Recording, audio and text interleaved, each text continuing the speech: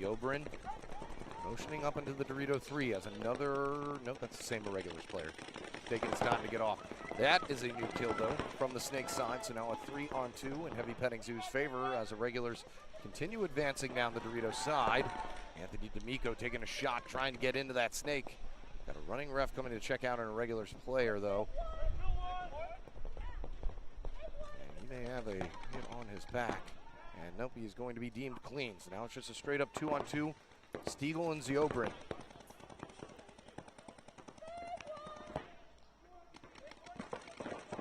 Fighting off the last two remaining Virginia Irregulars.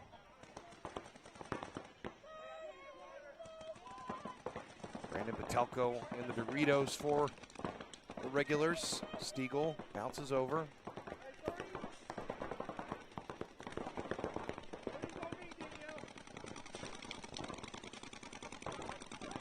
High game here, 2-2 game, point.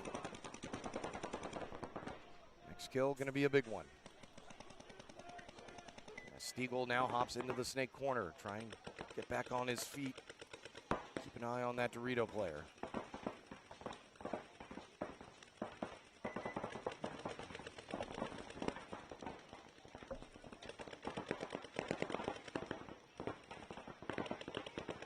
Player is trying to win the next gunfight. See where the next kill is going to come from.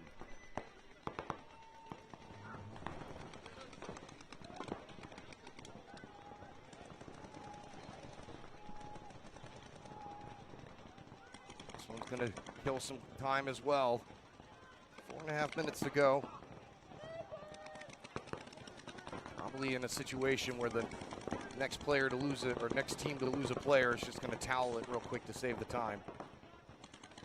Here comes that sun out again.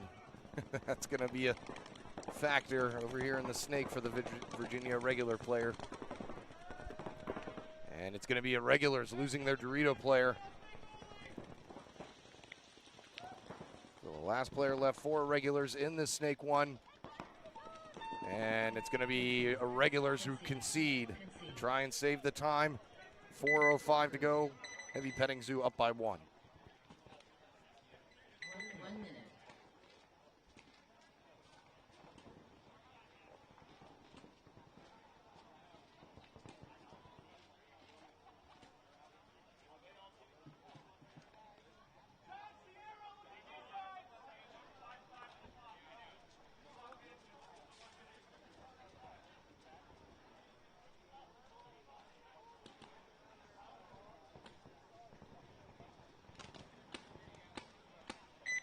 Seconds.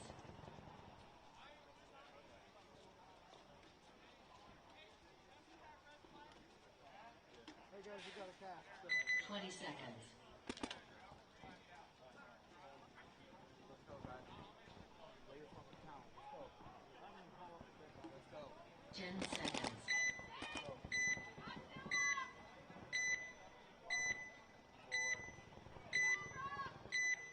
The Nasty Mob now find themselves in a 1-point deficit. Be on your right this time. DC Matrix make that Snake once again. We saw so many players getting burned going into that Snake that a lot of teams just abandoned it yesterday, but that was in the D3 division. D4 teams decide to occupy it off the break if they can every time.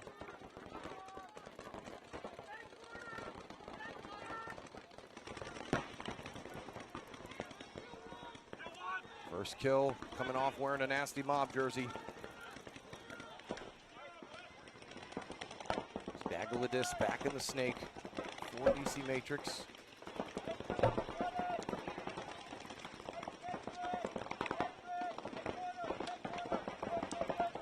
Nasty Mob doing their best to move down the field. Only got 60 seconds to work with, though. Their Snake player gets shot from the inside. Shot there by the Dorito player of DC Matrix. Still a 5-man up situation with Logan Malner taking the walk. Last players left for Nasty Mob in the Dorito 2 and the center carbon stand-up. He's not talking to anybody right now. He's hoping that somebody was still alive in that snake corner, but they are not. So this one's going to be a squeaker that DC Matrix appear to be in full control of. Still with 5 bodies alive. Not looking to make any moves. Just locking down the field.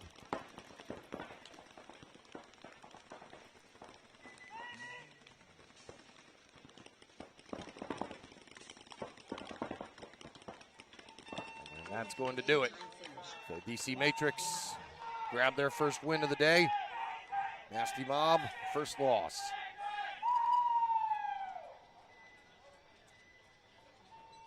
No points.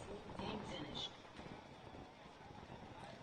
Means we are now in Xball for Virginia Regulars and Heavy Petting Zoo with HPZ up by 1, 4:05 to go. Good morning to those of you just joining us. No, I just Looking finally got live at the this camera D4 up. edition of the It was having some issues Beltway this morning. Open, live from NR Paintball in Severn, Maryland. Yeah, rain will do that to you. I thought that was Brandon Barnes and Dominic Whitfield. They played with the D3 irregulars yesterday, so they must be the 1 or 2 D3 players you're allowed to have on a D4 roster. 20 seconds.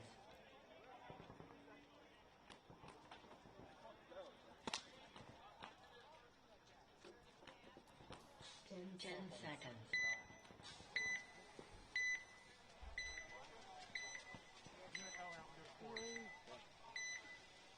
One boxing up. Who's the point here? Petting Zoo trying to put the final touch on this one. No burn victims. D'Amico trying to make the move out to the snake side, and he does. Dominic Whitfield now hopping into the snake. Brandon Barnes moving up to the center brick. We saw him play yesterday, the D3 edition. This is the move to the snake, as Mason Bigler is able to get into the snake 1 now.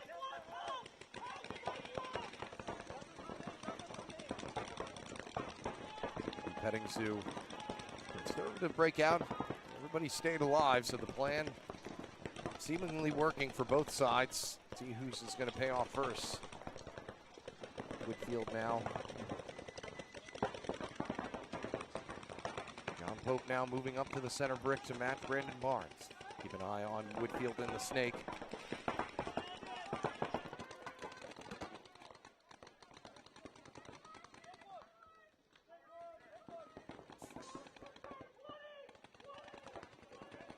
And a nice shot across the way there by Mason Bigler. Takes out the first Virginia Regulars player out of the Doritos side. 5-on-4 advantage for HPZ. Another one down out of the center. Nice wrap shot there by Danielle Ziobrin. Opens things up on the Doritos side. 5-on-3 now. The Regulars feeling the pressure. Ziobrin already now up at the D4 on the left side of your screen there.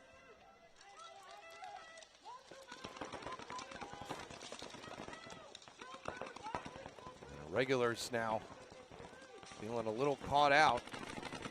Nobody's over on that Doritos side. Heavy Petting Zoo already with a 1-point lead and with a 2-body lead. Maybe thinking, let's just sit tight, force them to make a decision.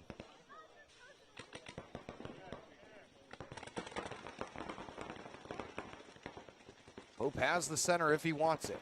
He'll run down and bunker Barnes. He's checking right now to make sure there's not a 50 snake. There isn't, so he's going to run through the center and bunker out Barnes. Gets shot by the Virginia regular player behind him, but it's still a good move. Opens up that center brick now and forces a concession from Virginia regulars. Now a 2-point lead with 1:42 left to go, and we're in Xball. That looks good.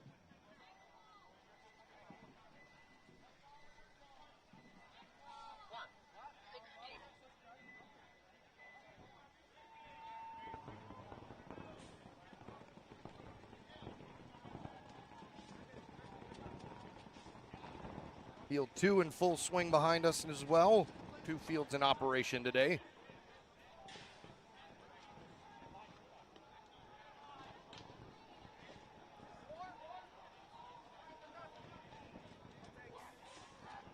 Salt and Dream Team, along with Sharks and VA Outlaws. Those Sharks have now axed VA Outlaws, so their first win is under their belt. Being coached by LA Ironman player Henry Sense. Salt and Dream Team still going at it.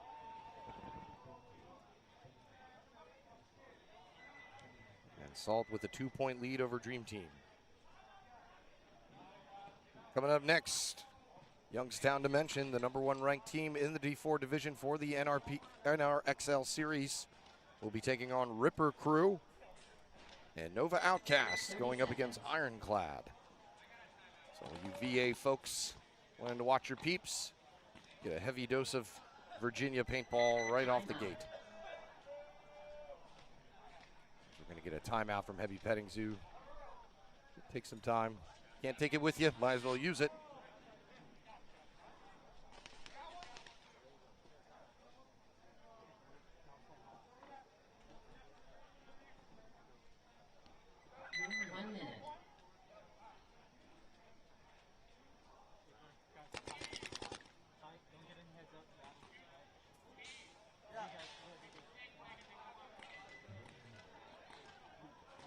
Salt, winners of our last event, with a 2-0 lead, with a 2-point lead on field 2.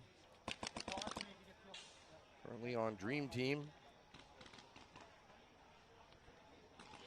Dream Team with a few NR knockaround fellas playing all, or just with the throw together team. Out here to play some more fine paintball. 20 seconds.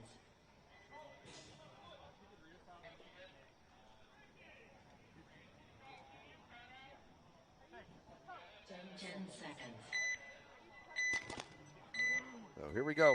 2 points down. Virginia regulars got to make something happen fast.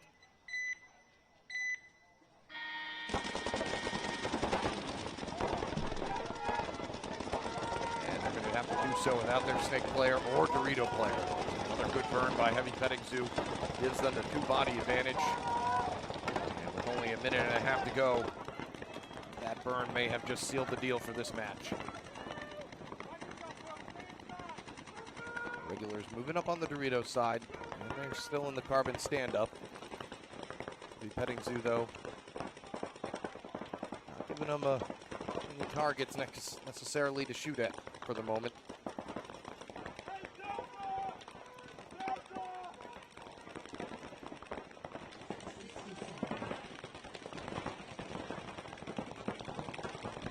Second call springs the Irregulars Dorito player into action, moving up to the Dorito 3.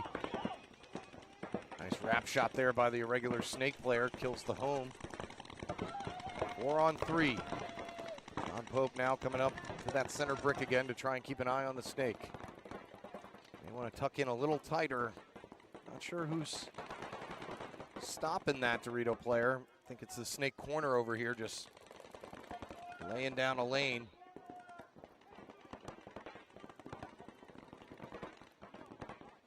Time dwindling away here.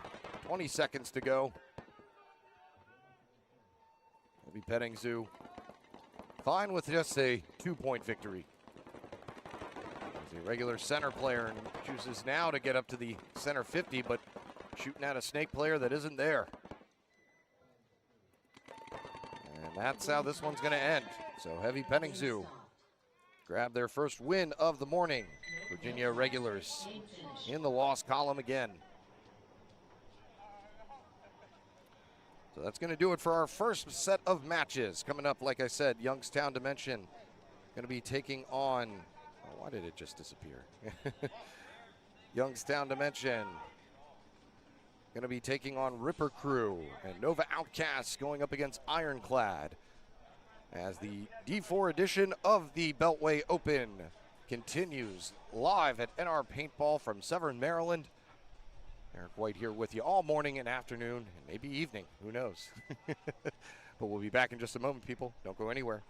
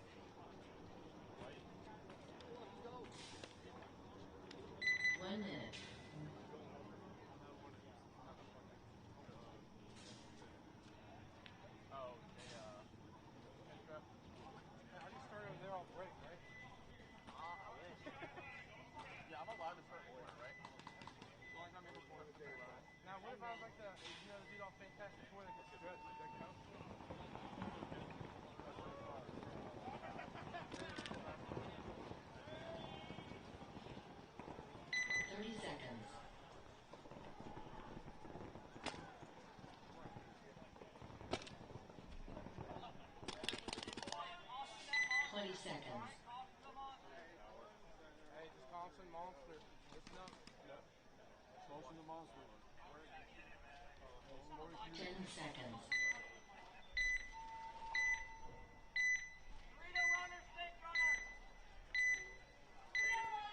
And the beat goes on. Youngstown Dimension on your left, Ripper Crew on your right.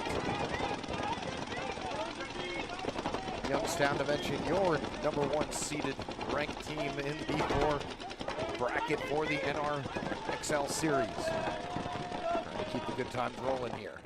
Striking first, getting the first kill off the Dorito side.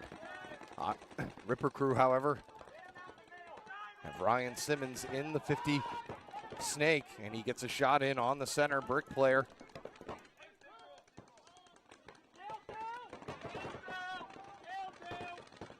So that evens the score here. 4 on 4. Youngstown with no Snake presence to speak of. Playing pretty big in that Dorito corner.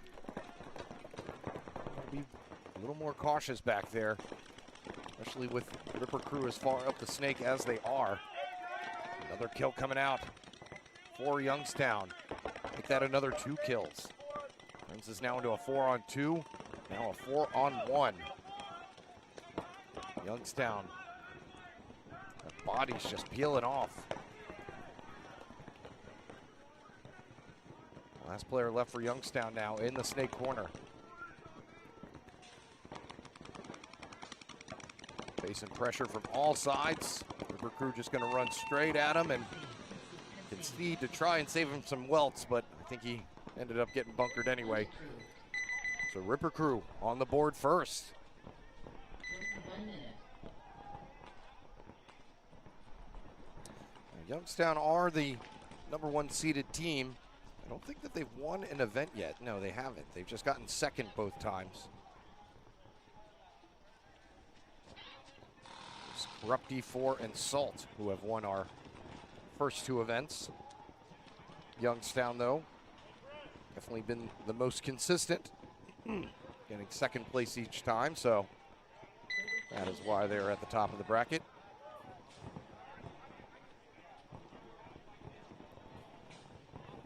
So now it's Ironclad and Nova Outcasts. Nova Outcasts, your second place team,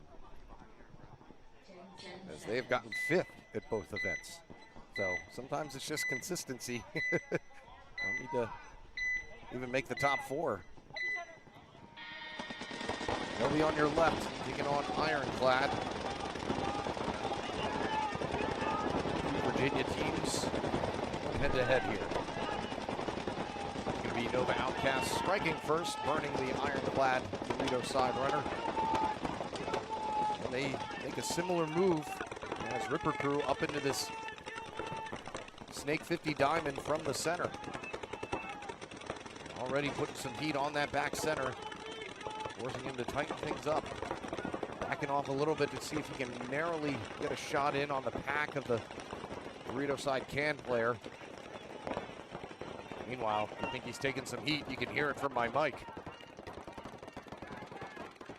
Nova Outcasts going to lose their center player, though.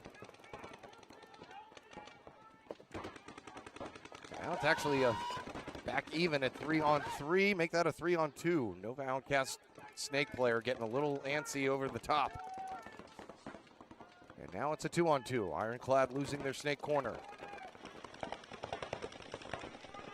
Now Snake corner and Dorito side can for Nova Outcasts. Center can and back center for Ironclad,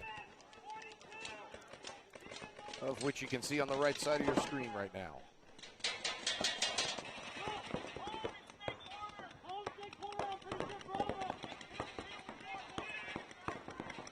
Communication of the utmost importance. You young players out there, if you want to work on your communication skills, just do some straight up 2 on 2 games. If you want to split the field, you can, or you can use the whole field, but nothing gets you chatting away more than just only having one other set of eyes with you. That was how they did it for us back in the day. Just had us run 2 on 2s all day.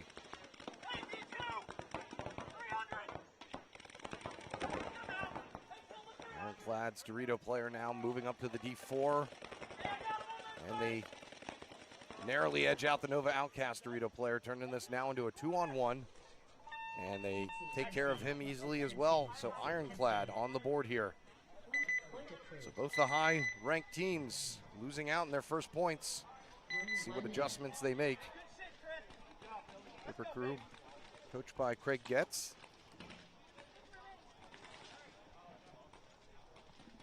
And Justin Burnick coaching Youngstown Dimension.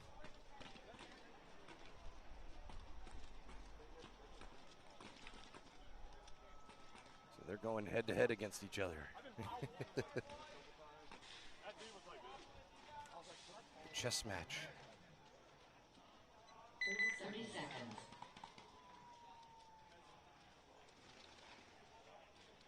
Ripper Crew coming out of NRPL in Taneytown, Maryland. Youngstown Dimension coming from the Ohio and Pittsburgh area. 10 seconds.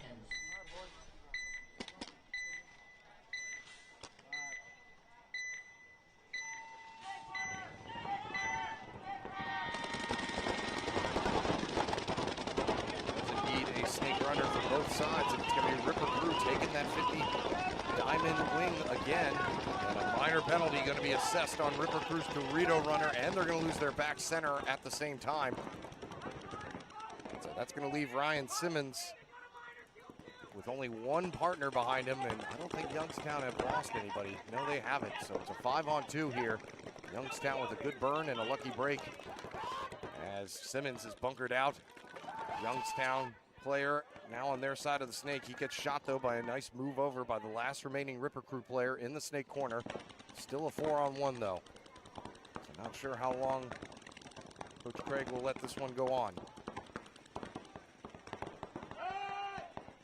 And he does finally get shot.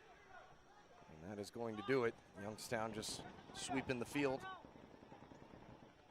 Tie this thing up with about 7.5 minutes to go.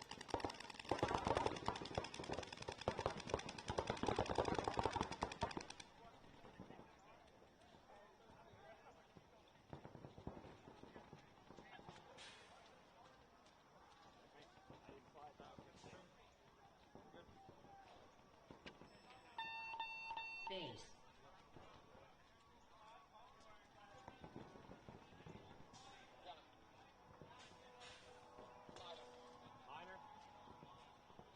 Point approved. So we've got some refs consulting 1 minute. Ultimate Stacy Smith about what penalty it is for overshooting after a warning. And it is indeed a minor penalty, so not sure if there was an issue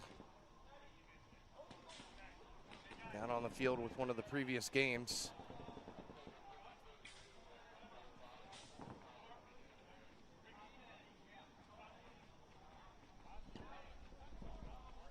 Just going to keep a 30 seconds.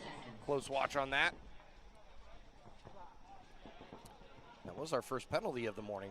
Not sure if it was for playing on. I don't think it was for overshooting. They didn't shoot 20 anybody. seconds. Like you get a penalty for overshooting when you don't hit anyone.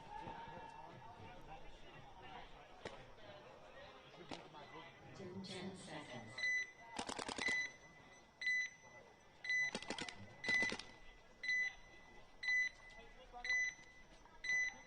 So it's Ironclad striking first.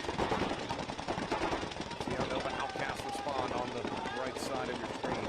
Ironclad center player has a hit on the front of his hopper there, and we're going to have a minor penalty thrown on that. That's going to turn this now into a 2-body advantage for Outcast. Make that only a 1-body. Sean O'Sullivan getting shot out. Or Brian O'Sullivan, excuse me. Now a 4-on-3 for Outcast. Yeah, I thought that looked like a hit. Another Ironclad player comes walking off, so a 4-on-2 here for Outcast. I thought that looked like a hit, but I couldn't tell because the sun was shining right on there. Didn't know if it was just a reflection off the hopper or an actual hit. And it turns out it was a hit. Here comes Ironclad up the center, gonna bunker out his brick counterpart for a clean trade. Turns this now into a 3-on-1. Not a bad move in that situation. Not sure if he was quite aware of the kill count. He may have even thought he was the last one left. Now it's up to Nova Outcast to find this last body in the snake corner.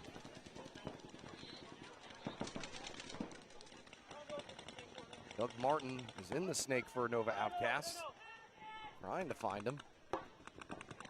But the sun has come roaring out again. I think that's going to be the case the rest of the day. It seems as if the sun has burned off all the hazy fogginess that was lingering over in the sky from last night's rain. So Nova Outcasts had some trouble locating him. Somebody's battling with him, and I think it's that Dorito side, but Doug Martin is going notch by notch. The Outcast player is talking to somebody. Is there somebody on the Dorito side that I can't see? I don't think so. No, there's nobody over there. He's all alone. So he's just trying to play some Jedi mind tricks to slow their roll.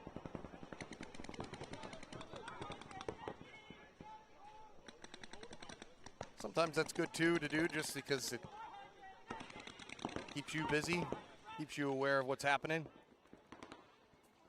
I think Outcasts are starting to realize what the actual situation is. And I think Doug Martin is just going to go put an end to this and bunker out the last Nova Outcast player to tie things up. Did he just shoot his own guy? Okay, so we have our first team kill of the day. Outcast player just shot out Doug Martin, who cleared the field. There's always one, at least one every day. Now, in his defense, the sun is right there, so he may not even been able to identify what jersey he's wearing. But that is going to get Nova Outcast their first point of the tourney.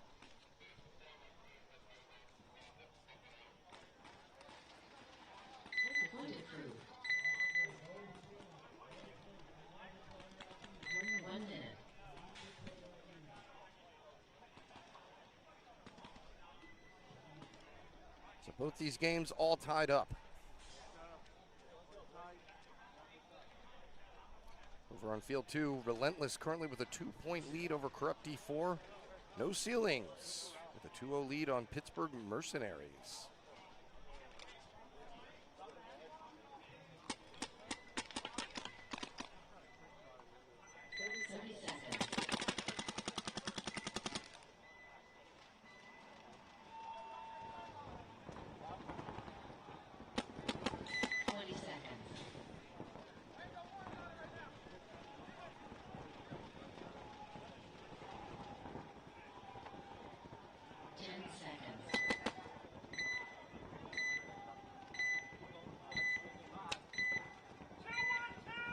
Both of our games tied up with a handful of minutes left.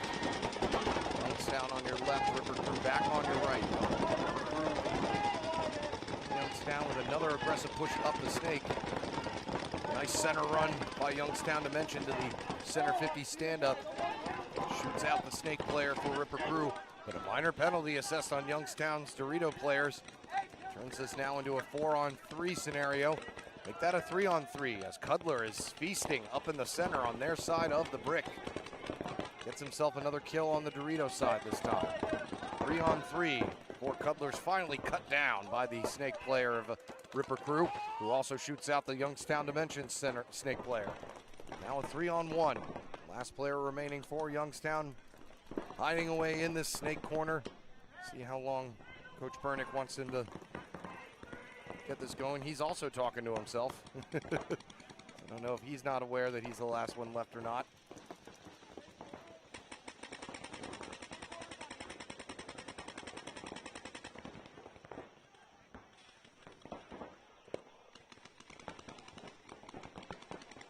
Some good action there from both these teams, trying something new, changing things up, trying to neutralize the threats. As the Youngstown player going to make a move all the way from the other corner to one corner. Going from the Snake to Dorito side. Try and confuse things. These three Ripper Crew players.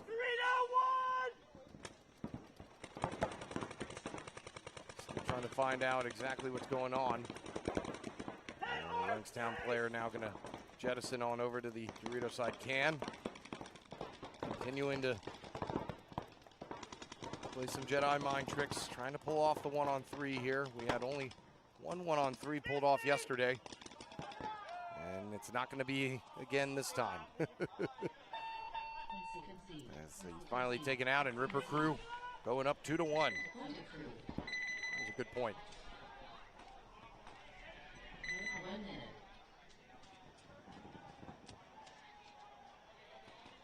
Both sides going eye to eye, with Youngstown blinking this time.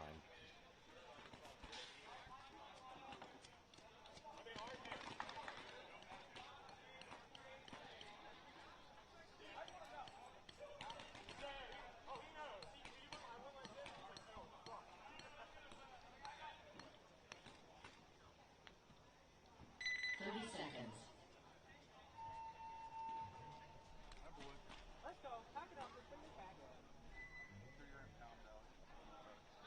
20 seconds.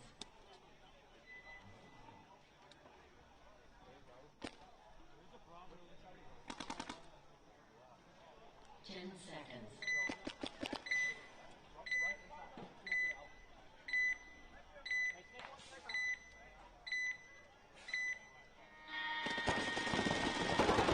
Ironclad on your right this time. Snake player with his pack just a little bit too high. Ends up getting keised in the keister. Outcast with a 2-body lead now. Burning one and shooting one really quickly. Can you call that a burn? Nova Outcast now hopping to the Snake themselves. Ironclad's Carbon stand-up player trying to do the same thing, and he does. But in doing that, he left himself exposed. This is now into a 4-on-2. Center player for Ironclad getting antsy. Knows that somebody's coming to get him. And we're going to have a concession. And buzzer not heard by the players, so there's some extra shooting afterwards, but all is well. 1 minute. Just glad there wasn't a coming together accidentally. It was barrels were getting awfully close to one another. Thought that Hicks was gonna take off. He's a big dude. If he gets going, he can probably run over somebody, so I'm glad that everybody came out okay.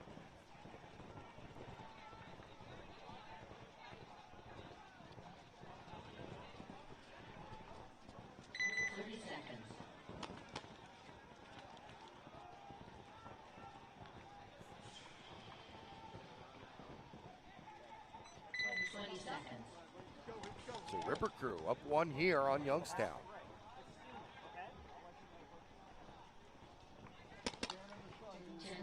Ripper Crew playing some solid ball. They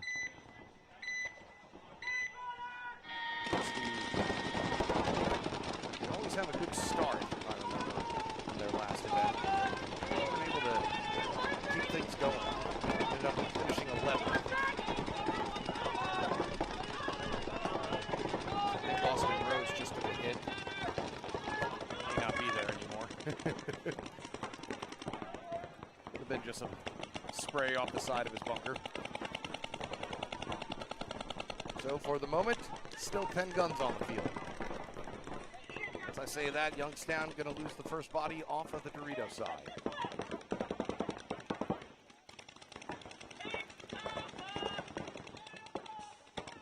4.5 minutes to go. Ripper Crew strike again. They're going to lose their first body out of the Carbon stand-up.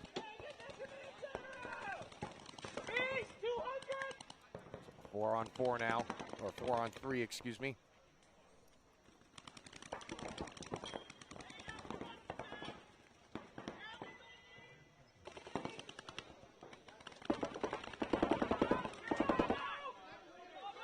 Young's player up the field is the Youngstown Dimension Dorito player.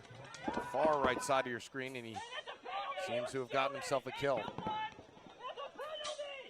Youngstown asking for a penalty out of the back center, but that's that confuses his teammate who thinks that they got a penalty when they didn't.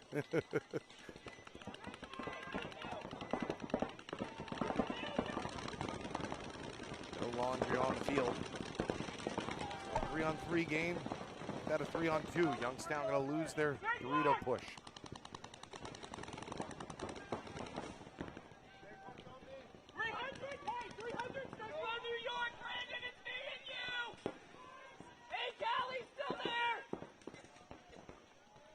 So now a 3-on-2.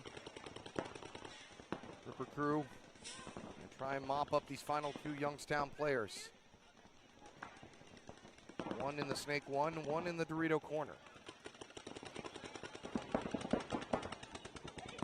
Ryan Simmons back in the Snake, looking to close things out for Ripper Crew.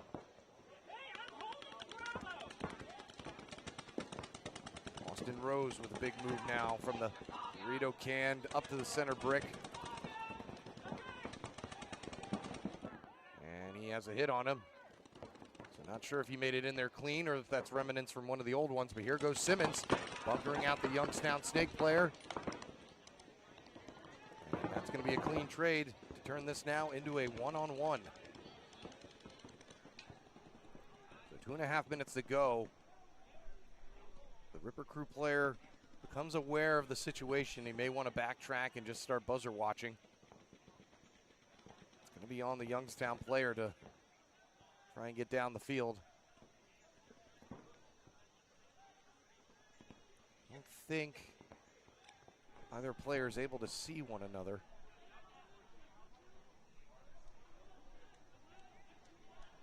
There's a slight curve to the Doritos. They're not directly in a line. So now he sees the Youngstown player, realizes that it is indeed a 1-on-1. Step up to another level of the Doritos. Dorito on Dorito battle now. And a big kill there by the Ripper Crew Dorito player. Gives them a 2-point lead now with just over a minute 20 to play. So Youngstown almost able to pull off the comeback, but looks like it's going to be Ripper Crew taking down the top-seeded team here to start things off.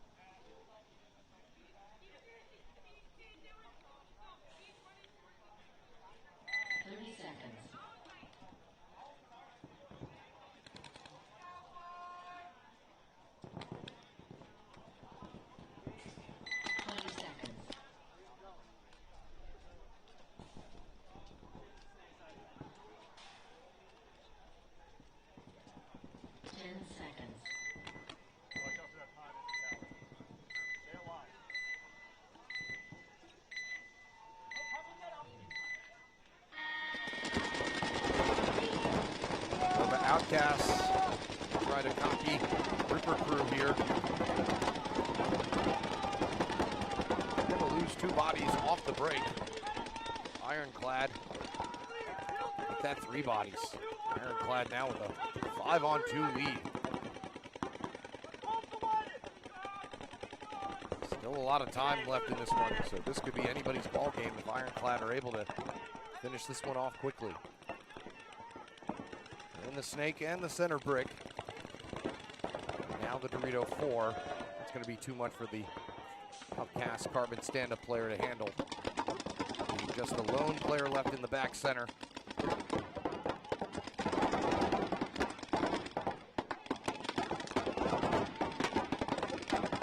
This is a good showing here from Ironclad. I know they're a young squad. Well, not young as in young people, but relatively newish team.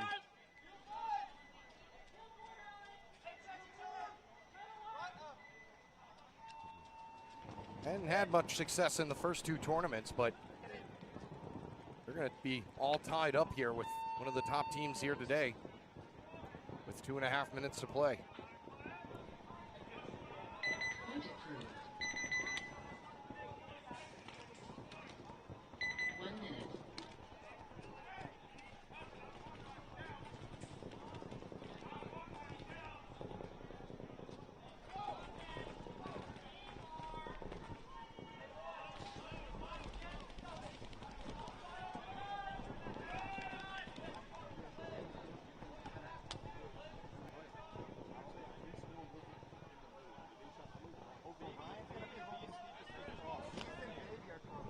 Alright, hey. 30 seconds. Off right off the beginning. Hey, you're going where? Okay, I'm gonna shoot towards snake side first. Where do I need to go?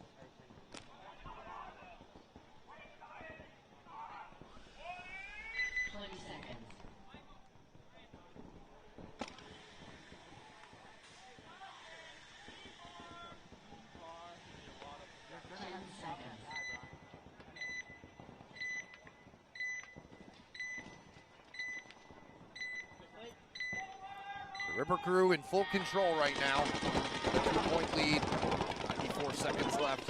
Youngstown to make something happen quickly. Burn one on the snake side. It's going to help.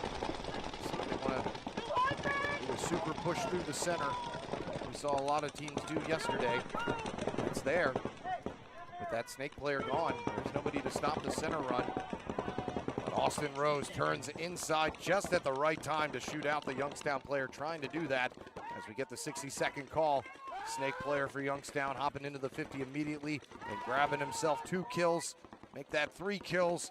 Austin Rose, the last one left here, shooting his way out, but he's going to be taken down as well. So with 40 seconds left to go here, Youngstown are back on, making this a 1-point game. We saw one 30-second point yesterday. Youngstown are certainly more than capable of pulling off one themselves. Point approved. Man, that is a soppy snake. 1 minute. See it, all these snake players walking off absolutely drenched. No rain here this morning, but it rained yesterday, and I believe it rained a little more overnight. And this snake is just had the gamut run at it. So it is just a messy mess. So more to come on that one. That one is not in the bag just yet. 30 seconds. Whipper Crew with some more work to do. 2.5 minutes left in this one, and this one all tied up. See this one going either way. Like I said, ironclad. 30 seconds. Have put together a nice first match here against a good team in Nova Outcasts. 10 seconds.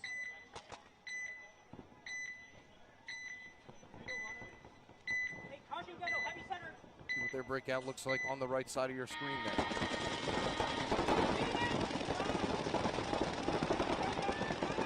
Cast sending to that 50 snake on the inner portion of the diamond off the break again. I think they know he's there. I'm not sure 100% if they saw him. And Carbon stand-up player does now. Ironclad going to lose the first body off of the D side.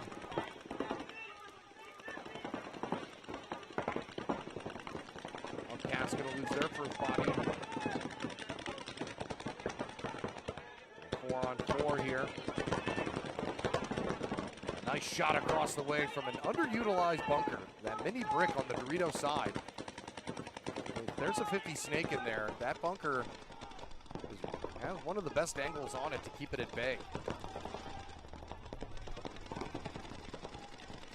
That's what Ironclad utilized right there to turn this now into a 4-on-3 match.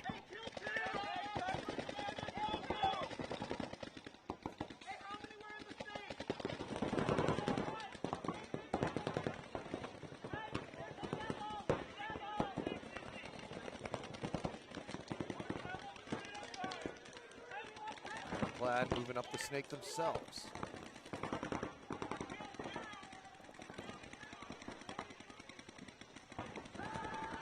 Move up the center is unsuccessful for Nova Outcasts. You get the 60-second call, a 4-on-2. Nova Outcasts may want to think about toweling this one just to save the time.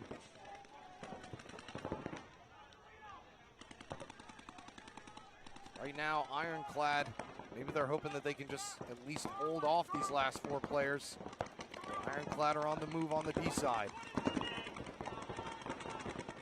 See both of the last remaining 2 Outcast players.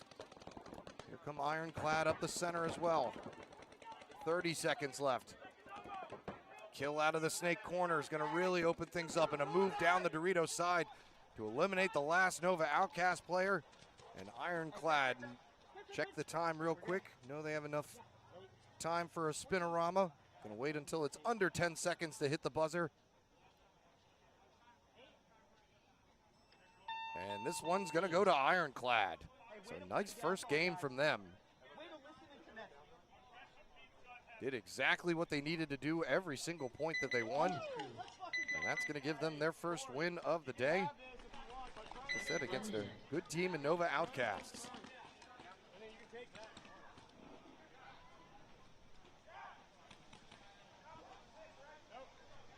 So that one all done. This one not.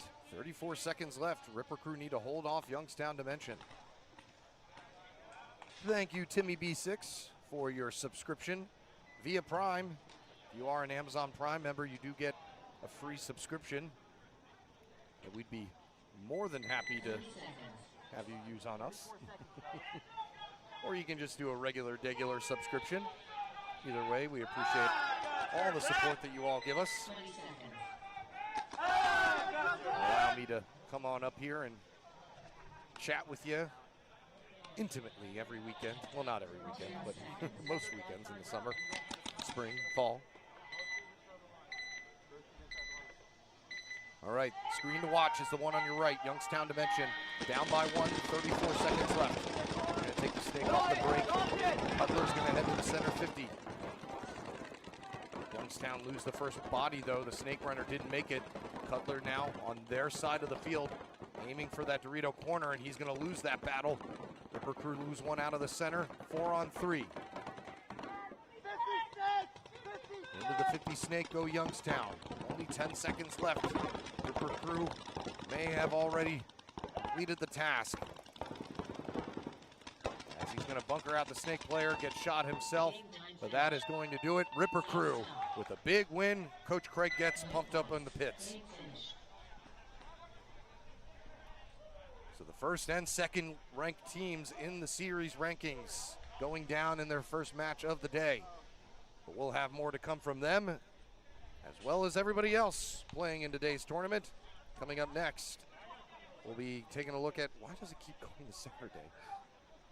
We'll be taking a look at Murdermore Inc.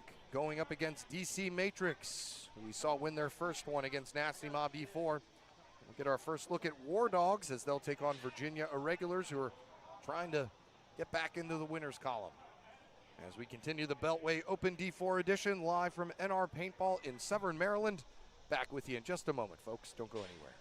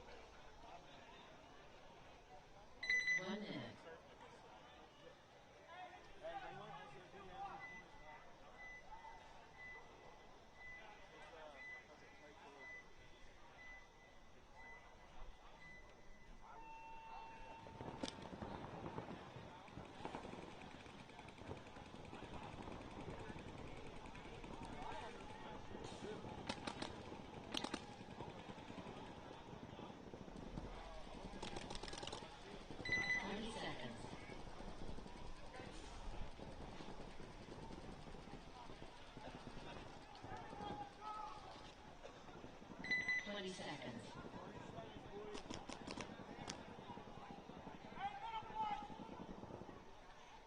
Back in action. 10 seconds. Yes, Malicious 86. Appreciate the gift sub. All right, so DC Matrix won their first match. Trying to keep it going here as they take on Murdermore Inc.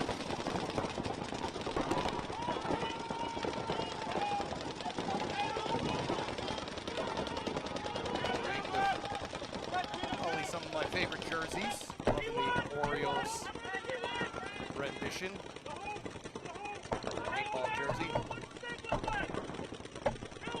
Who won last night in extra innings? My son and I watched it, the entire thing. He stayed up way too late. That's Justin Clark. Looks like he got to bed early as he's already up in the snake too. Murdermore Inc. has had some up and down success. They've had flashes of looking real good, but at times been a slog for them. See where their rankings are at currently. Yeah, they're currently ranked 9th, so not bad. But they finished 12th last event. And with some good experienced players like Montufar and Justin Clark, know that they have more ability than that. And they're looking good here as they shoot out 4 DC Matrix players, forcing DC Matrix to concede. Grab their first point of the tourney.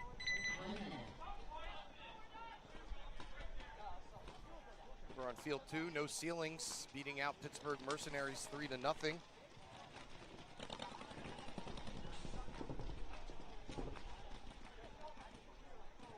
Relentless knocked off Corrupt D4 2-1.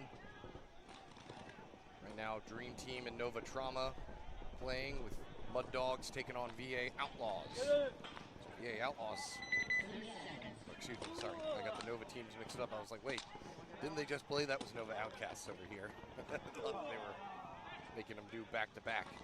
20 seconds.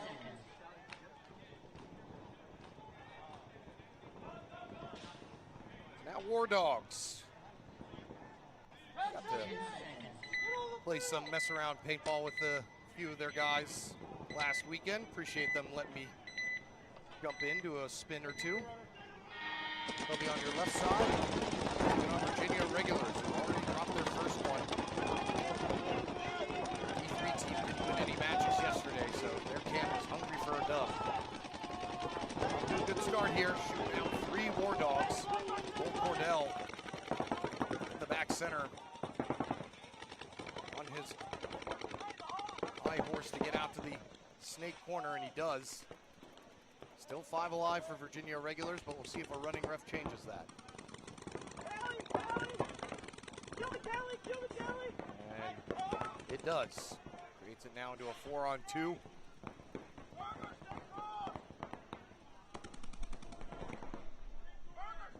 As John Berger now hops up into the Dorito 2 for War Dogs. Kowalski, saw him play yesterday for a Regulars D3 line, and he's going to get a kill on Berger. Turns this now into a 4-on-1. Cordell by himself in the snake corner on the right side of your screen.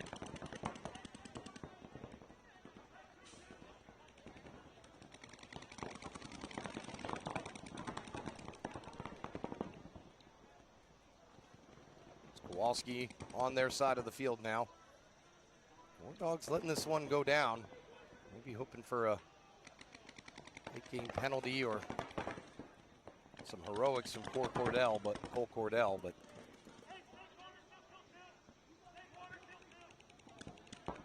the Regulars still not aware of the kill count. Got some guns still pointed at the Doritos, and it's going to take off too much time. So War Dog's going to go ahead and just concede it. Give a Regulars their first point of the match. 1 minute.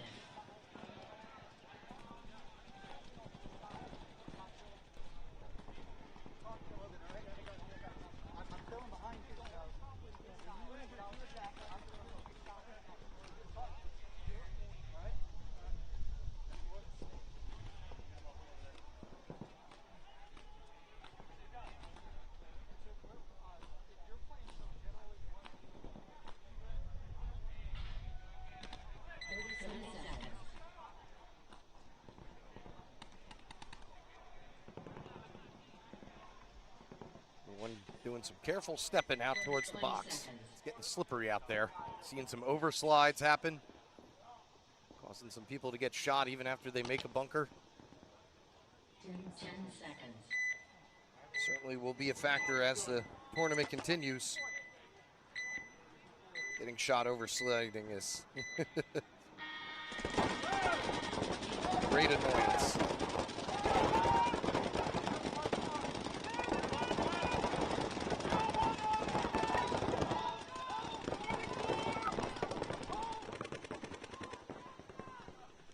Rob Sollers takes him the walk from Murdermore Inc. along with another Murdermore player.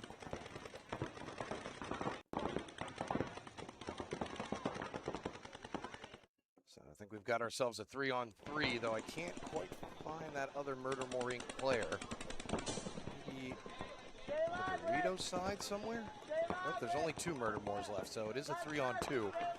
DC Matrix and the Snake. That was the Dorito 3, and another player walking off. That's going to leave Justin Clark all by himself. As the last remaining Murdermore Inc. player in the center of your screen there.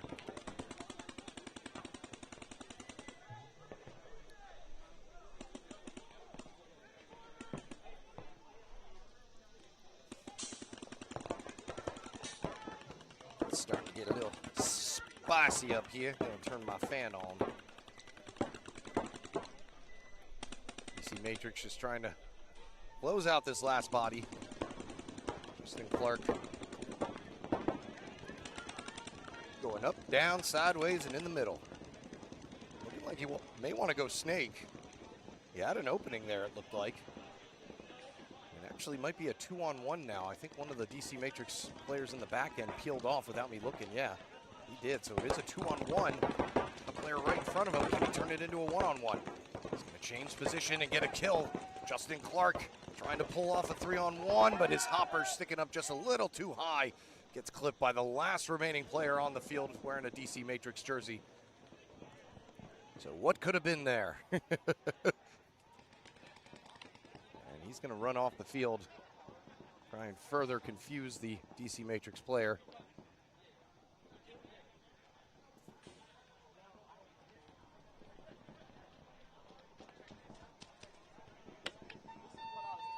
He's going to slap that buzzer down.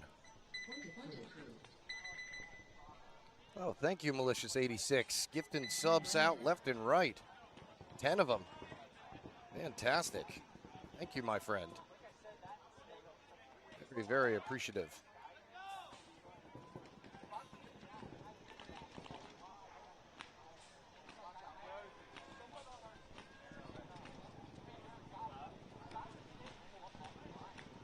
So now you can blame him for listening to my terrible jokes. 30 seconds.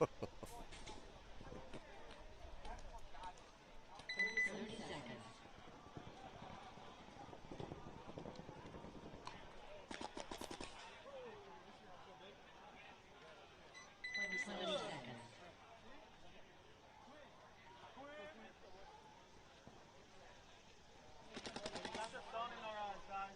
Ten seconds. So it was Virginia regulars grabbing the first point. We can continue that. A good first burn. Unable to knock off anyone this time, and they're going to lose a player running up to the center stand-up. 5-4 advantage now for War Dogs.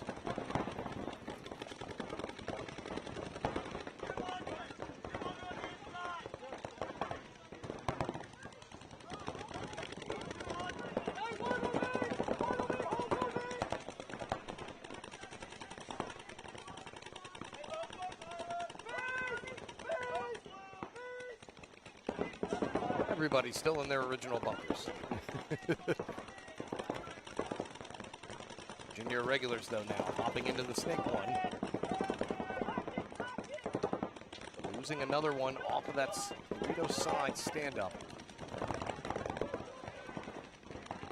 Go to Phil, and there's an overslide right there, causing the regulars to lose another body. Now it's just Kowalski and his carbon stand-up player remaining.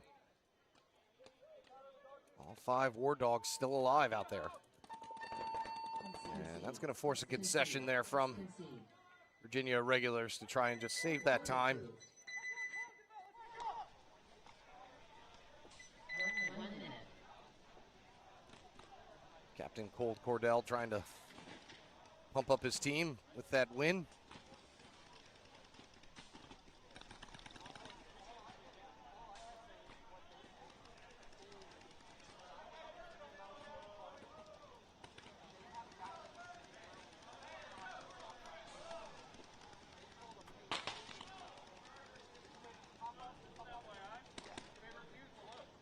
So both games tied up now.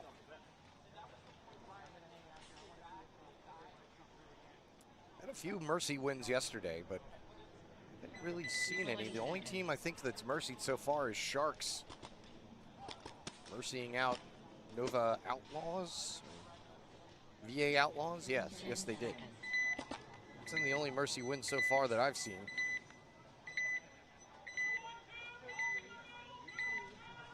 I think these points are taking a long time. Haven't been too many quick wins. Case in point probably with this one right here. 5 alive off the break for both sides. Let's see how this one shakes out. DC Matrix though, gonna lose Matthew Hayes trying to go to that snake corner. 5-4 here. Advantage back to Murdermore Inc., who now has Justin Clark in the snake. And a player in the 50 Dorito side wedge. Really causing headaches as all the guns sway that direction. He takes out a home player.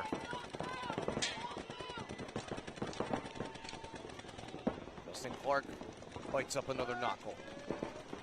Shoots out the snake player.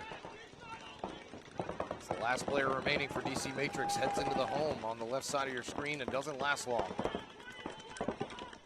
Oh, nope, never mind. There was a Dorito player hiding in that Dorito 2. Murdermore Inc. knew about. I didn't. And that's going to do it. Get Murdermore Inc. leading the way again. They're going to take their time and probably try and get DC Matrix to concede rather than have them hit the buzzer. So it's going to be a few seconds here before anyone from DC Matrix realizes what's going on. Under 5 minutes to go here. DC Matrix may already be thinking about the next point. They've got one player coming in here now. I don't know if he's going to mention anything. Still nobody for DC Matrix doing anything.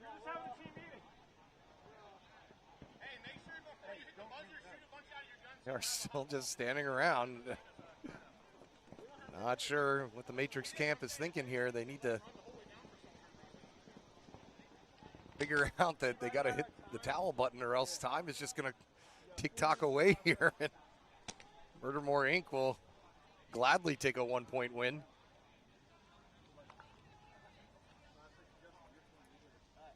I still don't see anybody in Matrix. They're all loading and thinking about the next point. And that's field 2's. This one still counting down.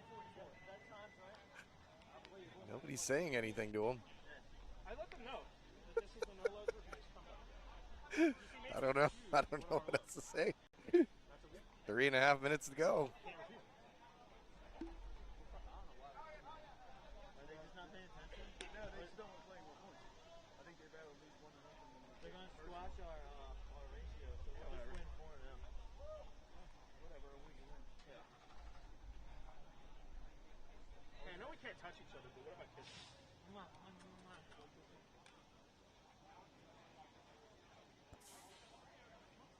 Nobody from DC still knows what's going on. Finally, somebody concedes. But maybe that was part of the plan. Eric Field was looking up at me. 1 minute. Maybe he wanted to just shorten the game a little bit. He looked down over at me, and so that was him. I don't know if he's coaching them today or not. I'll try and find out what the strategy was there. We let it go down to 3 minutes and then hit the buzzer, so trying to shorten the game a little bit, I guess. Guess they were okay with that time ticking down. Yeah, Eric Beal is the coach of Matrix, so that was him standing there. So that was a strategy. That was done on purpose. So I'll try and find out what exactly the thought process was there. 20 seconds. He felt that shortening the game a little bit would force his team to move more, or maybe he was penalizing his team. Figure out. Either way, Murdermore Inc. with a 1-point lead. This one all tied up. 7 minutes to go.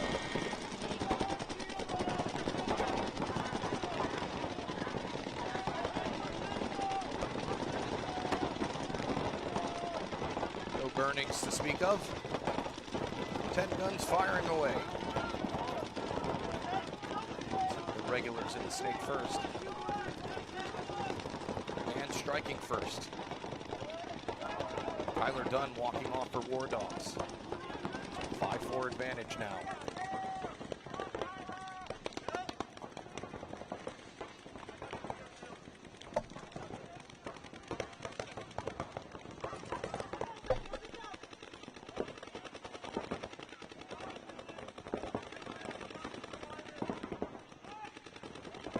Cordell takes a clip off the top of his head. Turns this now into a 4-on-3 with the regulars losing one of their Dorito players. Immediately refill it though. Keep their spread. Berger all on his own over there. Doesn't last long. Now a 4-on-2. Emerson, one of the last remaining War Dogs in the Carbon stand-up. Not sure which way to look.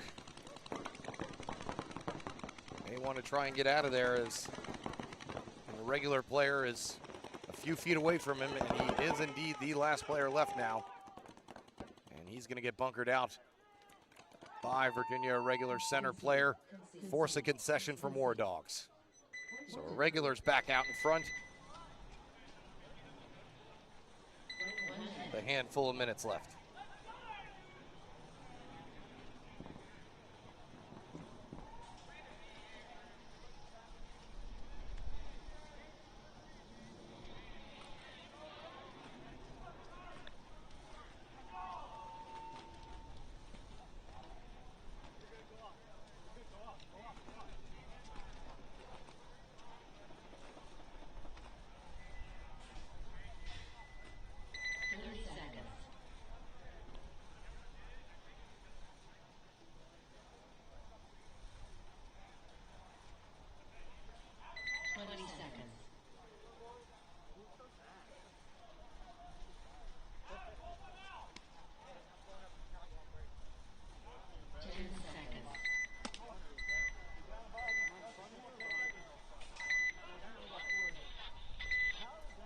So now with 3 minutes left to go, we'll see if DC Matrix's strategy pulls off.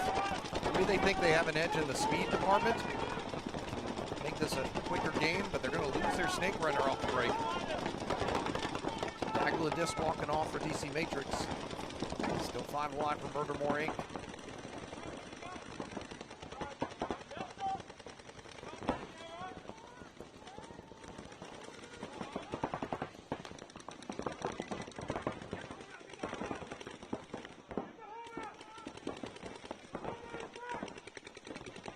Clark pounces into the snake too.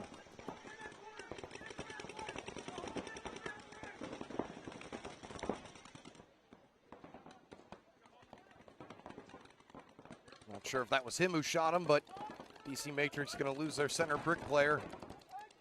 And that was definitely Justin Clark's kill out of the back center.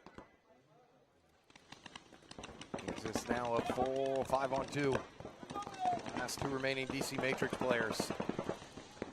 This is where the strategy, letting that clock bleed down, starts to not make as much sense, because Now you've got under 2 minutes to play, and you're going to potentially be down by 2 points.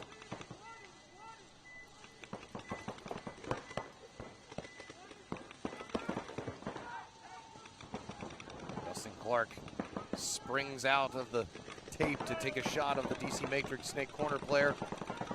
The last one remaining in the Dorito side walks off as well. So that's going to give Murdermore Inc. another point here with 1:15 to go. And if it's any sign of what happened last time, Murdermore Inc. are going to just hang about, and DC Matrix may just let this clock dwindle down. We get the 60-second call. Not quite sure what the thinking is here. Try and get some insight from Beal during the break to find out what he was thinking. Maybe they're dealing with some gun issues or something, or some personnel issues. But they are going to lose out to Murdermore Inc. They're going to get their first win. Right now, DC Matrix sitting with a win and a loss.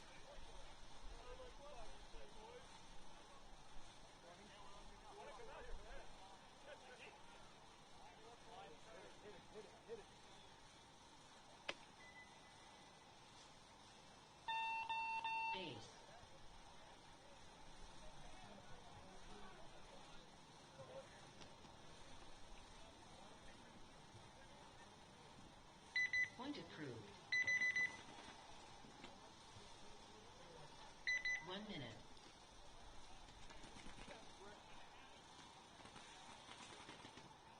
So with under 10 seconds, we'll burn off that clock more than likely.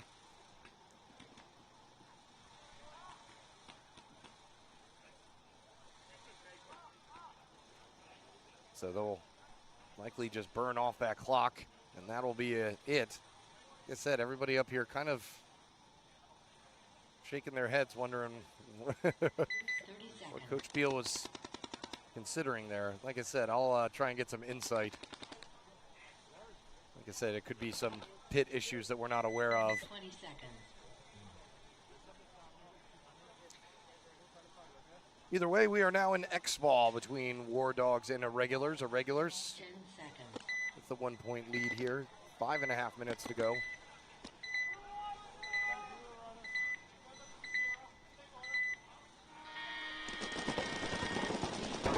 War Dogs. Not sure if that was a bounce off the Snake Runner or he just kicked up the ball while running. Good burn here from War Dogs, grabs them 2 kills. John Berger, though, getting shot out, and they're going to lose their Dorito side player. Cole Cordell getting shot, but 2 players walk off for Irregulars. When all is said and done, we have a 2-on-1. Esther Van A moving up in the center now for War Dogs. Working alongside, I believe that's Alimi. Going with the last Irregular player in the Dorito 2. They deal with quickly. And force the concession before Esther can hit the buzzer with 4.5 minutes to go. As I said, we are in X-Ball, so they got to get right back out there. All tied up 2 apiece.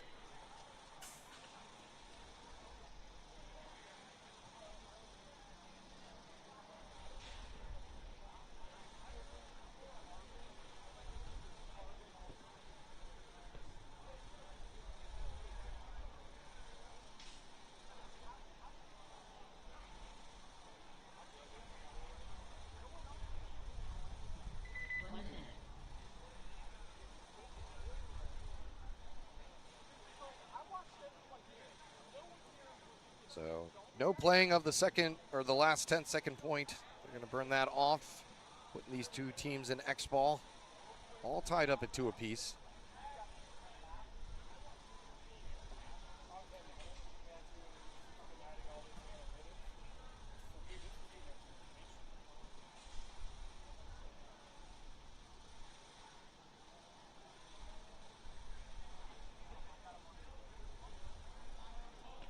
Coming up after this one, Nasty Mob D4 heading back into the field to take on Ripper Crew. Fresh off of their big win against Youngstown Dimension. Heavy Petting Zoo coming back out to take on Ironclad. Fresh off of their big win against Nova Outcasts. So stick around, see how those teams come out. Nasty Mob.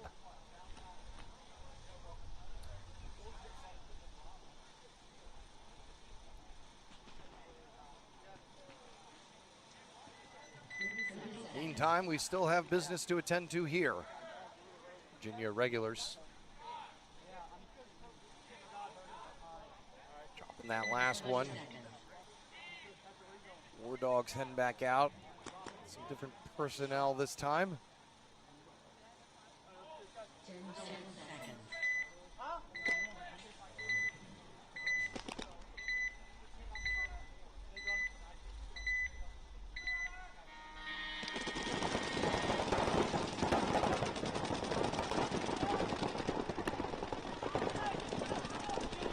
So Bianco taking the 50 snake diamond off the break this time.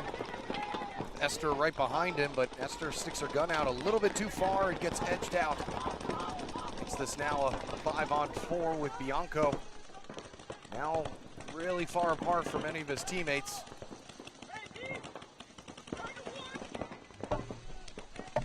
Old Cordell comes on out to the snake corner to try and keep a better eye on him.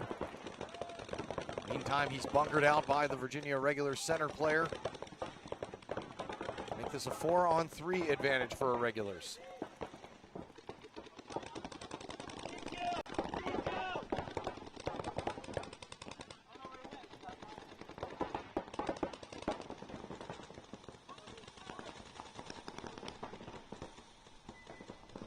Jacob Woods back into the snake for irregulars.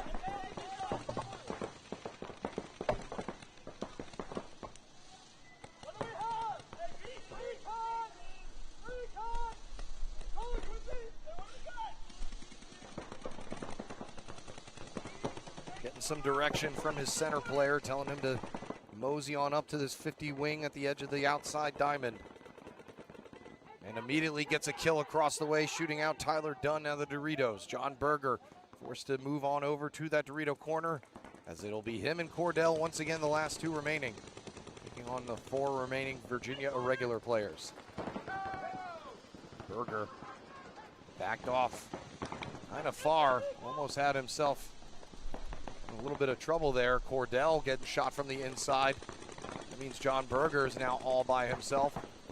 Expect a quick towel here from War Dogs as Berger is shot moving up again.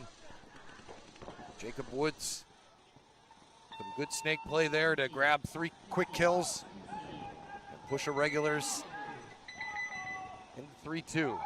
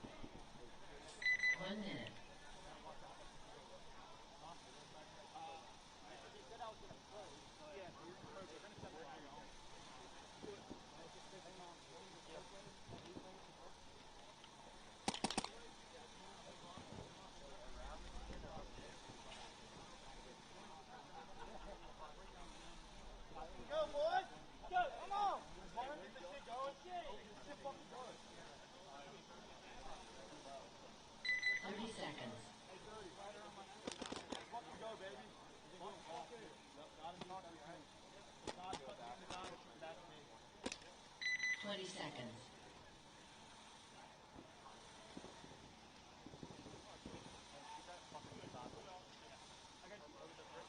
10 seconds.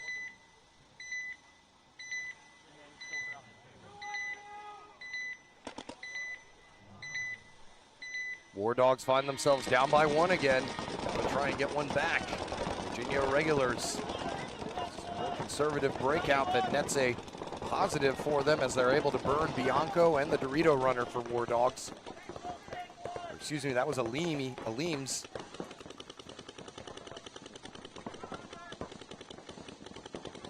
So a 5-on-3 now for Regulars with a 1-point lead who may just try and hold things down here for another 2 minutes. Secure the Irregulars camp first win of the weekend.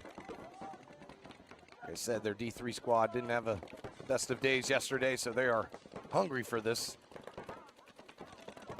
They're gonna hop into the 50 diamond on the inner portion. War Dog center player looking around. Seeing that he's not got that much help, he may think of just trying to run through on him. That may not be a good idea, though, as Irregulars have a player in the center brick as well. He's able to stand tall and take out the Irregulars player. Doing a little bit too much in that 50 diamond. That was Gleason. But Dominic Whitfield now into the Snake 2. 4-on-3, Virginia Irregulars. Sitting tight, though. 75 seconds left to play. John Berger moves up on the Dorito side again. Center player for War Dogs snapped out by Whitfield. Smells blood in the water now, is gonna hop into the 50 outer portion of the diamond. Get the 60-second call. Virginia Regulars would like to try and pad this victory a little more. Probably already have it in the bag. War Dogs now just trying to hold off and only lose by 1.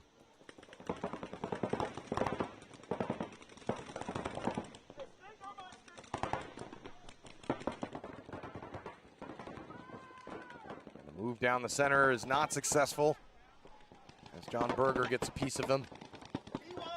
He and Cole Cordell once again the last 2, facing down 3 remaining Irregulars. Cordell and Whitfield gonna mutual. Turn this now into a 1-on-2. And Berger just launched a little bit too late. If he had gone a second earlier, he could have got that guy in the back and turned it into a 1-on-1, but was not able to do so. And so Virginia Regulars will grab their first victory of the tournament, taking down War Dogs. And that is how this one is going to end. So War Dogs, or excuse me, Virginia Regulars besting War Dogs. And DC Matrix losing out to Murder More Inc. Next set of games coming up. Sorry, it went back to Saturday again. I guess APPA really wants it to be Saturday.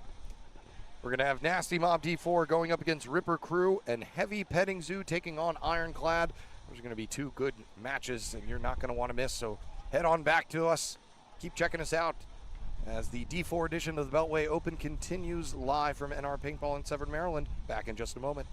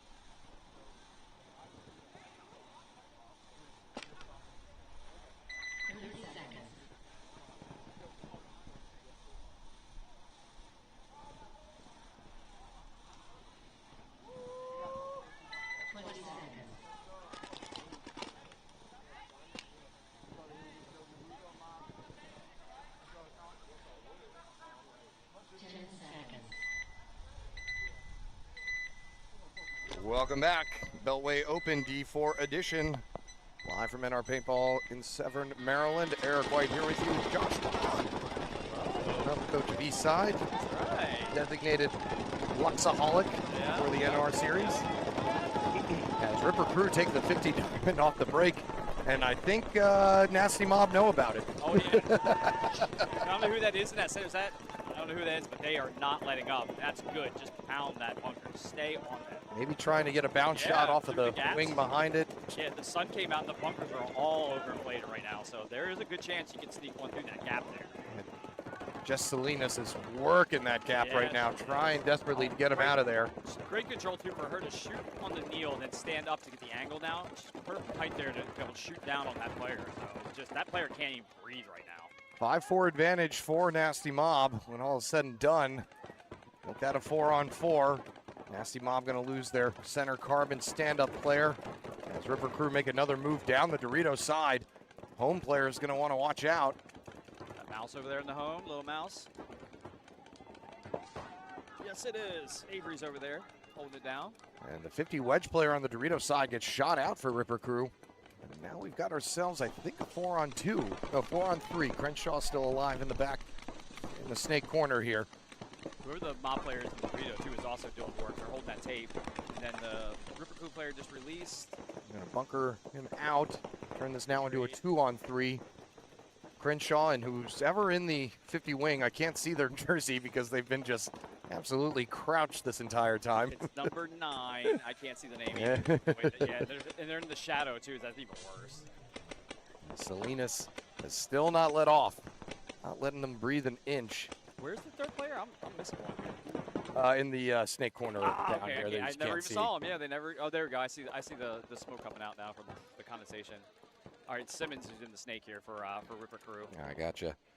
So Got yeah, I should have position. guessed Ryan Simmons. He was in the snake all time. Crenshaw going to run all the way up to the center brick. Maybe he can make the move. If he decides to make that move to the right, he can. Okay, now hopefully the snake player can look cross field. He needs to look cross field. Up, he's going to try to battle the tape. Oh, nice shot there by snap Simmons. Takes out Salinas, turns this into a straight up 2-on-2. Nasty Mob are in the back of the snake as well.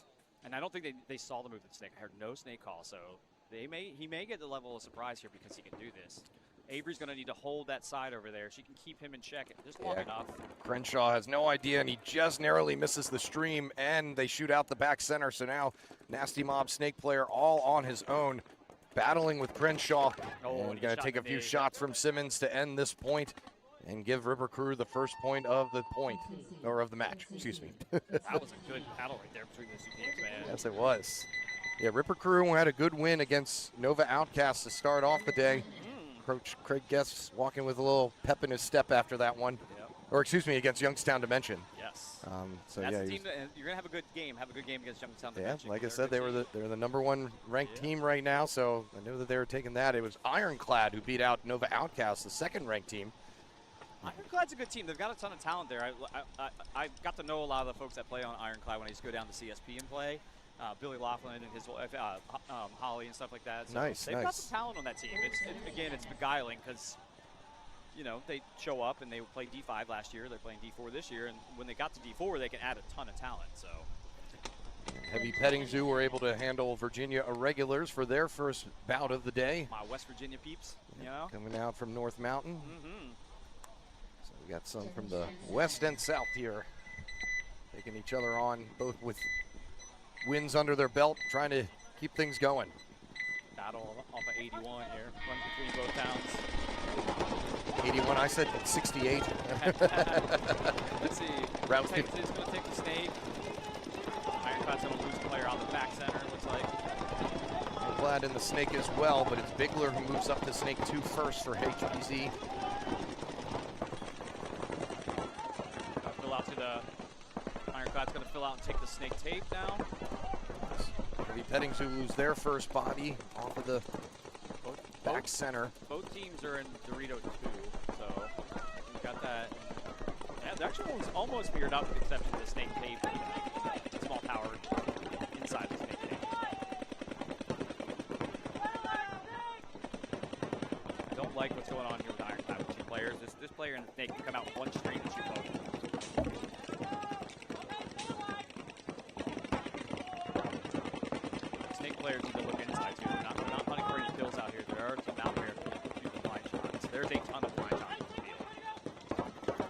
Yeah, that's not surprising with the amount of stand-ups that you have in the center. Yep. In the Especially the Dorito side, because a lot of players, like even right now, you got players playing pretty loose out the backside of that Dorito. You can throw shots over there and can get them to come back up in the stage. yeah, I've seen tons of surprise shots for the Dorito 2 and the Dorito corner. Playing a little too loosey-goosey.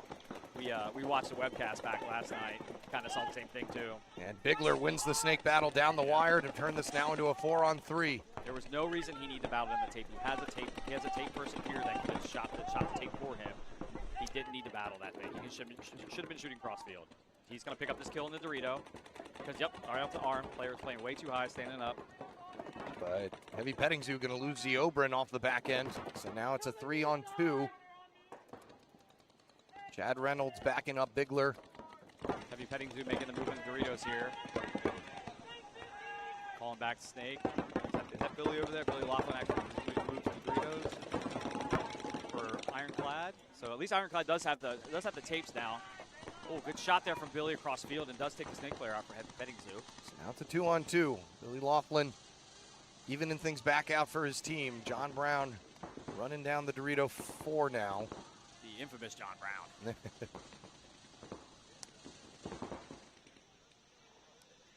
Chad Reynolds going to hop into the snake.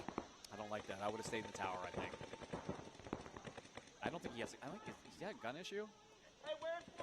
He was looking at his gun kind of weird. That's the only reason I kind of keyed up on it. Maybe that's where his timer is. Really? Because there's a big sign right below me here I'm pointing to that has the time. Like, look here. Oh, no, he's good. Oh, Operating on the outside part of the snake, and he shoots out Billy Laughlin without knowing that the snake was hot, so he got a little lucky there, but now it's a 2-on-1. John Brown and Chad Reynolds trying to close out this first point. Ref looking. Oh. And Mutual. And he shoots John Brown before mutualing in, and we got Jazz hands. Only when you're up here. I know. So that point comes to nothing. Jazz hands it is. No point. And so it knocks off about 4 minutes off of the clock, or yeah, about 4:04 off of the clock. So after a back and forth battle there, no clear winner emerging, we'll have to do it again. So good, got to do it again. No, I think he picked him up on the shot. I think the shot, and then they trade it. Like he. Yeah, the snake player. Yeah. We're talking to Stacy. Yeah, that's what we're saying. Yeah, it was a no point. It was a no point. Stacy disapproves. Stacy does not want ties. He wants points and game's over. 20 seconds. The Nasty Mob gave Ripper Crew a game in that first one, but weren't able to finish things off. No, that's what we were joking, because the thing is we yell Jazz hands, because we get so excited about Jazz hands, because we have nothing else to be excited about up here. Here we go, Ripper Crew. Salinas had to run back and touch, and then she gets shot on the comeback, so. She knew better. She could tell she's shaking her head. She knew, like she thought she did. She didn't. She should have just touched it and didn't say Well, one of her players left a little early and then came back, so she may have been following his cue. We watched the webcast back yesterday. There were a lot of people leaving early yesterday. A lot more than I even thought. I kept seeing it. I was like, wow, that's early. And I know there's a delay between the video and the audio sometimes, but there were a couple of you like, that was definitely early. I think that it's. I mean, at NXL, I saw it all weekend, and you know, until it's enforced, it's going to keep on going. So. Yeah, exactly. But they're able to even one back up. Nasty Mob are shooting out a Dorito side player, makes us now a 4-on-4. Most of Nasty Mob looking snake direction as they hop into that snake.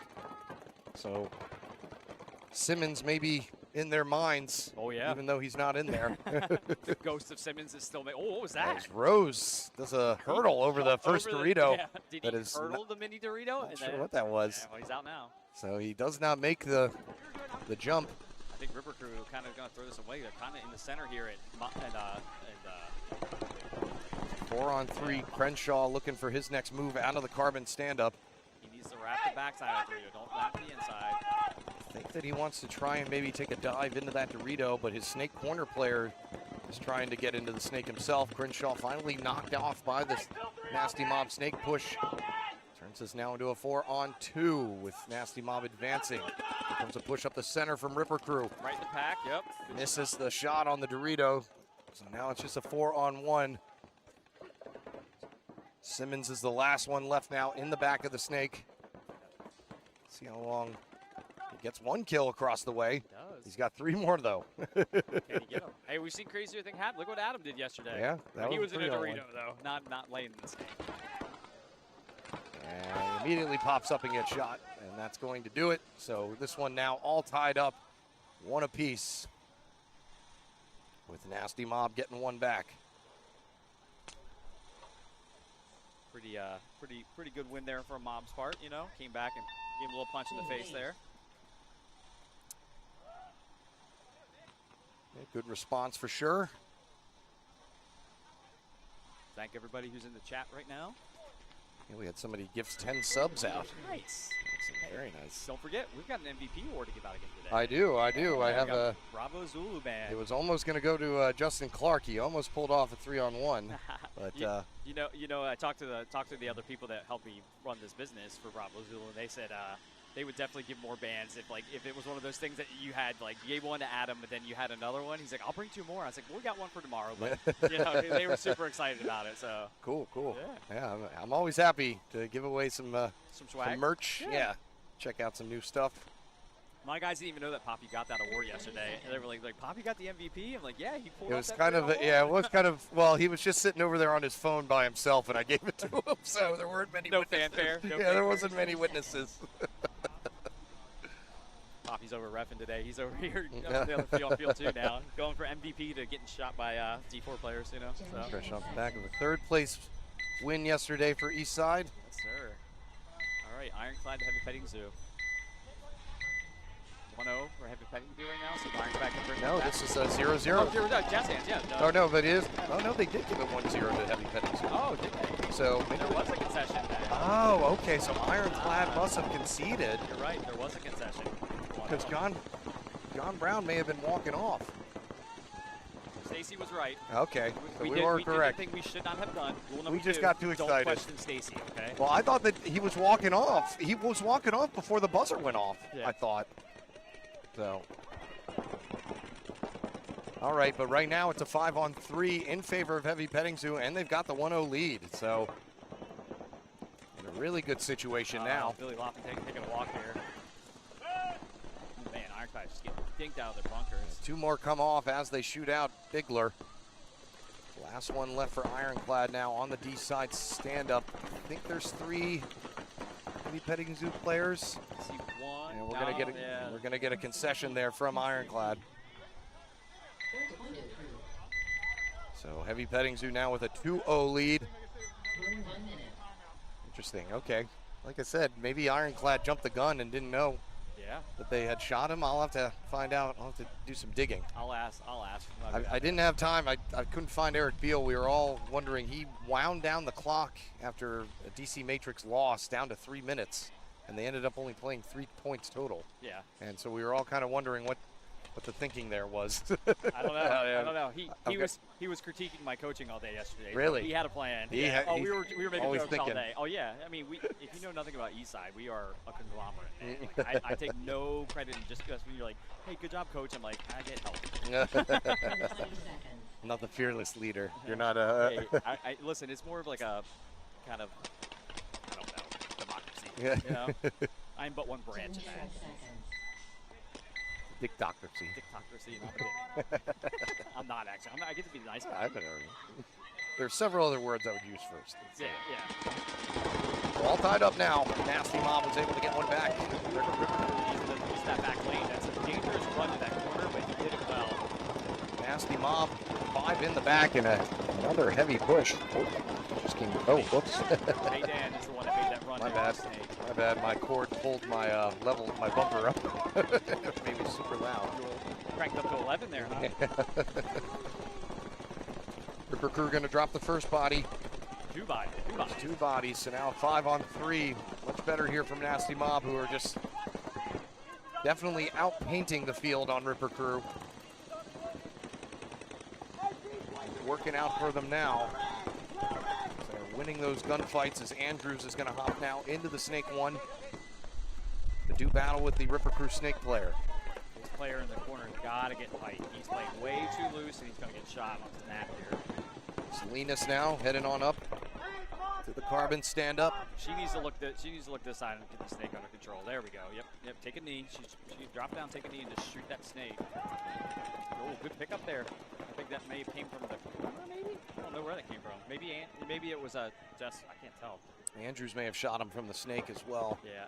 So 5-on-2 here. Trio player from Mob is playing way loose in that 3-3. He's got to be careful with that crossfield shot. 3.5 minutes left to go. See how long Coach Craig lets this one happen. Andrews kind of posting up to go try to take out the snake player. The good thing is Ripper Crew does have the Doritos as well. So Dorito and snakes, they have a good cross. You can defend this field on a cross. We saw it a lot yesterday.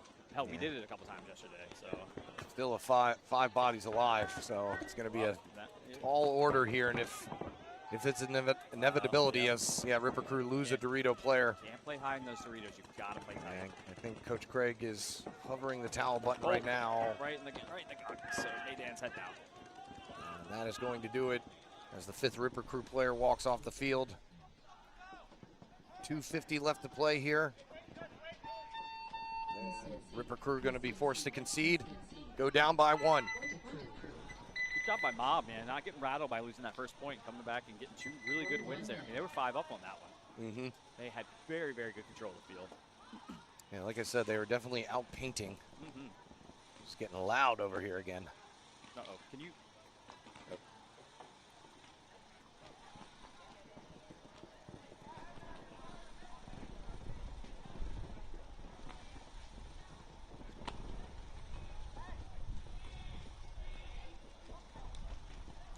Josh getting consulted on a technical question for guns.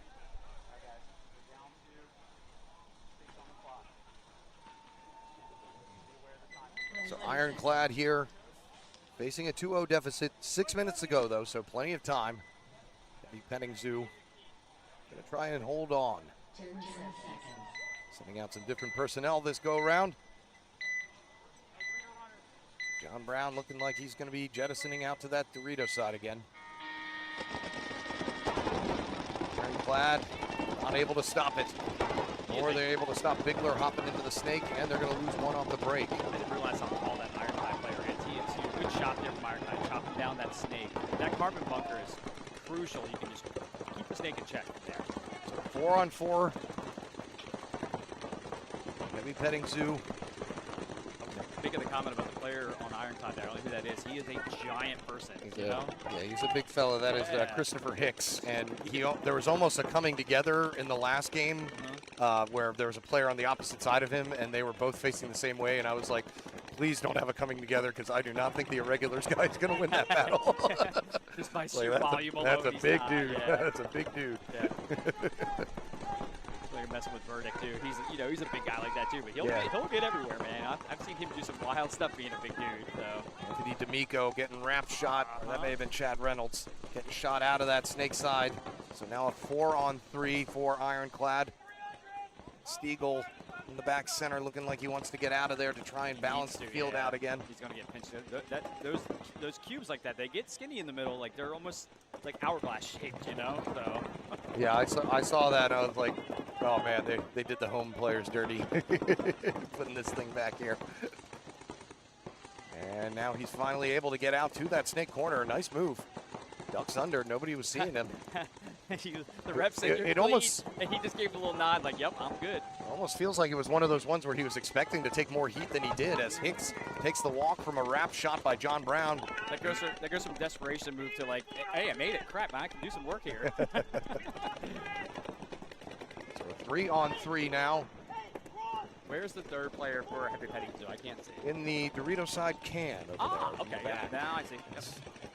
So no real positional advantage for either side. Billy Laughlin over there on the Dorito side can as well for his team. Yep. Next kill going to be a big one. Yeah, Billy's got the coverage for the snake right now, and then whoever the player is in the carbon stand for Ironclad has got a good shot cross field. So the snake player's got the ball here. I think he's got to figure out what to do. I think he needs to either jump the beam to get into the diamond, or may try to make a way around the outside here and get into the diamond on tape. Molyneux feels comfortable where he's at the moment, just putting some paint over here on this snake side. And Heavy Pennings do have the 2-0 lead, so they can hold this cross as long as they need to. Yeah, even if John Brown gets shot out, Molyneux and Stiegel can just kind of sit tight. Yep. Be more than happy if they lose this one, if they've also knocked off 4 minutes. And Ironclad's going to lose their snake player, so that's really going to put a damp in that play now. Well, now it's a 2-on-2, yeah. And Ironclad going to be forced to concede another one. So 3-0 lead here for Heavy Petting Zoo. Some good controlled paintball. Didn't lose their minds, losing players. Again, good move to the corner there by, who was it, John Brown, you said moved over to that corner, or no? Was it? Stiegel. Stiegel. Yeah, and like I said, that he was just looking a little jarring because I think, like I said, it's one of those things where you expect to feel some shots coming your way, and when you don't, you're kind of like, oh, what did I do wrong? Yeah, the other one you do is should I be here? When you come around, you bunker guy straight in his back, and he doesn't shoot, and then you're like, no one shoots at you, and you're just like, what do I do now? Yeah, the road traveled is so much easier. Yeah, you're standing on their 40, like, I need to do something right now because I'm getting ready to get just annihilated. Nasty Mob, Ripper Crew. Ripper Crew, nice jerseys. I like the Milwaukee Reds. You know, they usually wear blue, right? I don't know. Like, I'm used to seeing them in blue, I thought, but I just always think of Ripper Intimidators when I hear Ripper, yeah, so. I had one of those. The big Timmy guy. So only 2:47 left to go here. Ripper Crew trying to figure something out. See if they do that aggressive push again. They do send the Diamond Runner off the break. Looks like he took some heat, but he made it in alive. Gonna lose a body. Ripper Crew's gonna lose a body out the back. Dorito side. They got both 50s now, so they're crossed up trying to do some work here. Correct. Eddie Maydan in the 50 Diamond for them. Trying to pinch out these Nasty Mob burners who are stuck in the back now all of a sudden. He's got a good beat on that Dorito too, the Nasty Mob player. I thought he actually got a bounce off his elbow. Salinas having to tuck in super tight to that back center juice box. Interesting that, again, Mom's got the two-person advantage now, even though Ripper Crew's got the positional advantage, actually, with the 50s. Player walking off for Nasty Mob, though, so it's only a 4-on-3. Austin Rose heads out to the snake corner. I may have liked him to go up the center to try and get even with his other teammates. For Ripper Crew over there on the Dorito 50. 50 wedge player getting shot out. So a 4-on-2 now here with Maydan. Ripper Crew's last hope. Minute 42 left to go. Would you have tallied it already? I don't know. I don't know. The 4-on-2? Yeah, I mean. Especially with a guy in the 50, like it's. You think maybe he can pull off something? This move right here, he's got to not telegraph it, though. Yeah, got to stay off that bunker as another player moves up to the Dorito. He's got to back off just a little bit, see if he can get a shot in. Saw a back twinge from the Nasty Mob Dorito player, but don't know if he actually got any shots on him. He did, got him. So now it's a 3-on-2. Maydan, nice pop shot on Salinas, turns this now into a 2-on-2. Austin Rose backing him up now from the snake corner still. Looks like Maydan's just going to go for it and bunker out the snake player. Turns this now into a 1-on-1 with 60 seconds left. Austin Rose. No, it's not a 1-on-1. And a major penalty going to be thrown on Maydan. Swing point. And that's going to be an automatic swing point for Nasty Mob. Can't talk. So they're going to say that Maydan got shot from across the field before he bunkered out the Nasty Mob snake player.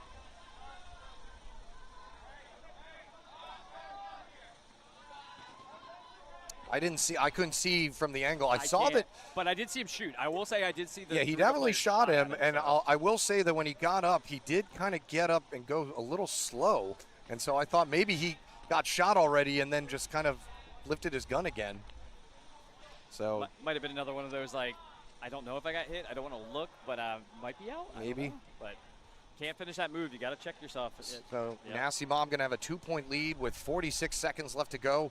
And Ripper Crew going to have to start down one. One body, yep, down a body. Just heard Chris run out. He said one body down.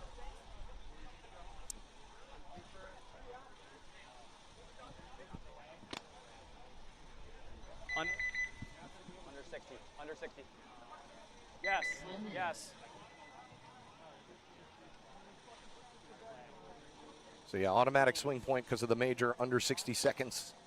Sorry, we were conferring with the refs too, telling what we saw. They do rely on us for yesterday when the timer kept going down. I was the one making the mental notes of when Yeah. when the timer was. We had to go over and we went over there, and I think we were playing regulators, and of course we know those guys. So we were sitting there, and they're like, "Hey, what do we think? A minute 3?" Like, yeah, we conceded at a minute 3. We're like, "Cool." And I was like, "You guys go get ready. I'll make sure they put it on the clock." Completely being cordial with them because we know those dudes, you know. So We just had like I said, just a lot of internet and clock issues yesterday. May have been because of the weather, but can't use that as excuse. Can't use that as an excuse today, as it is absolutely gorgeous out here. we were having discussions about the Kandahar Giants yesterday, so maybe that's what the problem was. Do you know what the Kandahar Giants are? No. We'll talk about it. We have a second. I like it. Do you like my acknowledgement? Oh, Jake, okay. No. Jake on our team. Yeah. Heavy Petting Zoo. Gonna see if they can get a mercy win. So far, there's only been one in the tournament today. Ironclad's just getting dinked. They're not playing terrible. Just kind of yeah. See, this is a good move now. Billy Loftus going to bounce over the juice box and Dorito side, trying to make the way to the 50. You wonder if he could have done that earlier. That move there. We didn't see a lot of people playing that yesterday. I said it was underutilized Yeah. for keeping the snake at bay. If somebody is in there, you can really put a damper on any snake plans from that juice box over there on the Dorito side. But hardly anybody, but we saw it get used. I forget which game it was earlier today, and it was a nasty shot that they had on the 50 diamond player. 5 Alive continues. Heavy Petting Zoo still doubled up in the back center. Ziobrin finally gets out of there and up to the center can. Living tight, though, because that can get real skinny real quick. And then Ironclad's going to take the snake as well, so it's going to get even smaller. No deaths to report of as of yet with 2 minutes to play. Heavy Petting Zoo not in a hurry at all, but certainly sure that they would like a mercy rule win to improve their chances of moving on. Tom's over on, I want to get that grit where give me up the Ironclad player. I don't like beating the can. The can's a little too bad. Molyneux's going to get shot out of the can in the back end. It's now a 5-on-4. But Heavy Petting Zoo, 90 seconds left. They have already done all they needed to do to just... Player for Ironclad here in the center. Brick is he's got the ball. While the corner is shooting at him, he can go around the other side there and at least get to the wedge, I think. Yeah, Hicks looking like he wants to try and figure something out. We have a double move into the kill. Dorito Double floor, kill. and they both get shot by Ziobrin. Oh man, getting one. That is literally killing 2 birds with 1 stone. I don't know. So far, that's been what I've seen for an MVP. That was pretty good. That was a pretty good sick. shot. Well, that was mostly luck. I mean, come on. Hey, rather be lucky than good any day of the week and twice on Sunday. And Daniela just did that. So now it's a 4-on-3. We get the 60-second call. Hicks getting antsy. Looks like he just wants to maybe improve his team's margin. Gonna run on up the center. Nobody sees him yet. He could have made that move a long time ago if he wanted to. I think he had the ball and he kind of, yep, see, he's Gonna win the battle against Stiegel in the back, or that may have been John Pope. Oh, and Zobron's going to piece him up there. Just might get one more to get the gun up fast enough. As a snake runner runs down, Ziobrin's still alive here. If she gets this kill, she'll have herself a nice 4-pack. Oh, she gets shot. Oh, she gets clipped in the end, and the Ironclad player now fighting in a one-on-one with Anthony D'Amico. He's got a huge shot on his back. He's got a lot of paint on his back, but That's a shot, I think. only 15 seconds left. D'Amico is going to end up mutualing with him, and we're going to have Jazz Hands with under 8 seconds to play, so likely they'll burn that off. And that'll be the ball game. And Heavy Petting Zoo going to take the win to get their second of the day, handing. Danielle Zobron won to all 5 people. She's like, I'm just going to shoot everybody, She's you know? going nuts out there. Mhm. Like I said. Oh, we clipped the double move. Oh, did we? The double. So, I'm gonna have to go so tell maybe Billy it wasn't about a double move. Was he already in there? No. Well, so the one person went from the back into the Dorito about the same time Billy released from the juice box. Yeah, and so and that it just happened. happened that Daniela shot the first one going into Dorito, And just then kept Billy that got clipped stream too. up, yeah. Yeah, so good. So killing 2 birds with 1 stone, like I said. Uh, Lucky break there. yeah. And that's going to propel Heavy Petting Zoo into their second dub of the morning. HBZ coming out here trying to beat some people up, huh? Represent. All right, Ripper Crew. Down a body. Down a body, down 2, 46 seconds left. Not likely that anything's going to. Are they just gonna run Some it? of They're this. gonna run. Just gonna run at him. Why not? Russian Legion style. flying V, something crazy. Shouldn't have too much paint on your back for this one for sure. One dude's got 8. Screen to watch will be the one on your right. The guy who's running the furthest has got like 8. Maybe he's everybody's supply. or maybe it's his anchor. He's pretty fast, actually. He's pretty good at that Dorito. Balance. slow Yeah, him he's down a little balancing bit, himself. yeah. Doesn't want to be top heavy. Yeah. The Ripper Crew stop. Just going to use this maybe as a burn drill. They're going to get one, so evens it up at 4-on-4. Maybe improve the margin here if they could keep on advancing, but only 25 seconds left. Crenshaw. About Maydan, I'm going over the beam, trying to get the 50 minutes. Shoot the center, just pop the beam, see if you get in there. Did it anyway. Crenshaw and Simmons Well, Crenshaw, sorry, that was Maydan over there. My bad. on the move again. But time gonna departure. And this is gonna be a good win here for Nasty Mob to bounce back. Crenshaws gonna take one of the mask right before the game's over, but And handing Ripper Crew their first loss. Nasty Mob besting Ripper Crew. All right, coming up next, we're going to have Youngstown Dimension back out here against Murder More Inc. And Nova Outcasts going to be taking on War Dogs. And I don't know how long Josh is going to stay up I'm gonna here. come back up for that He's one. going to come I back got up some here. interest in that one, yeah. All right, so, all right. Well, yeah. then we'll see you back here in just a few minutes as we continue the Beltway Open D4 edition live from NR Paintball in Severn, Maryland. People, we'll be back in just a moment.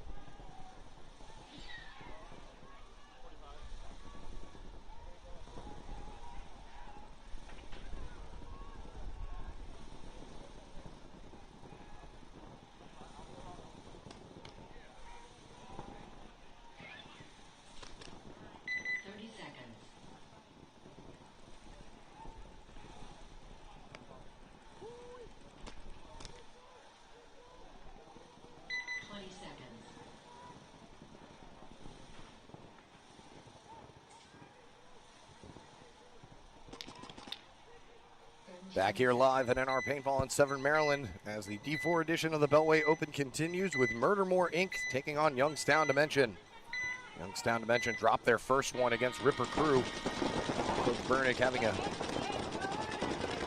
loud team meeting, and we've got a Youngstown player down whose mask has fallen off.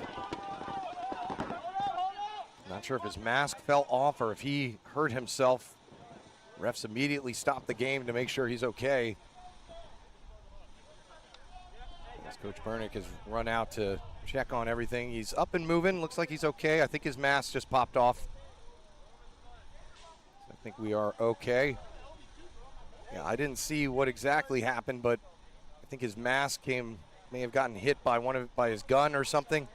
So we're just going to have a technical restart with everybody in their bunkers. Just wanted to make sure nobody gets hurt there.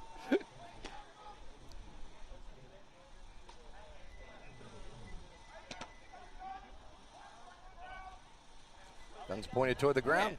I walk away for 30 seconds and all What'd hell you do? breaks loose, man. I, gotta stop I didn't walking see away. it. Yeah, luckily it was just his mask falling off. I was worried that he like tripped and fell on his face or something and was messed up. It looked like a car wreck when I walked Yeah, out. he was He just laying at a weird angle. I was like, oh God, what happened? Refs doing a good job to make sure immediately, and then we're just going to do a quick restart. You're not allowed to ask that. How many players do they have? Sorry, I didn't mean to yell. That's for you to figure Yeah. out. I don't know what Justin Clark thinks the refs are going to tell him. So yeah, they're in Dorito 4 and they're in the Snake 40 and yep. It's not rec ball guys, okay? I'm not sure what Justin was hoping for there. I don't think he understood either. And Youngstown going to use that as an opportunity to run out to the snake corner. Yeah, so Justin Clark says, you know what, and then he ends up Yeah, but getting he went shot. too late. You have to make that decision. Should have done it. before, Should have yeah. done it right there. So Penalty. even again with 4-4, and now Murdermore Inc. going to get a penalty on the Dorito side.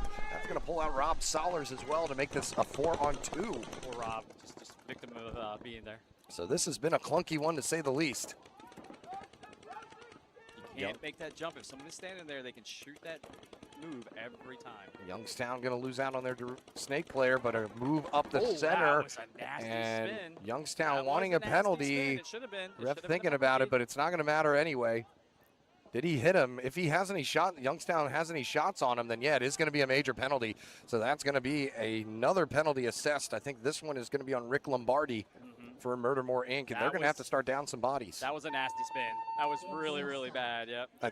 I think the ref was just wondering if he actually had any shots on him or not, and he did. That was a great way. Chris pulled both flags out of his pocket. Did he hit? Nope. Red flag. Yeah, and so he was just making sure.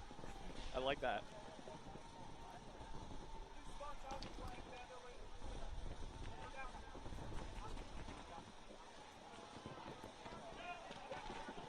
So Murdermore Inc. going to have to start down a body, or two bodies, excuse me, and down 1 point now. So, you know, that is a tough break there for Murdermore because they well, I don't know if they even shot the Youngstown player before his mask came off. That was the weirdest game ever. But, yeah, you lost all momentum there, and then you get two penalties.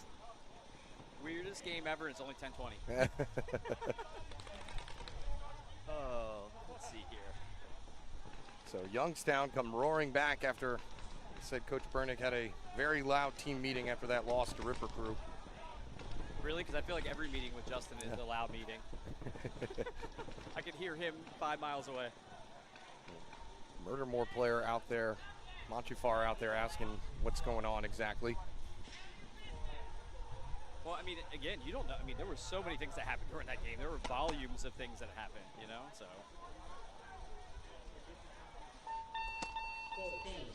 Stacy's working the reps too, saying we need to be more clean about how do we work this, you know?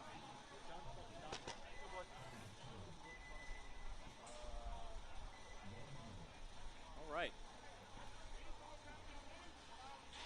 We're listening, trying to figure out what's going on here. We got Nova Outcast versus War Dogs. No, War Dogs had one game already, right? And they dropped their first match, I think. That they did. Okay. I had only talked to a couple of players. I didn't see the game, though. So. Nova Outcast also lost their first game against Ironclad.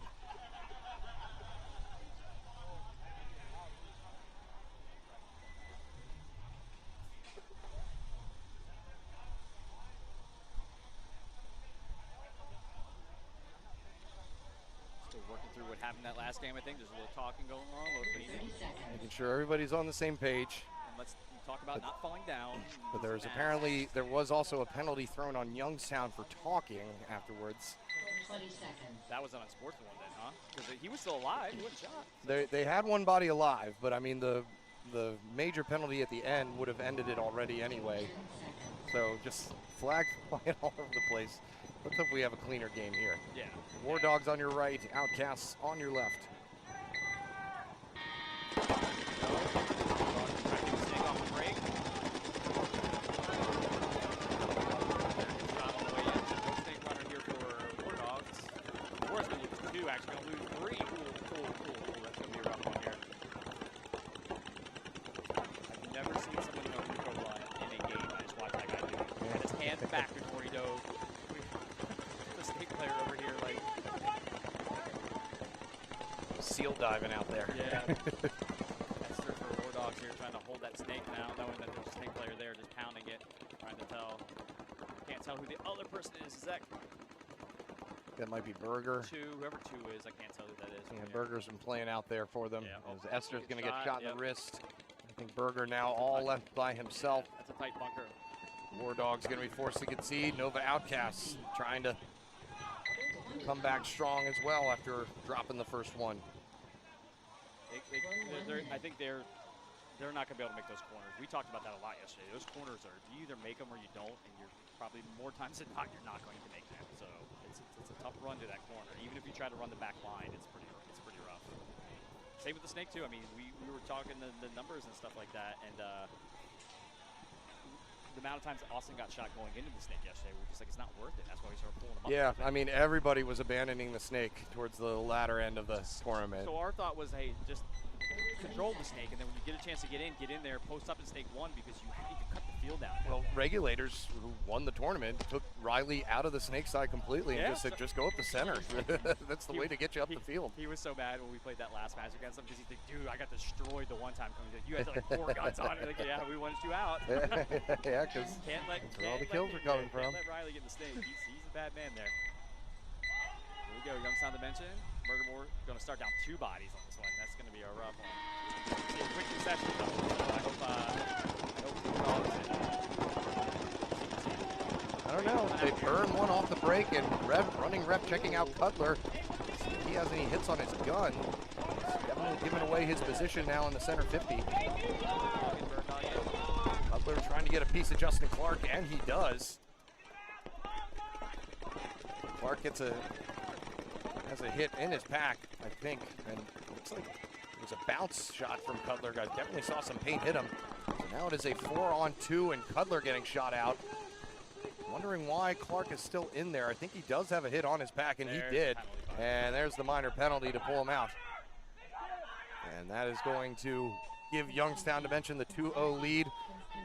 Murdermore, what they have working for them is there 8 minutes left, so. He does have a point. He did ask for a check. He did ask for a check, but got the called ref, clean. it is not the ref's responsibility, though. true. So if That's the true. ref calls you clean, that doesn't mean that you have You're not carte blanche. You're not absolved of all sins at that Yes. point. You know? Go forth and conquer, my son. He is. If I'm his coach right now, I'm sitting him for a point. He needs to cool down. He is triggered right now. 2 points in a row. He's been. Yep. Yeah. He's getting ready to get thrown out of this thing if he doesn't shut his mouth. So. Not. Yep. He just gave it to him and said, "Hey, if you don't walk, I'm gonna reach in my pocket and throw another flag, and all I got left is reds." So. I mean, the ref, came over and checked him, didn't see him. Yeah. So the only thing, I can say is that maybe, maybe then the minor, if you're told you're clean and you can keep playing, it's just confusing. It's one of those weird gray, You know what? it's judgment calls by the ref. You almost make it like, hey, you've been called clean and you were told to play. It's almost like you got shot again, like another shot came in and then you came in and found out, okay, you're hit, If anybody should be mad, it should be the other team, and they were because he said, hey, I hit him on the pack. Whoever that player was in the center here was Yeah, screaming. Cutler did say, I shot him in the pack, and Yeah. I saw it, and I was like, called okay. it, You did call it. I should just ref from up here. lord over everything from up here. You get out, That's what they have. penalty on you. That's what NXL, they have just scaffolds everywhere on the pro field. I think that's one of the best things they've done is put the scaffolding, because you can definitely see a lot more of what's going on when you're up. Well, I feel bad for the guy who has to, or lady who has to stand in the scaffolding right next there, because you're like the fourth official in soccer. Yeah. You're just taking all the yelling from the pits.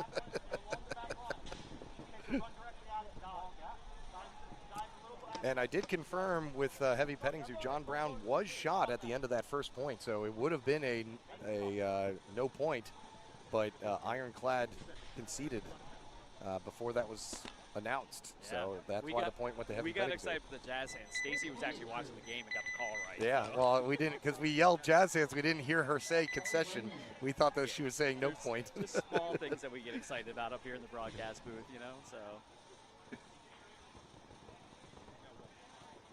Now, so that Youngstown Murdermore Inc., that game has some spice to it now. We'll have to see how both teams come out to react. Murdermore Inc. down 2-0. All the spiciness.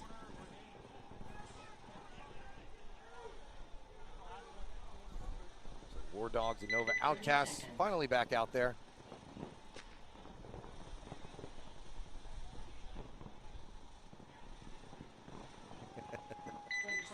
Doing some social media. Yep. Trying to let Gotta people tell know the we're out people. here having fun. Just cover my face. Yep. Yep. Treat me like a child. Wait, There's- we do that already. Eric, we need you to go ahead and broadcast now. Instead of covering faces with emojis, there's a new trend to cover them with just random celebrities' faces. Wardogs gonna lose their first body. They're getting checked as well with them.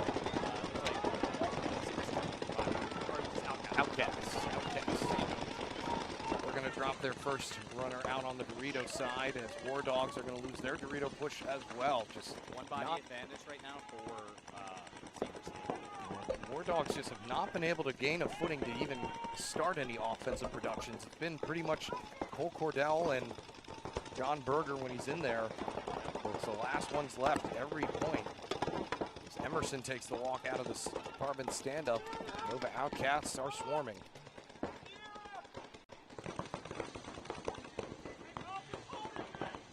Just haven't even been able to get into a position where they can start getting some kills. If I'm them, the next point, I'm holding up and running some guns up. You know, they're not making the corner, so you need to get a gun up or go up the middle more. Like get the center presence going, get a push going to top down. You got to go one way or the other. Right? It's either that or they got to start just sending people up further, because if you're getting burned anyway, you may as well up the reward a little.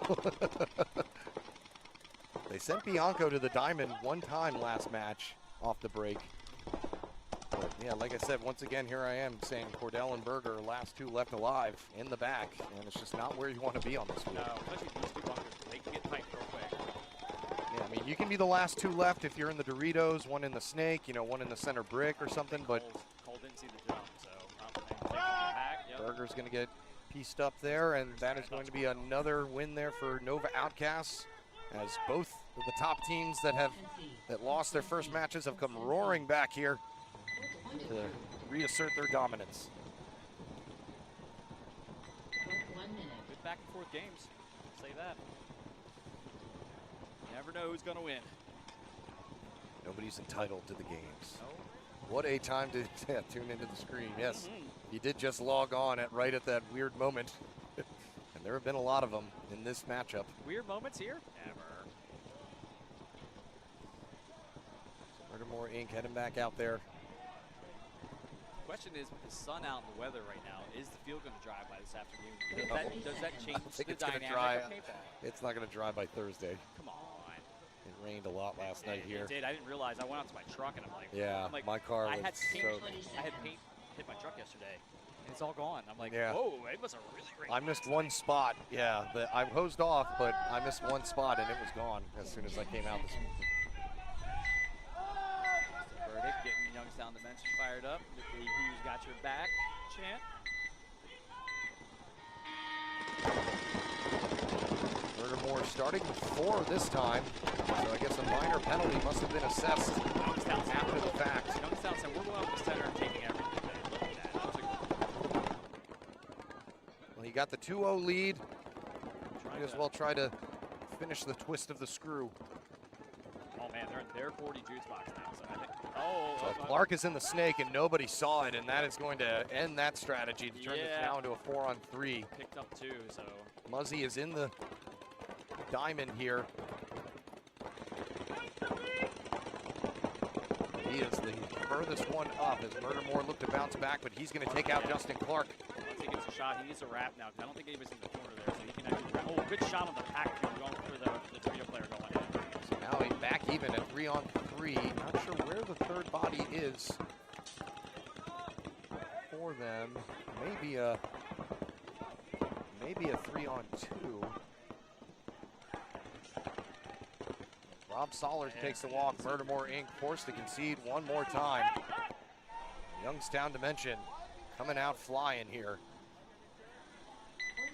It's not giving Murdermore anything to work with. I'm not sure who that last Murdermore player was, but he's mad they conceded, but I'm sorry, bro. You were in a bad spot. In the back center. They saved you. I mean, I know you want to fight it out, but that wouldn't have lasted that long, you know? So, A couple more headbands to give out, I guess. We can save one maybe for the finals. yeah, I think we do. Maybe move of the prelims, and then maybe give one to the team that played the best overall ball, I like it. and one for the finals. Yep, I like it. I like that that tie-dye? lead through tie-dye though. Yeah, so I may call myself the best player. Eric, you would absolutely be we'd give you one. Definitely appreciate all your support. But yeah, these are all sourced from different areas. Like as we travel, like 20 seconds. for our jobs, we try to pick up these cool fabrics and do all kinds of different colors. Mhm. Some of them are camis, of course, or uniform stuff that we collected. But these ones are ones that came from different places of the world. So those colors come out pretty cool. I was gonna say, yeah, it looks like ancient China, Yeah.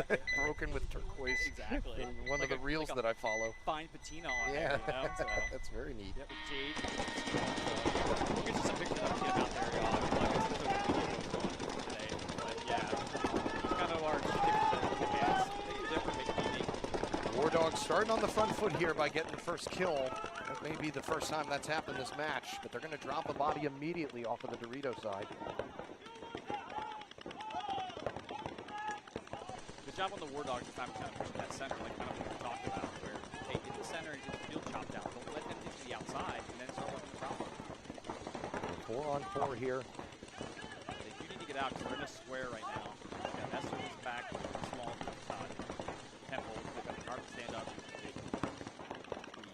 hand here at the 40, as well as the pole.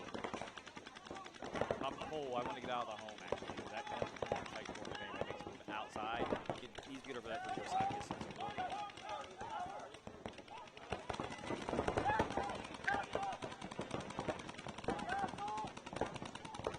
Pick up the center. I think I heard a pass on the center. Outlaws just hanging and banging right now, just trying to bleed some clock. War Dogs 4 alive at this point, so Esther can get this shot from mirror across the field. She can make the balance. I think she can put him in. Although it's like Nova just made the bump to the Dorito juice box and Dorito. Good shot there. Whoever there in the carbon stand up, good pick up on that shot. I think that was the can in the center actually that got that shot. Oh really? Yeah, they were facing that direction. That was Berger who, instead of going out to the Dorito side, he went up to the can, but then turns back into a stream himself.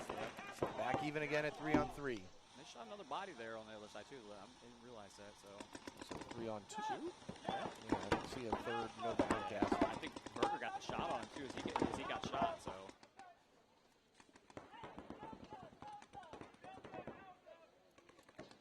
So Cole's going to move up here on the Dorito side. Good move there. Just slowly kind of making the move.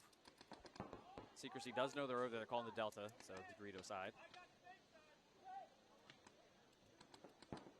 Cole can get the wrap here in the center. The center person's going to release here and try to get the kill. Trades out. Clean trade. Well, actually, he's still alive. I mean, it doesn't he got matter. shot by his own player, got shot in the back. Last Outcast player walks off almost at the same time, and that is going to give War Dogs first point of the match with just under 5 minutes to play. So down but not out. It certainly pull something out here.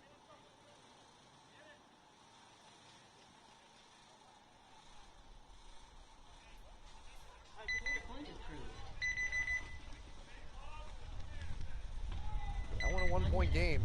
amount of time left. War Dogs trying to trounce back into that one. Murdermore Inc. backs against the wall in this one. Young's- Luckily get to start with 5 bodies this time. Yeah. Let's see if we can do it with a full complement of players, right?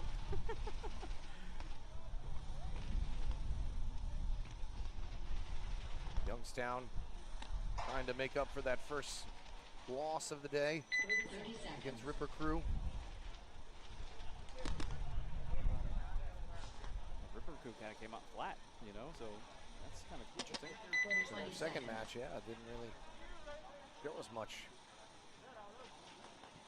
Youngstown, though, I mean, again, the reason why they're going to run a score up anytime they're down bodies, they're a team that knows how to post points. I will say that. They know when they get a couple bodies, then you're going to be hard fought to stay alive on that with Youngstown eventually. Murdermore gonna try.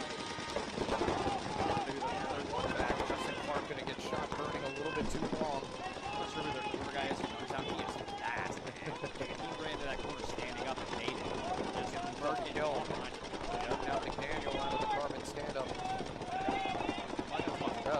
I didn't think. I thought the other person. You said Yeah, Mozzie, he must I have been wearing misread his jersey. Yeah. I misread his jersey as Rob Solers walks off on the Dorito side. It's funny because you said Muzzy. I was like, what doesn't look like him? You know, like, no.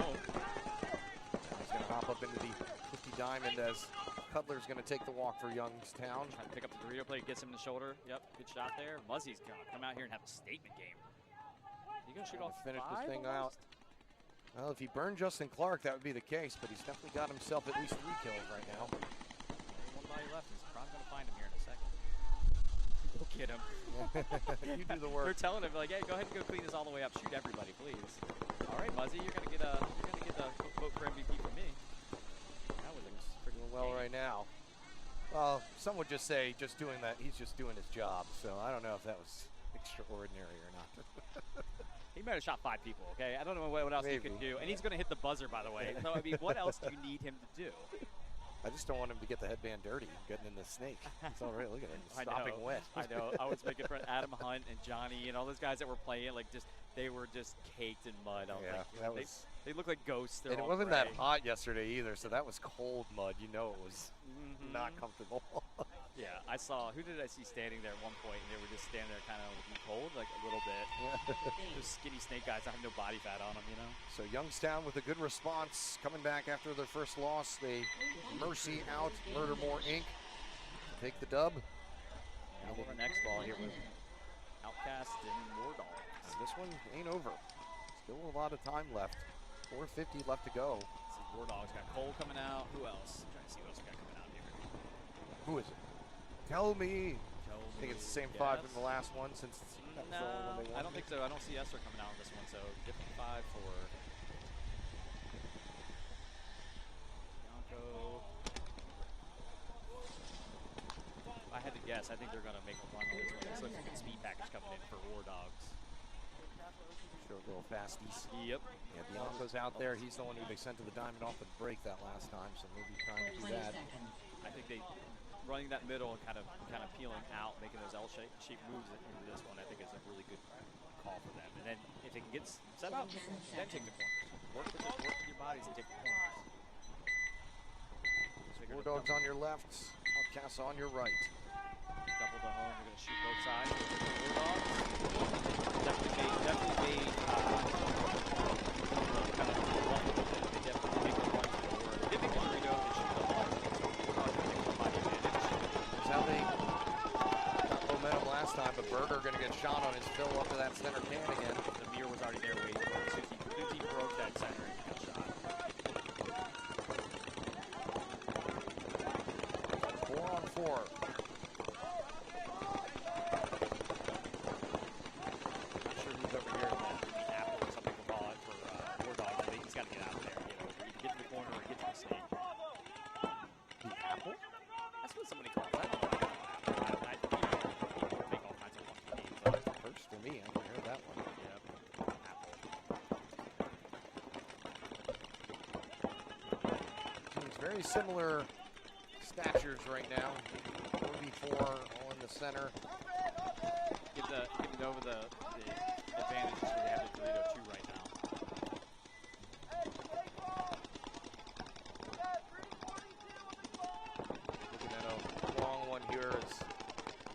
Outcasts have the 1-point lead that they're just going to try and put the depth grip on. Good job there from Novak. That's also posting that carbon gun and just having him being very disciplined to chop the snake down. Just wait for it.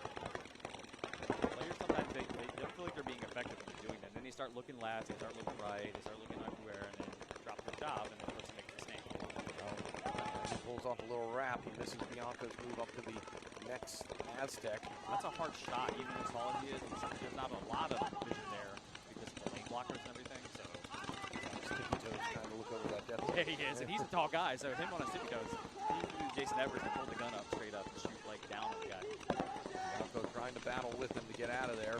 Move there to the center for War Dogs. Going to take that center brick and try to cut down the move again. Whoever the player here for Nova Secrecy, I don't know who it is. He's a new project jersey. Keeping him in check is a big part of the game plan. We're going to keep playing against him right now. He is fast. He's the one who can cause a lot of problems in these games. But keeping him in that bunker back there gives the War Dogs a chance to kind of figure the problem out and shoot some people. Still 4 on 4. 2.5 minutes to go. War Dogs may want to try and. Burger needs, yeah, I was going to say, Burger needs to lose. Who's that? Is that Burger? No, it's No, Burger's an out, okay. and that jersey says guest, and there's nobody rostered with that last name, so I'm guessing that's a guest jersey. Yeah, maybe.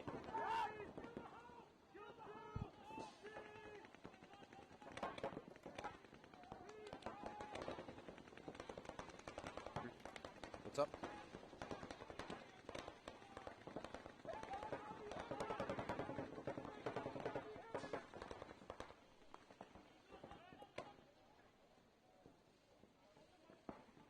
War Dog's going to drop 2 more bodies, though, as Cordell and another teammate walk out of the back end. Yeah, that's rough.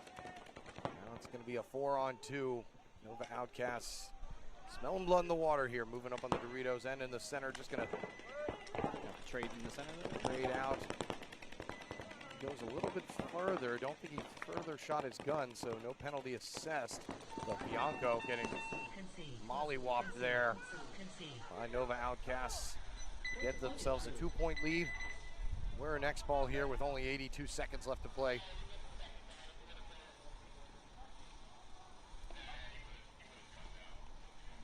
.122 left on the clock. So after this, these teams are gonna head on over to field 2, and we'll get a look at the other 2 brackets. We're gonna have, where is it? Relentless taking on Dream Team, and then Pittsburgh Mercenaries going up against VA Outlaws. Ooh. We're gonna look at some different squads. Everybody plays over here at least twice. Well, I always say that, but I never can confirm it. But it is the idea, I think. That's the intent. That's what we want. We want people to be over here on the video since the second field isn't casting today. Give everybody some time to shine. That's right. 15 minutes of fame. That's right. Said 20 teams out here today. Beautiful day out here. Absolutely. Right outside Baltimore, Maryland. Likely going to be taking the top 2 from each bracket, I think, is the idea. Since there are 20 teams. How many brackets? 4? Yeah, 4 or 5 teams. So maybe 2 and then 2 wild cards, perhaps. Had somebody call a timeout. I imagine probably the War Dogs probably calling a timeout on this one just to make sure they got their game plan set. Oh, they're down by 2 with 80 seconds left. I don't know. Stranger things have happened, but you know, and there's point margins as well. So, like I said, they just haven't been able to get in positions to actually grab any offense. yeah, I don't know. Well, I don't know why they abandoned the middle push. They should have pushed further. I think they could have made that happen, especially because they had 2 good burners at the home. Send your bodies up the center, and you know we had that going on yesterday. We had the brick and had both sides of it. You can really cut down the field and then try to get your people in position. And then you just release Allen and then run down the middle and shoot everybody. You know? That's what we did. Something has to change. Something has to change. Can't do this anymore. Nova Outcast trying to just cruise into their first win of the day.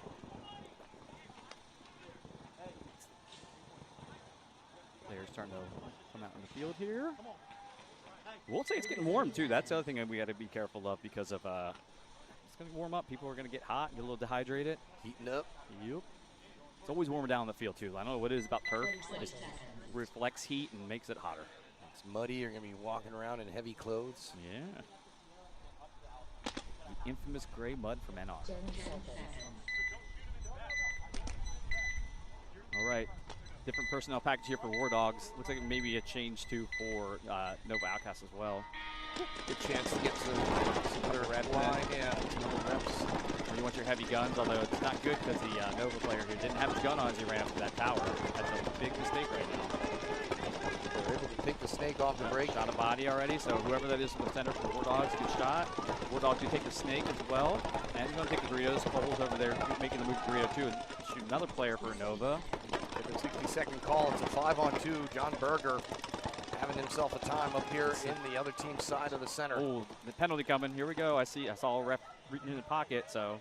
And a minor penalty assessed on Nova Outcast is going to result in a quick point here. And John Berger is going to hit the buzzer. With 41 seconds left to go, down by 1. Ooh. Just enough time to make some noise here. That's right. If I'm their coach, Well, they spin listened it again. Well, they did listen to you and push that center. Oh, I'm going to have a long talk with him after this. You can bet that. What are you guys doing? So John Berger just going to stay out there knowing that he's probably going to have to do the same thing again. He didn't even reload, man. He shot a bunch of people. Like, look, he's still got 10 pods still on got his a bunch back. of pods. Yeah, doesn't even need to refill his air. Just Nope. spin it back. Yep. Do it again. Switch sides and get ready. Hell, it looks like somebody dropped a full pod over here. Top off your gun, and then grab that one you just walked by. I don't know. There may be some broken shells in there. Yeah. They are going to start 5-on-5. The penalty was assessed, but it wasn't a swing point, nor they're going to start down a player. So 3-2. That would have made things even more interesting. They should have just told him to start down 1 just to for our entertainment. Do we allow foreigners on our chat? Because we got people checking in from Europe talking smack on the chat. So, boy. you know, we're Belgian waffle guys. Bonjour. Bonjour. I don't think that's French. Although I think he speaks French. He He's speaks French in Belgium. Yeah, Belgium, I thought, was half French, half Dutch or whatever. Flemish. They speak Flemish? Flemish. Oh, okay. I didn't know that. I only know because Neil has to tell me that. Well, there are French, but there is spend hours in the car with him. There are French-speaking regions of Belgium. There are. Yeah, I know that. Listen, Soccer. everybody speaks everything over there, okay? 30 seconds. I know Esther. She speaks better English than I do. Oh, yeah. I think she corrected my English at dinner last night, by the way. We were all out last night, a bunch of us. So 20 seconds. she was trying to get me to clean her gun. I'm like, I don't do PE stuff. I'm sorry. It's the principle of the thing. Somebody snaps a photo. You're going to blackmail me in the paintball community. Yay! All right, War Dogs, the screen to watch on your left. They are going to be the push side. Oh. Almost left. Esther was trying to get a jump on that one. Quick kill. There's that Berger up the center again, and a far Dorito runner into Dorito 3. Cole over there who made the run. 30 seconds left to go Esther's here. going to release, go right up to the center brick as well. Cole's going to make the jump to Dorito 3, doesn't get it. Esther's going to cross the 40 into the 50 into the 40. She should have been doing this the whole time, to be honest with you. She's tall enough, too, she can see over top of that brick. Yeah, she had a lot of success with Nevermore Yeah. in NXL Cincinnati. Doing Oh, yeah, what we she's were doing now. We were watching the film last night, actually. We're just kind of messing around, and yeah, she's the perfect player for that. Look, she did what she had to take do. it out. Alimi is going to get shot going down the side, though, and I don't think any personnel are up further for War Dogs to Ran make out of something time. happen. John Berger does a shake of the head, and War Dog's going to drop this one. They need to do that every game, actually. They need to just run that play and get up the center and get some pressure going on them. So that's going to do it. War Dogs dropping to Nova Outcasts. And as I mentioned, we're going to have some new teams coming on over here to Field 1. Coming on up is going to be Relentless taking on Dream Team, and Pittsburgh Mercenaries going up against VA Outlaws as we cross the threshold and go for the second half of our prelims here for the D4 edition of the Beltway Open, live from NR Paintball in Severn, Maryland. We'll be back in just a moment, folks.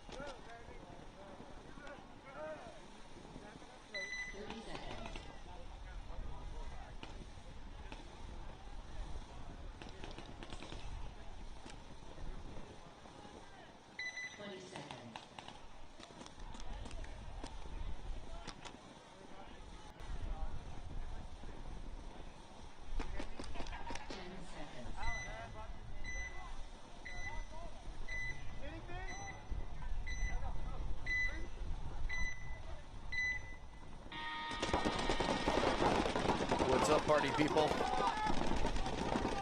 Continuation of the D4 edition of the Beltway Open has us watching Dream Team going up against Relentless. Relentless strike first, getting into the Snake 2 and burning one on the Snake side.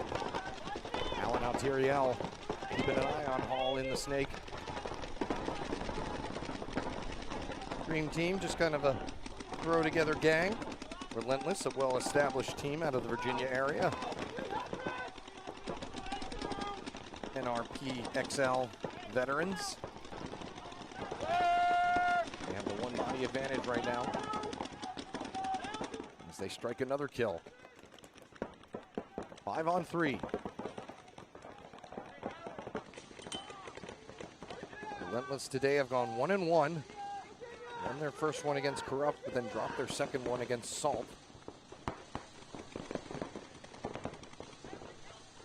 Dream Team lost their first one to Salt, but then won their second one 1-0.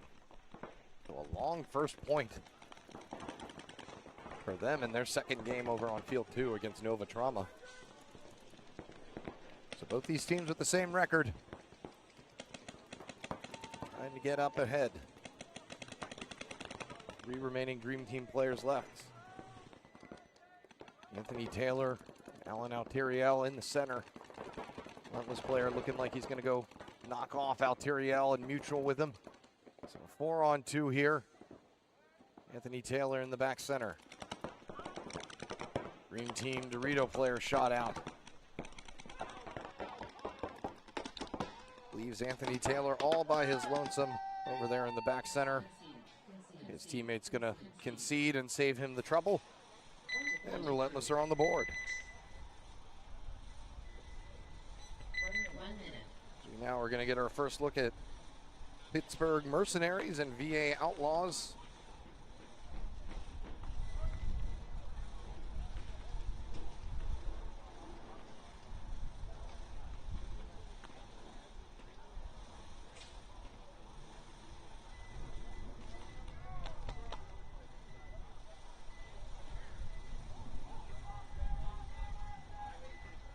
Pittsburgh Mercenaries, I believe, have lost both of their games, and they did. So no Ceilings and Sharks. And VA Outlaws, I believe, are in the same boat. Yes, they lost both of their first 2 as well. Mercenaries haven't won a point yet. They got to get going.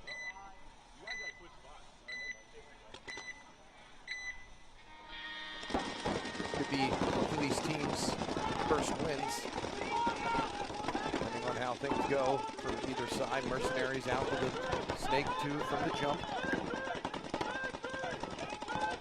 Lance Keenan leading the way up to Snake 2.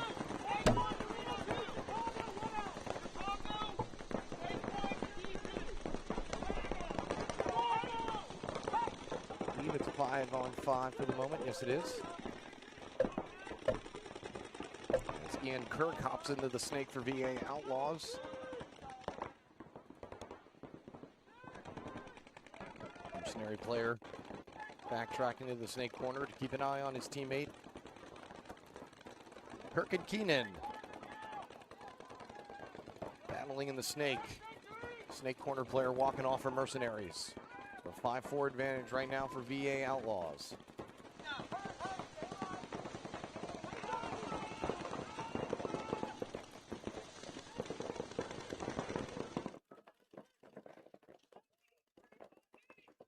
Dorito wedge now occupied by VA Outlaws.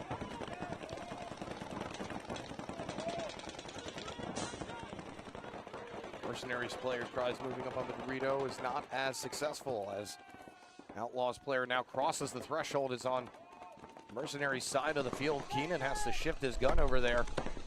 Gets shot across in the process. One more player left that the Outlaws player didn't know about, and he takes care of him as well.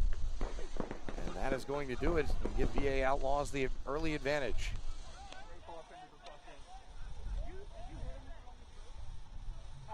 See who that was for VA Outlaws making all those moves. on the Dorito side had himself a game.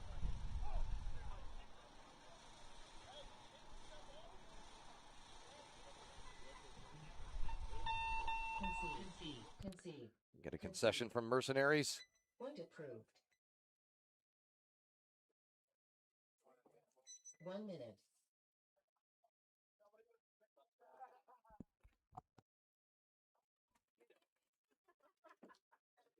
And that was Gavin Ritter who made all those moves. Yeah, and you can see here he thought the home player was the last one left, or the snake player, excuse me.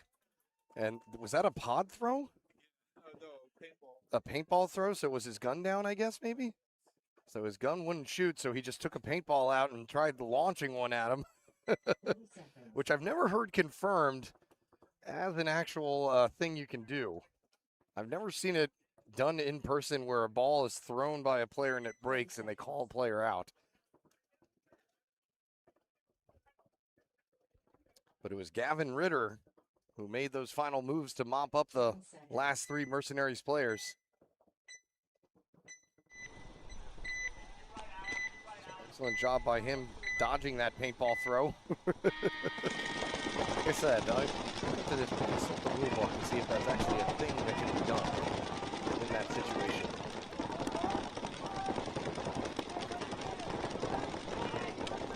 Relentless with a 1-0 lead.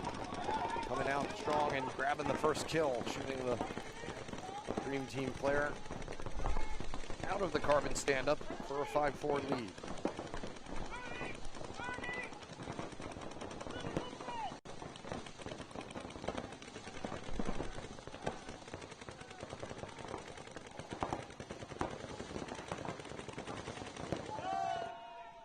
Another player walking off out of the center, Alan Alteriel, is able to survive the run-through attempt by Relentless's center player. So it's a 4-on-3, make that a 3-on-3. Nice shot by Alan Alteriel. The Relentless snake player may have thought he was in the clear because he thought his player had bunkered him out, but Alteriel with 9 lives in the center takes out another player going to the Dorito corner. And the last player left for Relentless in the Dorito 4, taken down. Is there another Dorito player hiding there? Yeah, in the Dorito 2, Alan Alteriel trying to get himself a nasty 4-pack, but looks like his teammate is going to not give him the pleasure, and he is actually going to have to because he gets shot down the wire, so now it's a 1-on-1. Alan Alteriel having to do it all on his own right now. Relentless's last player in the Doritos in the center part of your screen.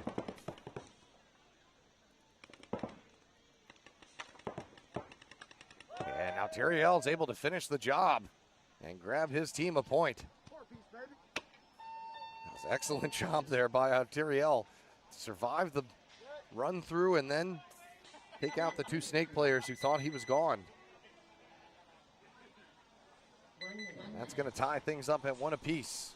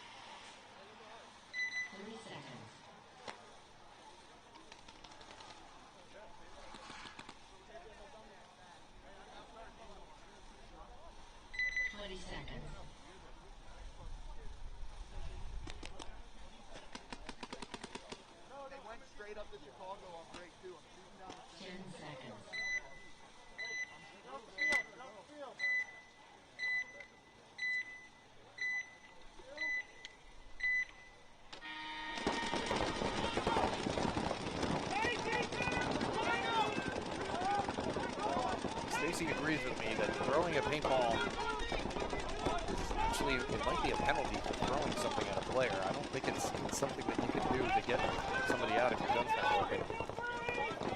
Gavin Ritter burned off the break heading to the Dorito, so it won't be a factor this time. Neither will his teammate or his other one in the Carbon stand-up. So Pittsburgh Mercenaries now on their side of the snake. A big run by Keenan there, all the way to the snake, past the 50. And he's going to run through on the last Outlaws player, holding his pants up in the process. Big move there to get Mercenaries back on the board here. That was an excellent move. Came from all the way in the back to make it to the other team's Snake 2. And there were only 2 players left, so not like it was a crucial move or anything. His team probably still would have won, but he definitely made everything come together a lot faster. So nice move there by Lance Keenan. Evens things up. So we've got 2 tied games once again. Been some close matches today over here on this field. All the maxes and shutouts are happening on field 2. We've only had 1 so far.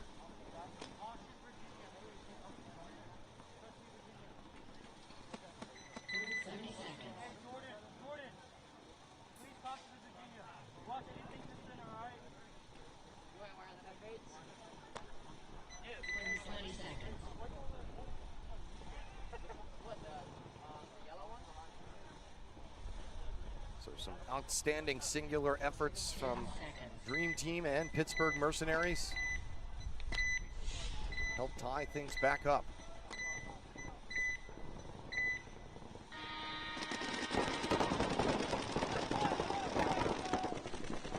Dream Team dropping the first body off of the Snake side. Relentless dropping one themselves out of the back center. Player coming from the Snake corner into the Snake 1 for Relentless's mask. Coming loose, he's able to save it in time before the refs are forced to call him out. One of those chin straps are important, folks. Looks across the way at the W, or the Dorito 4, occupied by a Dream Team player.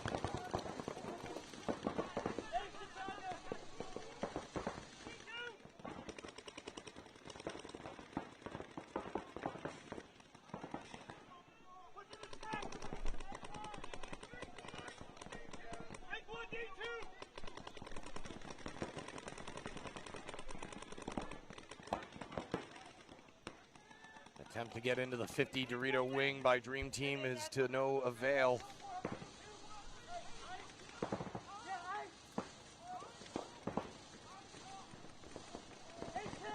Now a 1 body advantage for Relentless.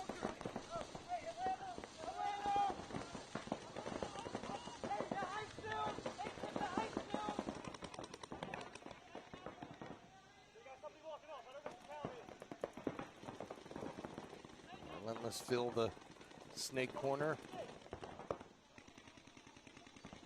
Snake player trying to impose his will on Anthony Taylor in the carbon stand-up. Another player walking off in for Dream Team. Taylor and Alteriel now all by themselves.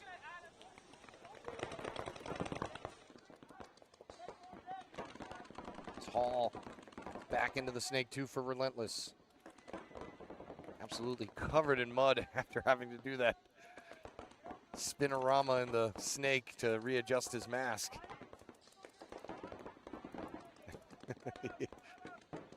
That pack's gonna need a good wipe down, and a nice pop shot there on Anthony Taylor. Eliminates him, leaves Alteriel all by himself once again in the stand-up on the Dorito side.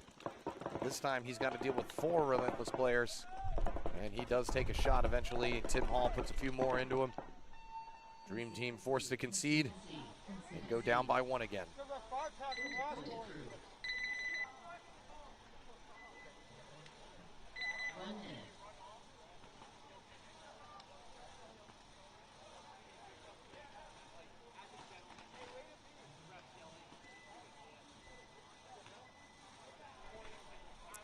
Yeah, no field 2 cam today. Just didn't have the personnel or the time to set it up with all the issues that we had yesterday. So field 1 is, we want to make sure that that is in tip-top shape before they're able to set anything up for field 2. So apologies, guys. You'll be stuck with me today. Try to update the scores as best I can for you, though, as they happen on both fields. Doing my best up here. Gosh. Best pop.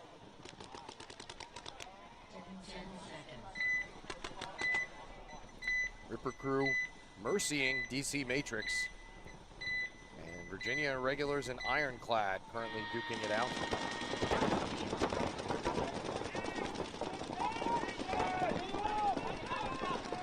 Virginia Irregulars up by 1. Out here, though, we've got VA Outlaws, who are all tied up with Pittsburgh Mercenaries.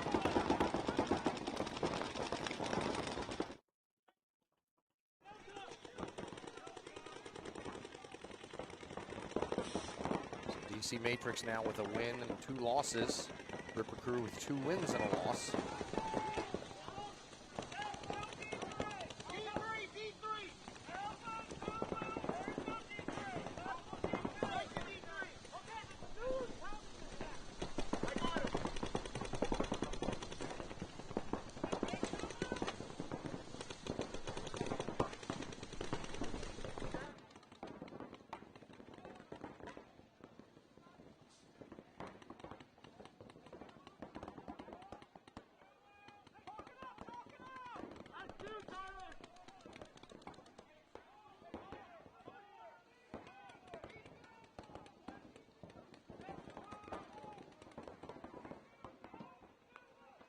Lance Keenan back up in the 50 diamond, but this time looking towards the inside.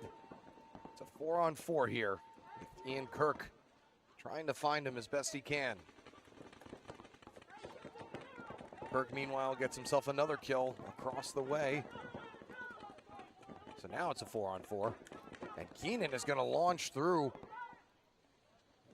Not sure who shot him because Kirk wasn't looking that way. May have been his teammates in the Carbon stand-up bunker behind him. Or it may have been the Dorito who was looking this way as well. I like the idea, but you just got to check off that Dorito first. Because he could have gotten himself a couple on that run through. So now the one-body advantage swinging back into VA Outlaws' favor. 4-on-3. Mercenaries did manage to make it back into the Snake 1.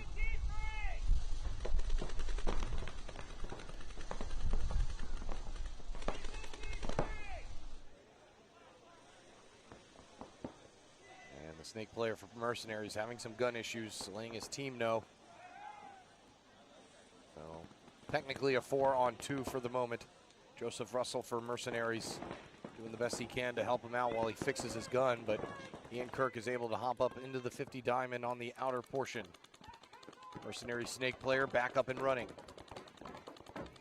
Hanging out pretty far. Kirk crawling around, wasn't aware that he was in there. I think he thought he was back at Snake 2.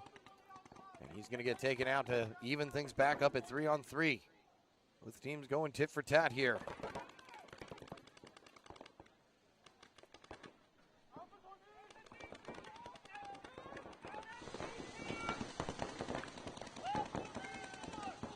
VA Outlaws Carbon stand-up player gets pinched out.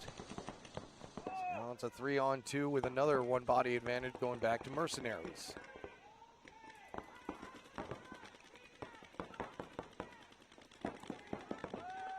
As Tom Romick looks to mop things up for Mercenaries, not realizing there's 2 on the Dorito side. Almost got himself shot being lackadaisical, but a forced concession coming from VA Outlaws gives Mercenary the 1-point lead, 3:42 left to go.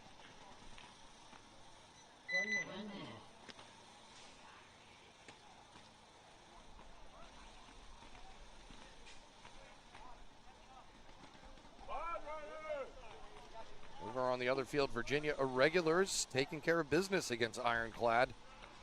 So Ironclad now with a win and 2 losses, starting off well and then dropping the next 2. Irregulars starting off with a loss and come back with 2 wins. So how about that? 70 seconds.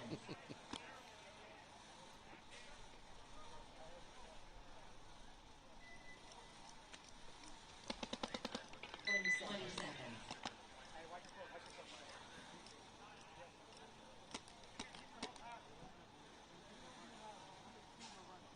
10 seconds.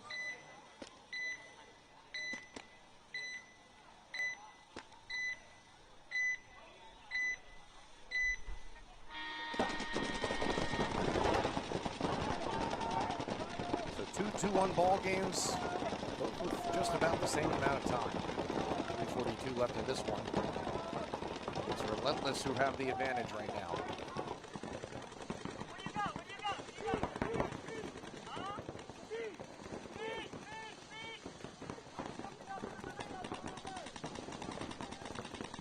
All guns on the field still for the time being.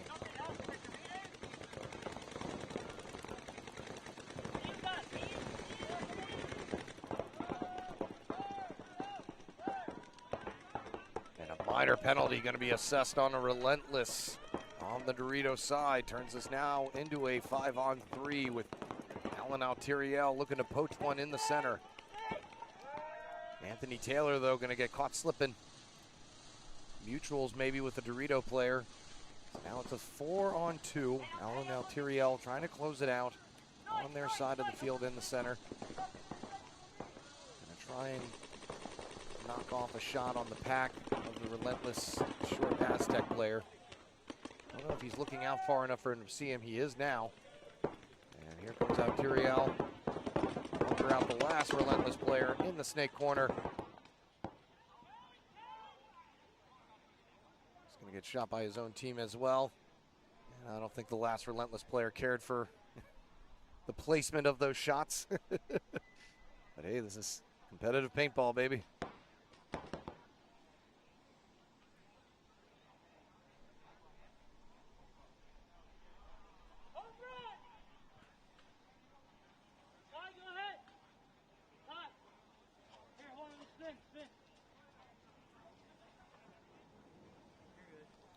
So Dream Team able to get one back to tie things up. Minute 46 left to go. Haven't had any ties yet either on either field. 1 minute.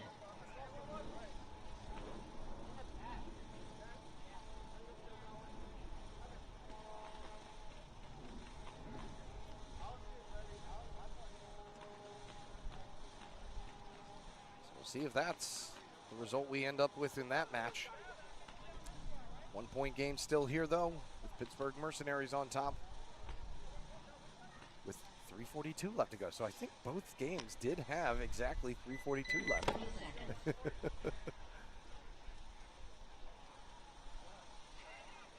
Wild, wild stuff. 20 seconds. Good work, gentlemen. Good work. Thank you, guys. Thank you.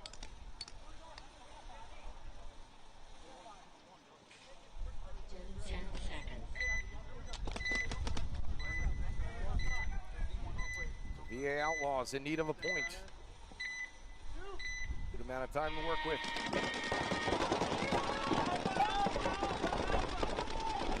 Be able to do so with all 5 bodies. As our Mercenaries, however. Outlaws sending Tyler Love to the snake this time. Made it off the break and is already in snake 2. With Lance Keenan getting shot early. Takes him out of commission. Grab shot by Love, trying to get a piece of that Dorito 2. Needs to be careful progressing to the next one, as Mercenaries are occupying that Dorito side juice box. Mercenaries losing another one, with Love advancing now to the 50 and looking for more. I think he realizes he's got this side all to himself. If he goes another knuckle, though, he's going to have some heat thrown his way from that juice box across the way. And he somehow gets through that stream. He's now peppering him. Love gets a shot off before then, though, and is able to take out the Dorito side stand-up. It's a 5-on-2. Love all the way up in their side of the snake. Trying to get a shot in now on the Dorito player for Mercenaries, who may have come up too far. Both Mercenaries players parallel with Love and shooting at him. They're going to want to try and get out of there quickly, because Love is just going to do that. Easily 2-tap him. There's nobody over here to stop him. And now he's going to get caught in the open. He's going to run to the other team's snake corner. He's still alive. Just going to wait on one of his other teammates to finish off the final Mercenary player in the Dorito 4. Gavin Ritter right in front of him. In perfect position to do so. And he's going to get shot first by Love, who has himself a nice game. Got himself, what, I think that was a 4-pack at least? Yeah, I think that was a 4-pack by Love. So nice game from him. Changing the plan up, sending him Snake Way instead of Ian Kirk. Ties that one all up with a minute and a half to go. Two very, very similar games. Point approved.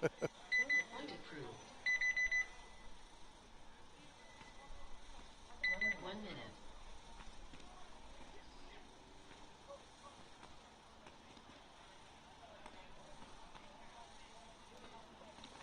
They finished a little bit earlier than our field over there, so they're thinking a little bit, waiting a little while to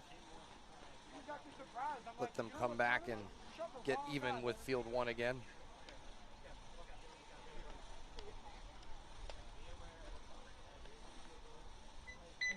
Seconds.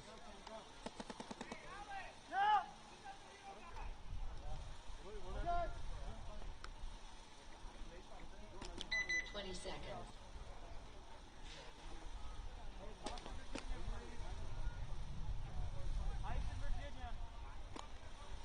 10 seconds.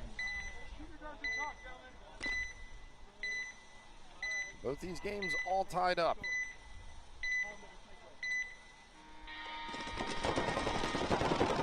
Green team on the right, Relentless on your left.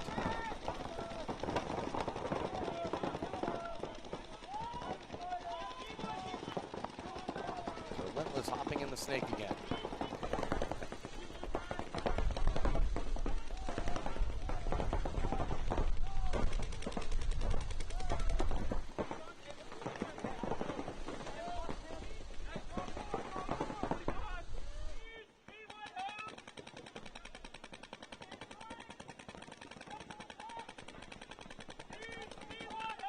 Dream team in the snake as well now.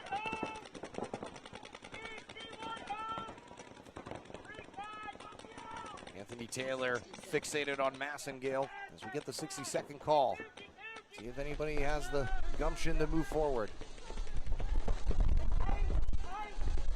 Tyriel focuses his gaze, asks Anthony Taylor to switch with him. Attempted run down the snake side by Werner. It's quickly put to rest by Massengale. Makes this 5-on-4. Dream team all on the inside and Dorito side. So if Massengale wants to try and force the issue over here, this could be where the push comes from. As he does get a piece of Anthony Taylor. Now Tyriel standing up, trying to get a piece of Massengale as he bellies his way to the 50. Only 15 seconds left. Can Massengale get another couple quick kills and run in? He's going to shoot out Tyriel. Now make a run for the buzzer. Stops at the other team's snake to take out the last player. 3, 2, and 1, and just with not enough seconds left to go, we've got our first tie of the day. Relentless dead even with Dream Team. Both teams now with a win, tie, and a loss.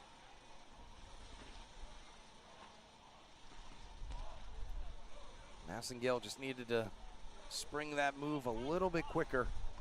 He was doing a little bit too much battling with that last Dream Team player in the can. Probably could have come through a little bit more aggressive, taking care of him quicker. So all tied up.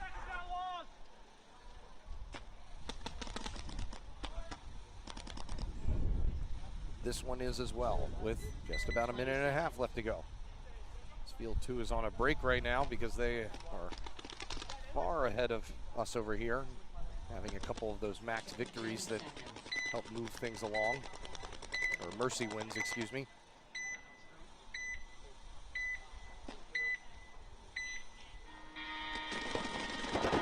VA Outlaws taking the snake, as is Keenan for Mercenaries. Tyler Love back into the snake this time for Outlaws. Some good game there, but Mercenaries are going to let him have as much free will this go around.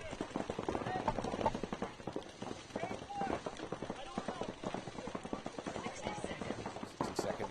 Ball comes along and we have no kills kills to speak of at the moment, so everybody still sitting tight. It's going to be it takes some major kills or maybe even a penalty to get anybody out of their bunkers. We may be looking at another tie that goes the distance. Tyler Love, though, looking like he wants to get in gear. And not able to make it a step out of his bunker. Gets shot across the way by the Dorito player. That may open things up for Keenan, but time is ticking away here. Only 25 seconds left. I don't think Outlaws are going to let Keenan get out of there at all. He takes a shot to the wrist. Looks like I saw it break off. Ref checking him, may have bounced. It's called clean. Outlaw player getting shot out. And Keenan wants to go for it. He's going to run down the center, bunker out the carbon stand-up, and he had the buzzer if he just had done that a little bit sooner. But he does not get the hang, and that is going to end in a tie as well. So two very similar games end in similar manner, giving both of these teams 2 losses and a tie for their first 3 games of the prelims, each of them having 1 more remaining. Coming up next, on field 1, we're going to have Salt going up against Nova Trauma. And then we get our first look at Sharks as well as the Mud Dogs. So plenty of paintball action still to come here. Live from the Beltway Open D4 edition at NR Paintball in Severn, Maryland. Eric White back with you in just a moment. Don't go anywhere.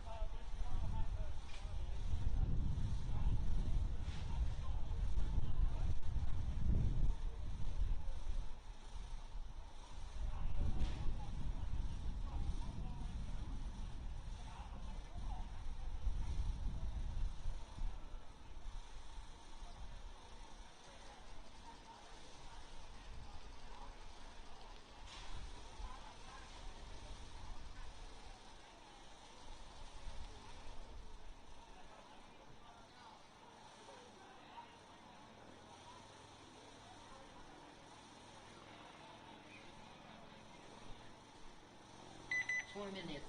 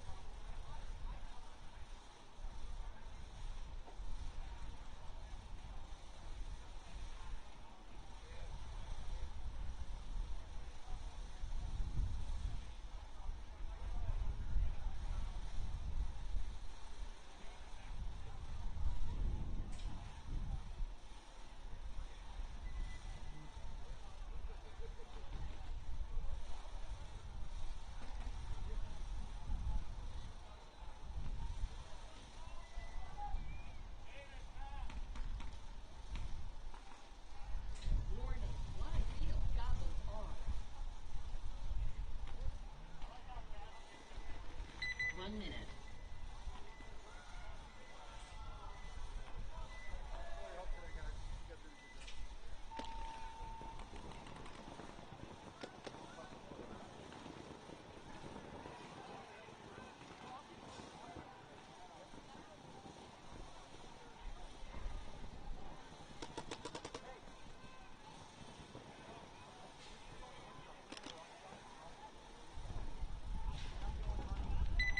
Seconds.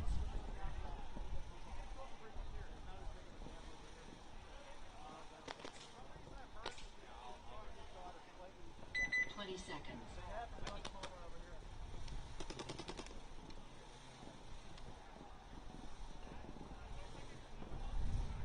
10 seconds.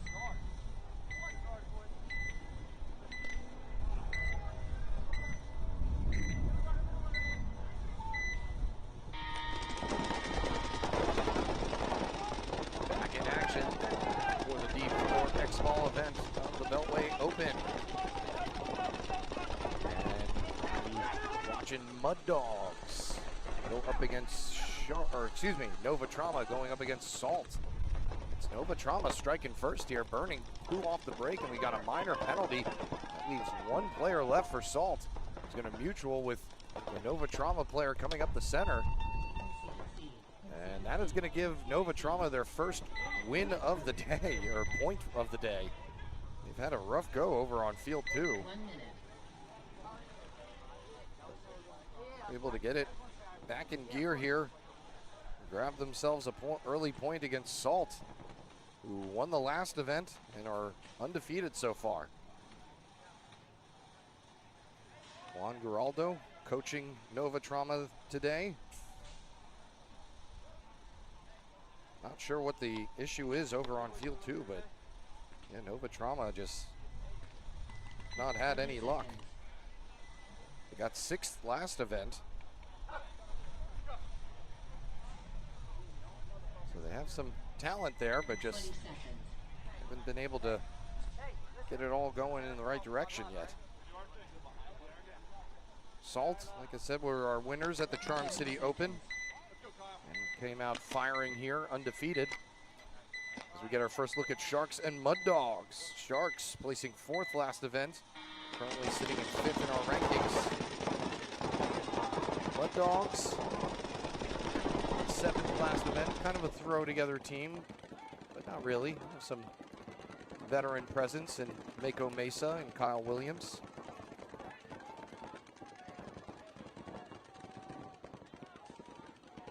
They're taking on Sharks, who are coached here today by LA Ironman Henry Sense. Really got these guys playing some solid ball. Got 2 wins today and they haven't lost a point.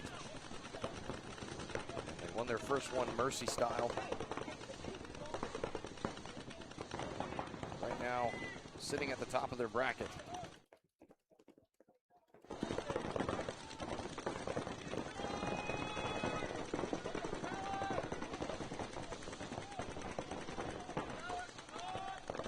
Final game of the prelims will be up against No Ceilings, who are currently undefeated as well. So that'll be a good one to watch as we round out the prelims, see who is the top king of that bracket. Right now, though, they've got to handle Mud Dogs, who have a win and a loss, so they're certainly not out.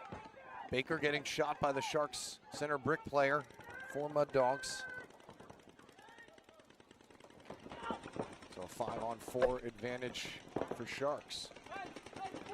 Sharks against Dogs.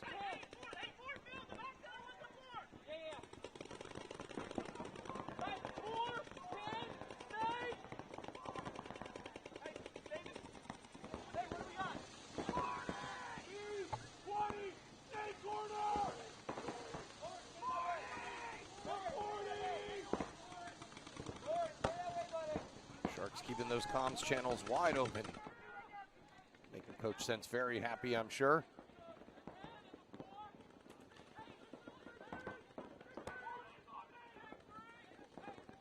Christner trying to get word back to his teammates. Pretty far away from anybody, though.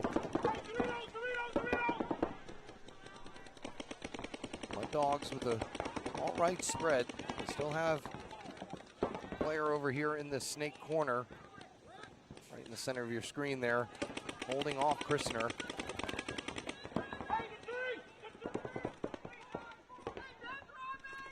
Christner asking for some further recon.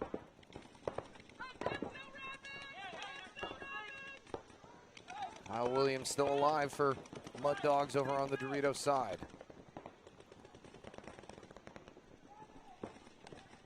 Act as the go-between. I think that's Mako Mesa in the snake corner for Mud Dogs.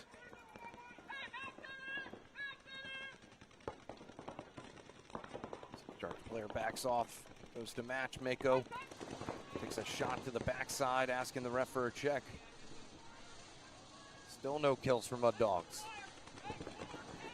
We're in for a long one here, folks. Nobody is getting dinked out. These players going head to head.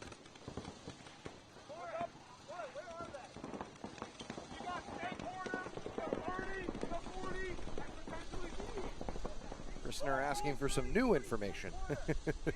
As Mesa moves out of the snake corner, back into the short Aztec, Christner is going to use this opportunity to move up to that 50 diamond on the outer portion, but he's not going to be able to see much until he decides he wants to start wrapping, which he probably can do,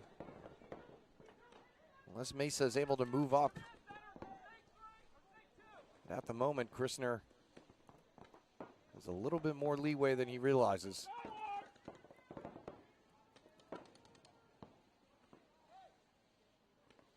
Sharks taking their time. Mako puts a few balls over here. May not know that he's made it all the way up to this 50 yet.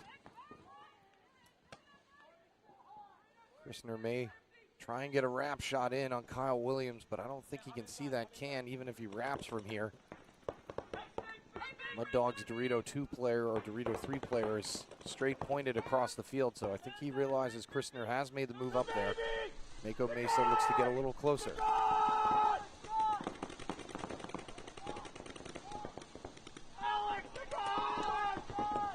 Mud Dogs Dorito player backing off, seeing if he can change the angles up. Mako Mesa takes a shot to the hopper down the way.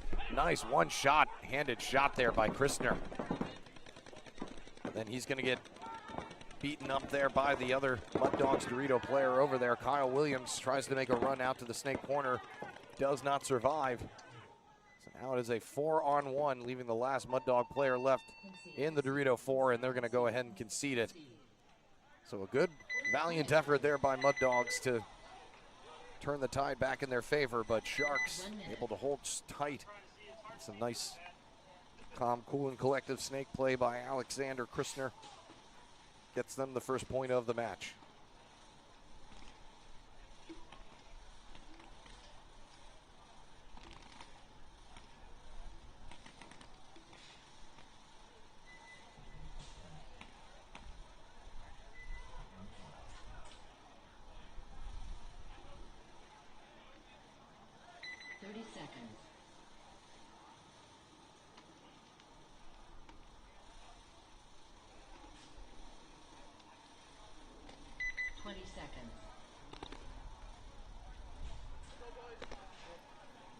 Charm City Open champs, Salt, heading back out to the field, sitting undefeated in their own regard.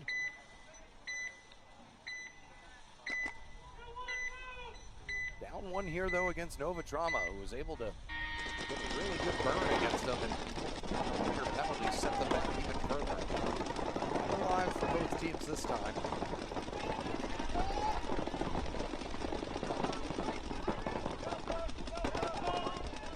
Chrisman makes his way out to the Dorito corner. Didn't look too confident on his way out there, but he is clean.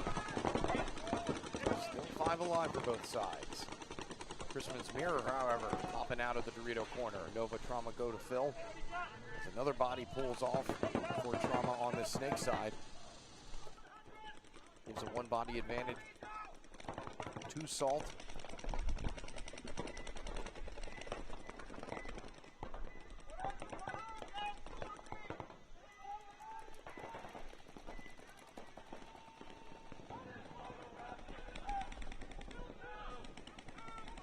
Hit on the loader.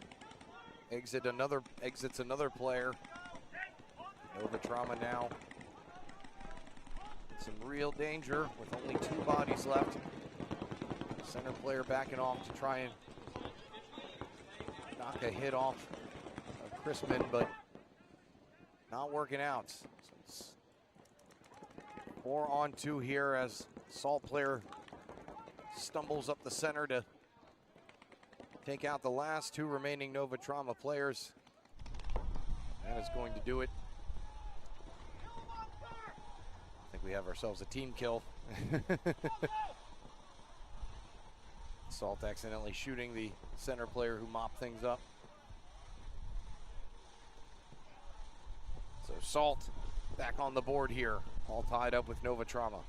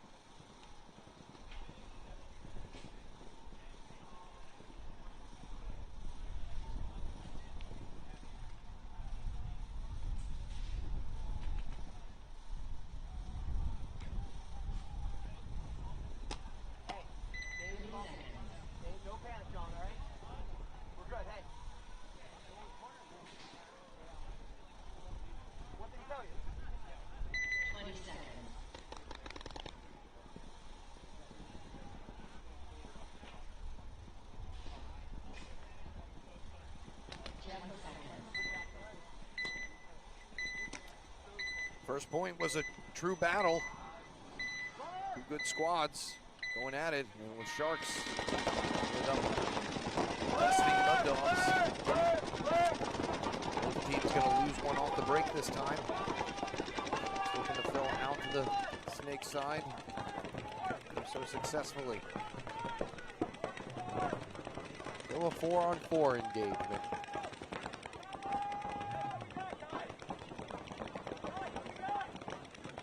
A 4-on-3 as a Shark center player gets a little overzealous. Mako Mesa now entering the Snake.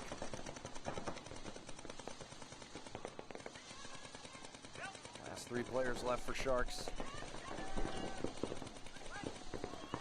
The Snake corner, home, and Dorito side can, so all in the line in the back. It's gonna be up to the 4 remaining Mud Dogs to try and break this.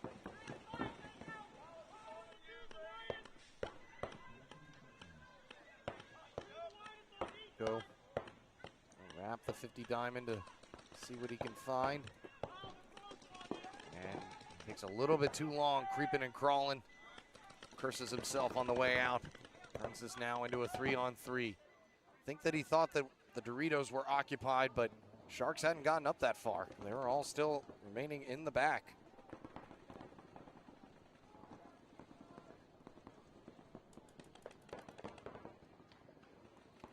Now an iron triangle formation for Mud Dogs. Taking up the 2 centers and the center brick. Baker gonna dive into the diamond now to see if he can grab a kill or 2, but he's going to be facing the same issue here as the Sharks Dorito side can is just staying posted this way. All 3 Sharks remaining dedicated at where they're looking at the moment.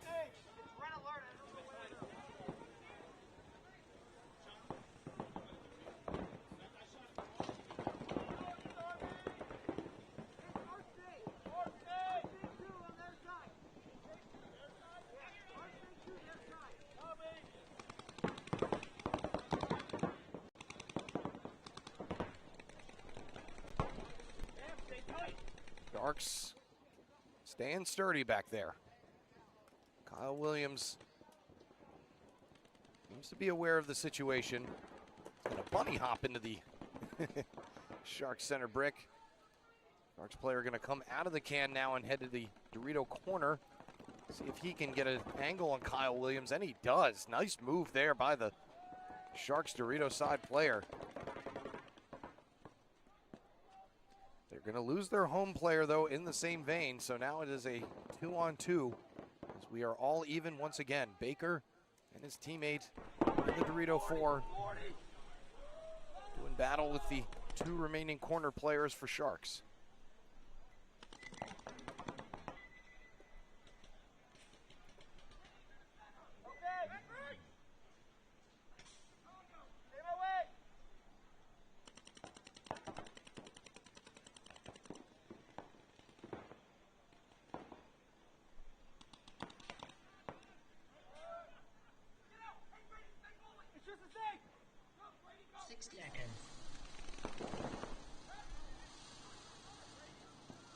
Attempted move by both Mud Dog players. Ends in the same result as we get the 60-second count. Mud Dogs are going to be forced to concede. Down 2-0 here with only 46 seconds left. It's been a good, hard-fought battle, but Sharks are just outgunning Mud Dogs for the moment. Playing super tight, not having any unnecessary deaths. Good stuff all around. Definitely going to be a force to be reckoned with here as we move through the tournament.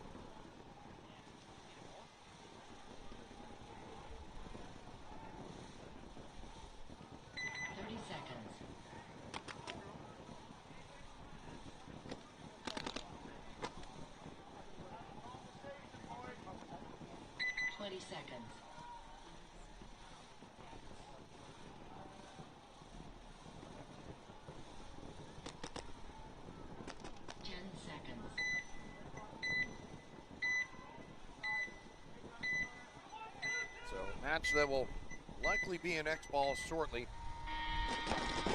All tied up here. Trauma trying to get back on Salt.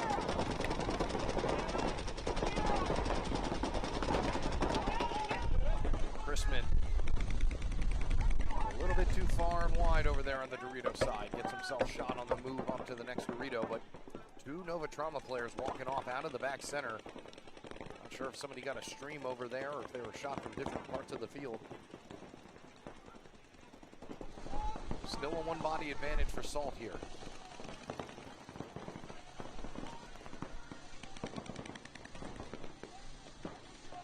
Salt happened into the snake. Moving up through the center as well.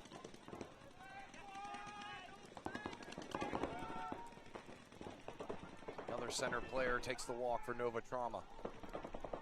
Gives Salt a 2-body advantage with the Dorito player in the D4. Going up to the 50 wedge. Getting a shot out of the center and a big run down the Dorito side for Nova Trauma. Bright is having to reload, and he didn't realize that Bright was still in there. Nova Trauma making an excellent move, but not able to finish it. And Dalton Bright with some heads-up play had to reload his gun and then get it up to shoot that last player. And so, going to take a matter of time before Nova Trauma realize what happened. Coach Juan having to concede that point. Like I said, that was a real fanciful move there. I think that was Crumride. Can't quite read his jersey, but it was a great move. He just didn't realize that there was still a Snake 1 in there, and he's walking off shaking his head knowing I had that one.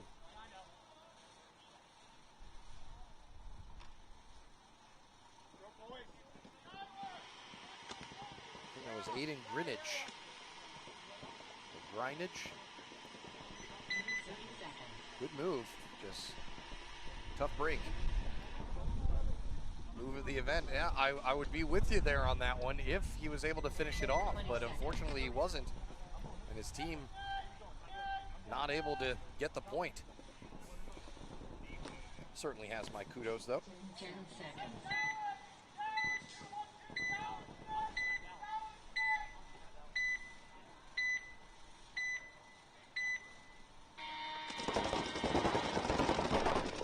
Go again. Maybe the final time. Mako Mesa trying to make the diamond off the break.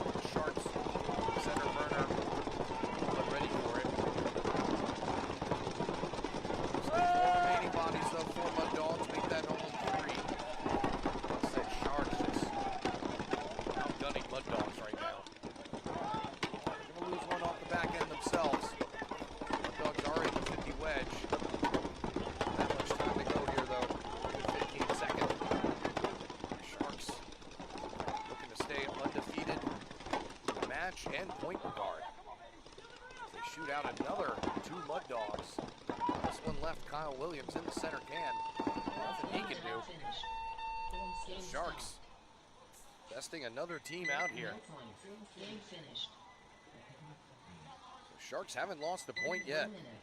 Looking real, real good. Got one more game coming up. See who that'll be against.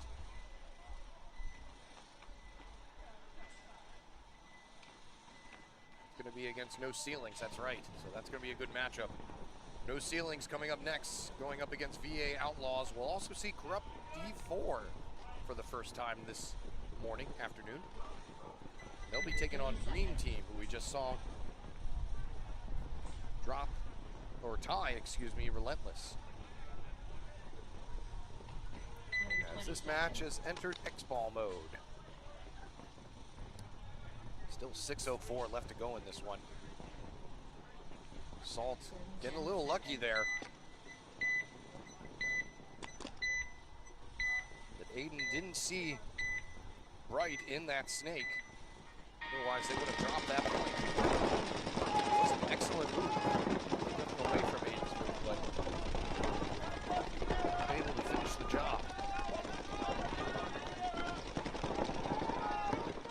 Salt scored the first kill again. They've got the first kill. Every point except for that first one. It's really put a damper on Trauma's offensive efforts.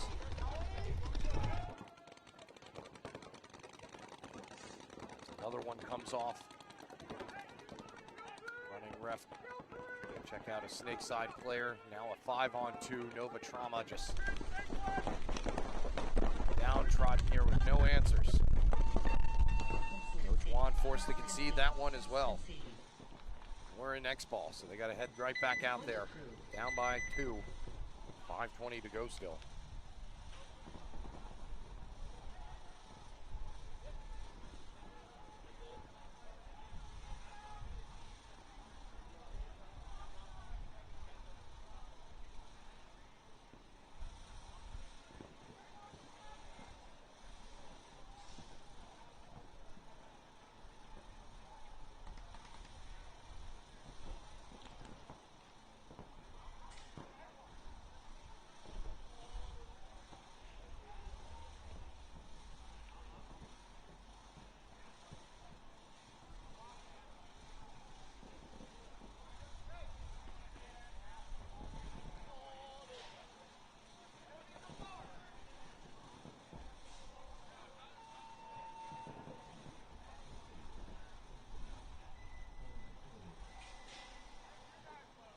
One minute.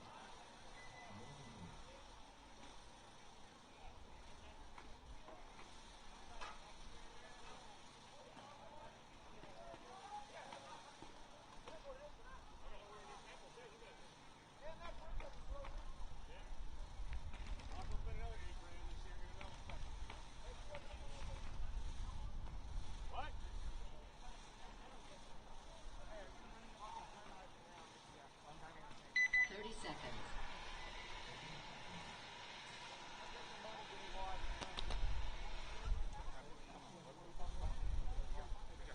20 seconds.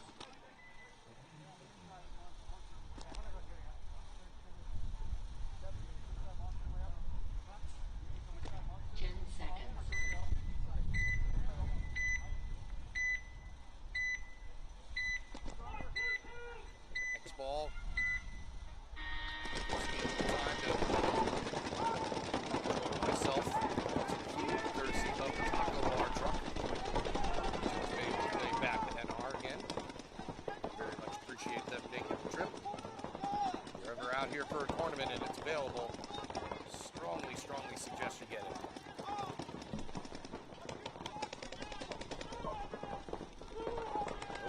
taking the 50 diamond off the break.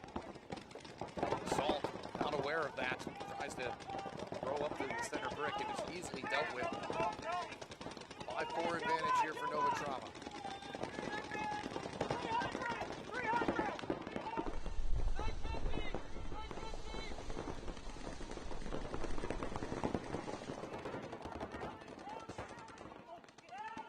Nova Trauma snake player moving at an opportune moment. Going to get himself another easy kill straight across the way with 1 and 2 coming out of the Dorito side. And a nice shot down the wire there. Turns this into a 5-on-1. Last player left in the home, and once again, Nova Trauma just can't finish things off. It turns here into a 1-on-1 now as they've dropped 2 bodies off of the Dorito side. He does finally get shot moving on over there, but Nova Trauma just having some issues sweeping the field. Saved. There's Daniel Duong, who had a great snake play there, but could have potentially almost cost his team that one. Point approved. So some flashes of brilliance here from Nova Trauma have them kept in line with Salt. Only a 1-point game. 3:47 left to go, so that one definitely not over.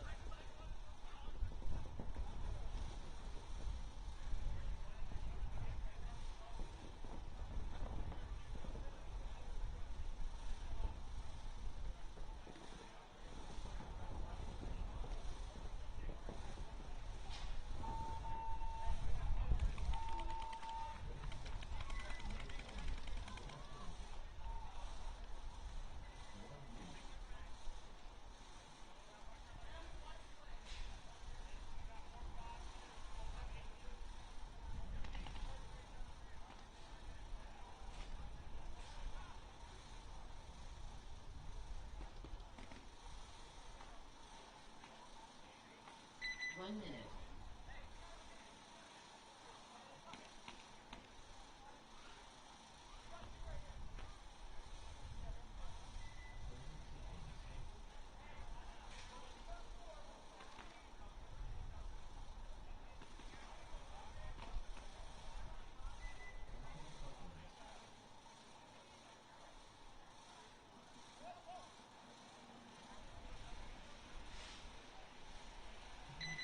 Seconds.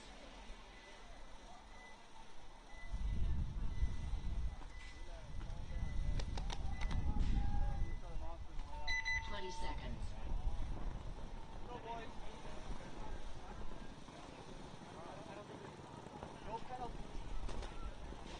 10 seconds.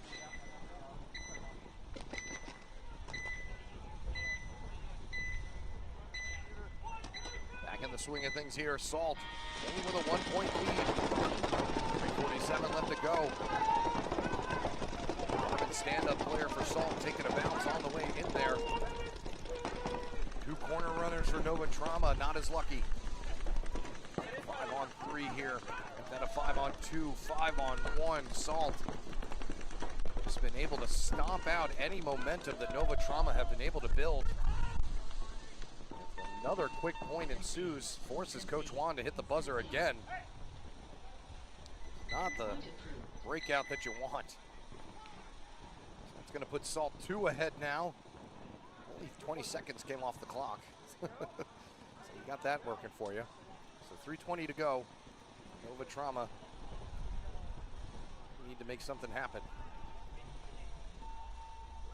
Over on field 2. War Dogs up 1 right now on Heavy Petting Zoo. And it looks like that game has just ended. So War Dogs getting themselves a win over on Heavy Petting Zoo, dealing them their first loss. And Nasty Mob beating out Murder More Inc. So Nasty Mob coming back here after dropping their first one.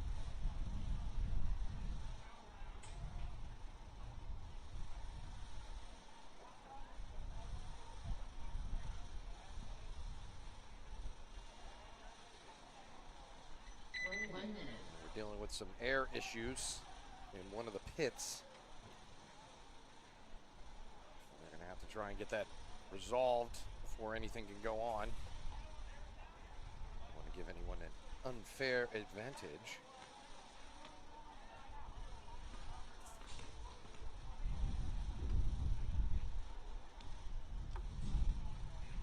Close games out here today. Like I said, Sharks are the only ones 30 seconds. really dominating every game, as they haven't lost a point yet. Ripper Crew have a mercy win as well.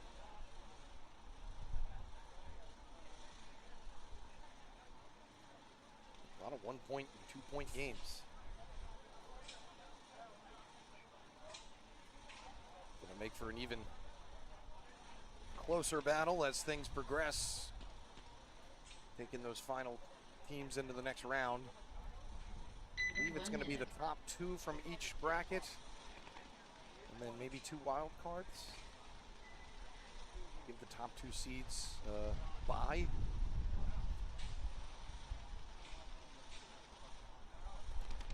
See if that is indeed the case.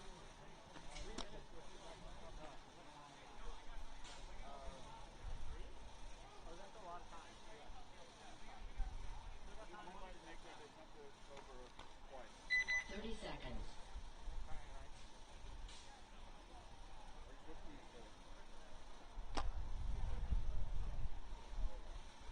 20 seconds.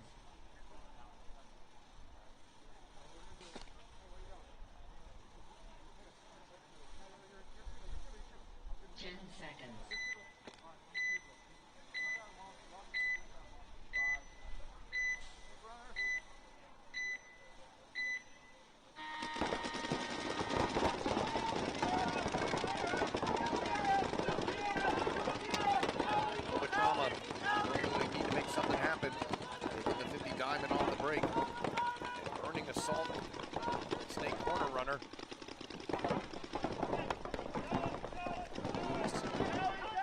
Stand-up player. As they've sent Duong back into the snake. The wrap shot there has another salt. 2 salt players walking. This is now into a 5-on-2, 4-on-2, excuse me. Trauma advance on the Doritos side. Duong opts inside the diamond for the first time today. It's the first that we've seen in the D4 division, at least. We saw one guy do it yesterday for D3. And Duong not as successful as he gets shot by Chrisman.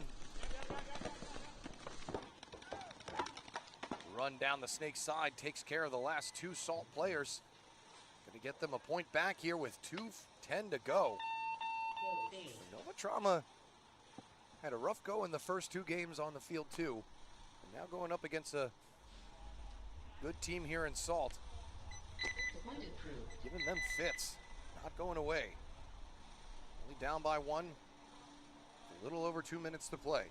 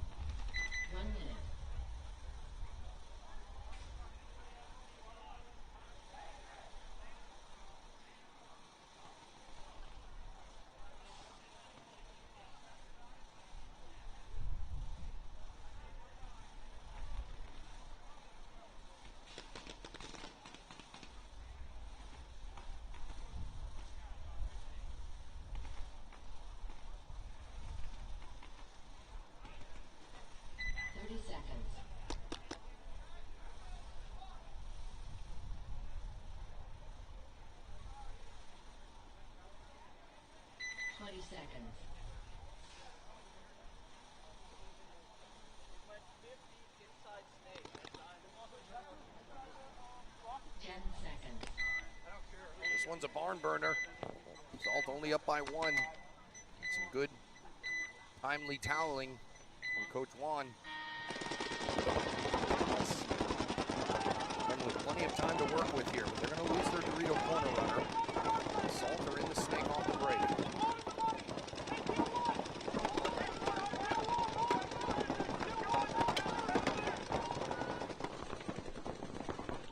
On the back line,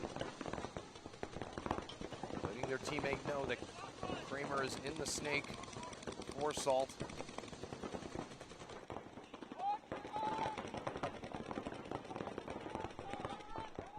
He's going to try and make his way into the 50 diamond.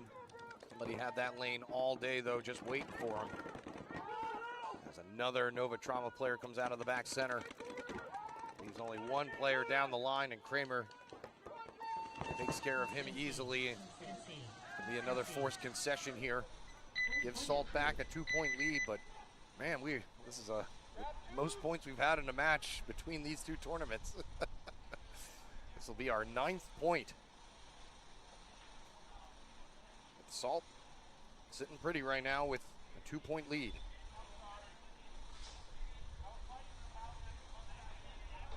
Nova Trauma, when they're losing quick, and that's the reason why they're kind of still in this. There hasn't been any long one-on-ones or two-on-twos that take away most of the time. It's been just quick and to the point, which leads to quite a lot of points. Like I said, coming up next, Corrupt D4 taking on Dream Team. We'll get our first look at No Ceilings as they'll be taking on VA Outlaws.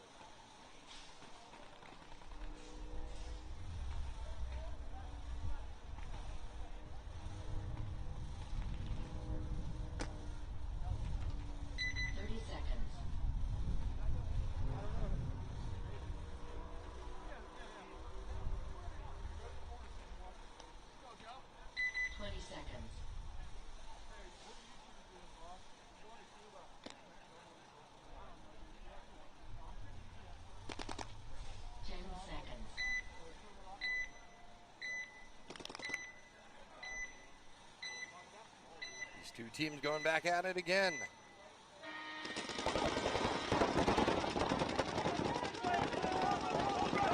Minute 20 left to play. Nova Trauma striking first this time. The snake corner. Crispin makes his way back into his Doritos. Immediately gets himself a kill. However, he's going to lose a teammate out of the carbon stand-up. 60-second call comes along. 4-3, that 4-2 advantage for Nova Trauma.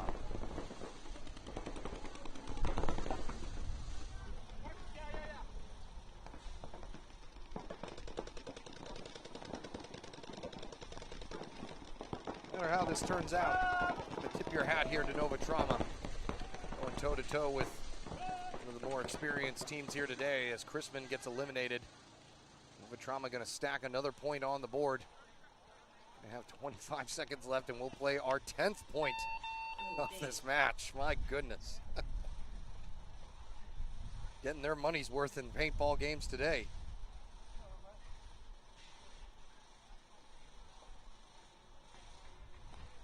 Point approved.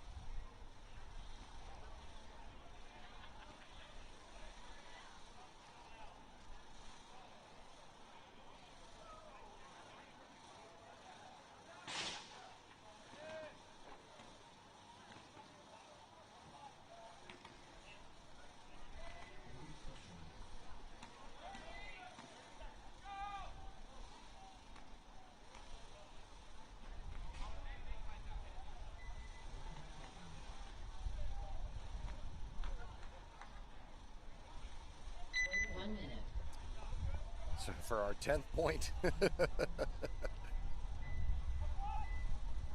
You don't want Salt to go to the bathroom. They're Neff. Way to correct yourself. Well, they've got some work to do here still. 24 seconds left. I don't think that's going to be enough time. As long as Salt survive their breakout runs, but they are gassed, man. A lot of hands on hips over there. This is their 10th point of this match. Definitely the most we've seen all weekend.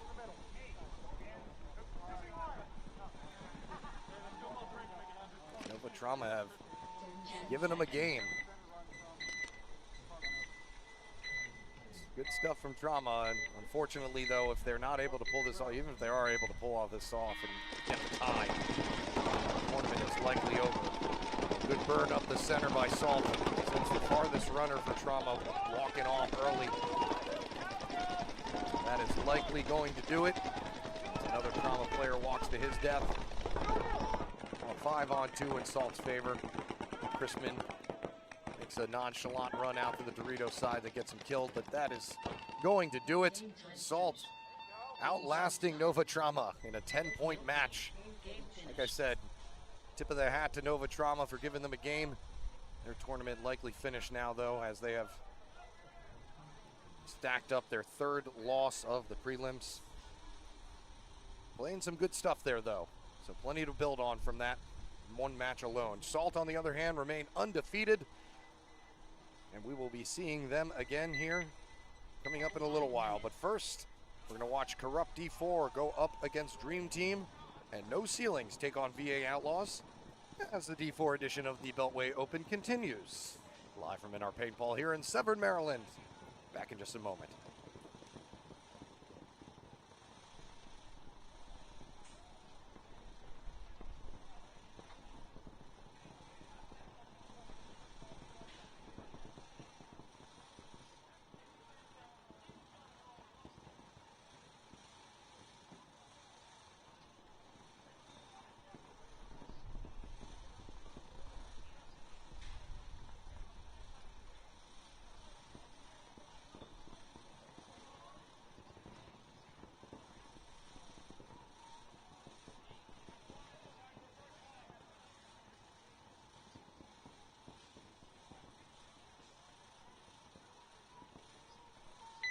Minutes.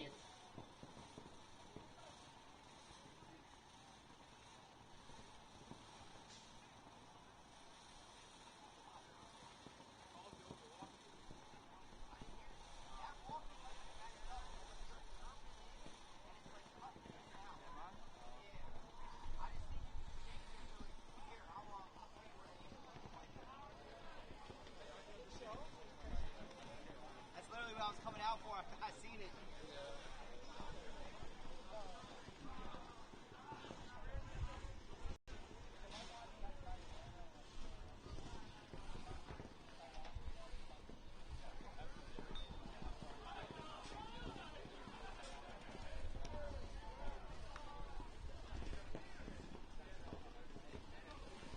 Cleared.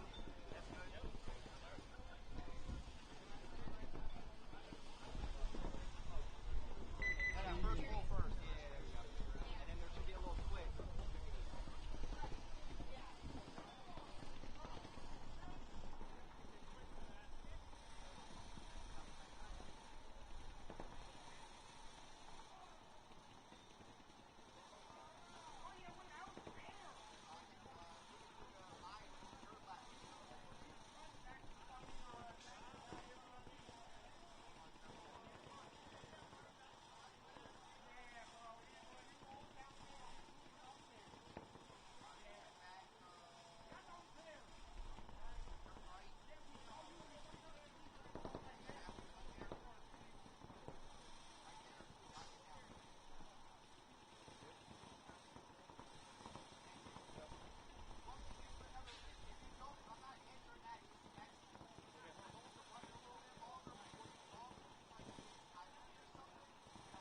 Minutes.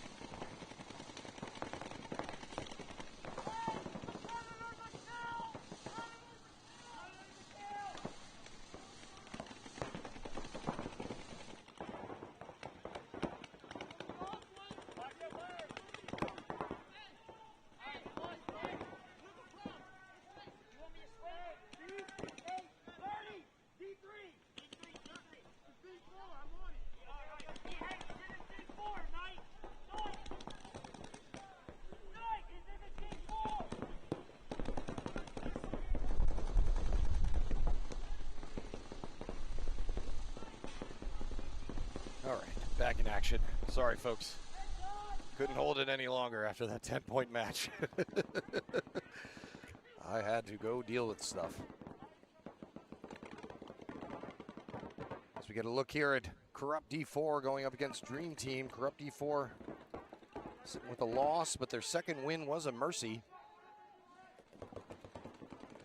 Move down the Dorito side for Dream Team comes to no avail. 3-on-1 here. 3-on-2, excuse me. Anthony Taylor still over here on the Snake side. Corrupt D4, the only New Jersey representation, I think, here today. Had New Jersey High Rollers out here yesterday who took second place in the D3 division. Corrupt D4 out of the New Jersey area. And winning this first point here against Dream Team to force a concession.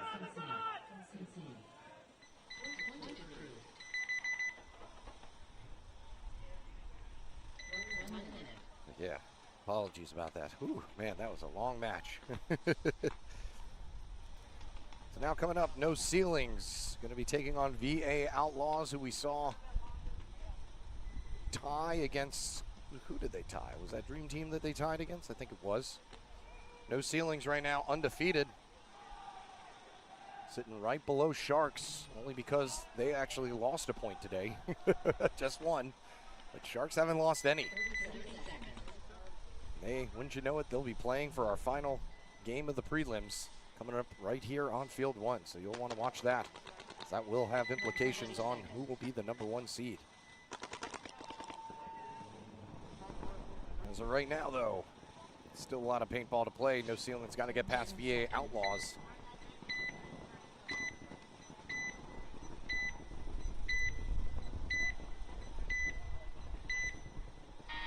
Outlaws on your right, No Ceilings on your left.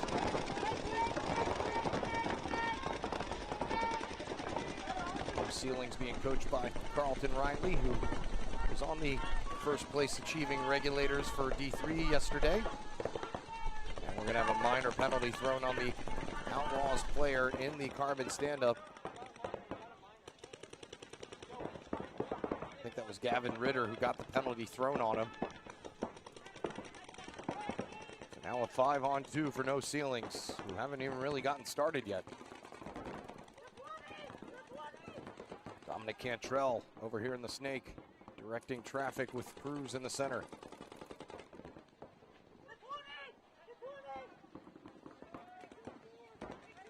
That's the last player left for VA Outlaws, stuck in the Dorito 2.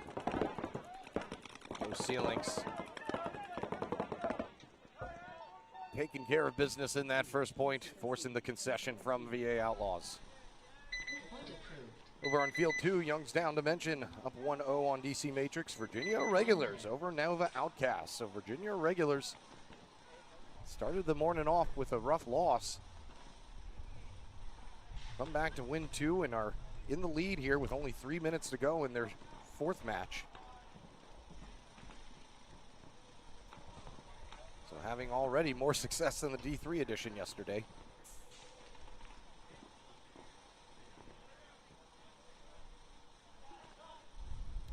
Corrupt D4. 30 seconds. This could be a good team to watch here. So they started their morning off with a loss. 20 seconds. But then we're able to 4-0 Nova Trauma.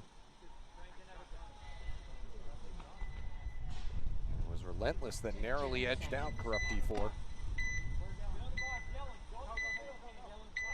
Corrupt D4 almost didn't get 5 guys to the box, but they do so now.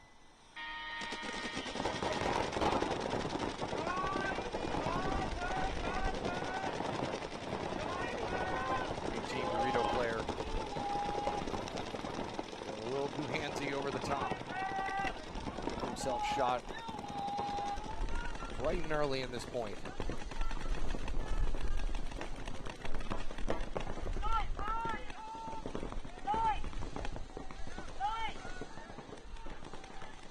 Anthony Taylor takes a shot, looking around, wondering where he got hit from.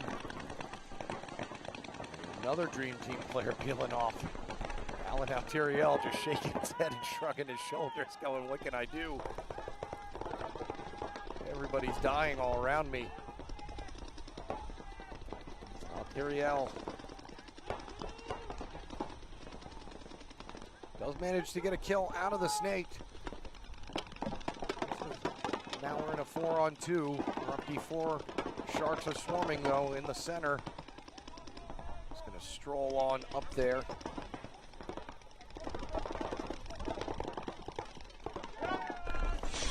Ryan Yellen leading the way, getting the first kill. And Alteriel not able to compete with 4 final Corrupt D4 players still on the field. Turns this into another win for Corrupt. We're looking good. Consistency is the toughest part for these lower divisional teams. But once they get going, if they can keep up that level of intensity and that style of play, that's when they're going to see some success. And that's why we've seen a lot of teams turn it around here today. Corrupt D4 dropping their first one, but not getting down, coming back out. Sometimes, you know, it's just first game. They call them first game jitters. I never really believed in that. 30 seconds. Should have jitters every game, right? There is something to be said about getting into the mindset, getting into the playing style. And of course, this is a layout that you haven't actually practiced on before, so you're still getting your feet wet there. You can make those little adjustments as things go along.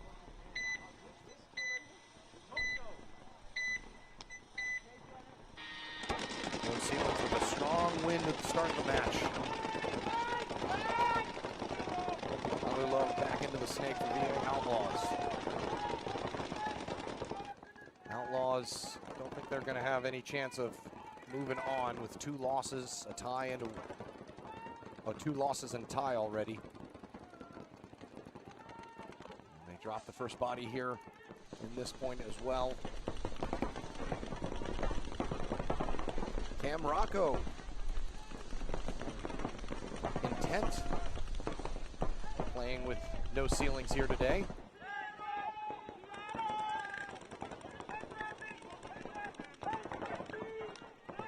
Intent are series leaders for the Division 4 5-man series that we have here at the NRPL.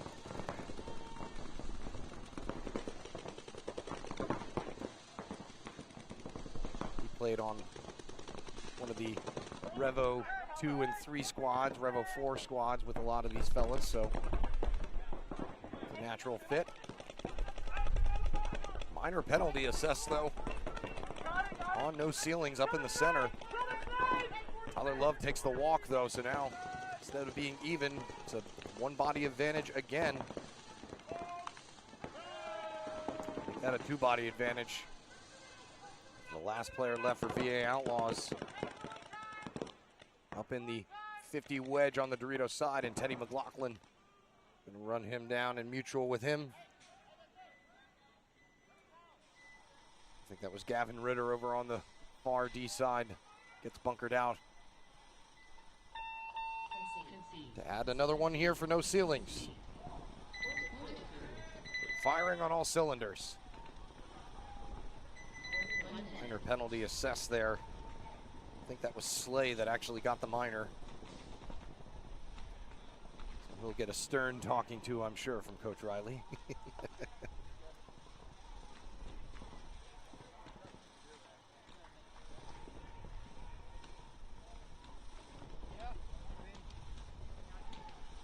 Snake 1 bunker deflated again. It has taken a beating this event. Completely yellow. But then again, pretty much all of the bunkers are. I don't know if you can see on the cameras, the refs have taken to drawing smiley faces or sad faces on all the bunkers. Those will be fun to clean up at the end of the day.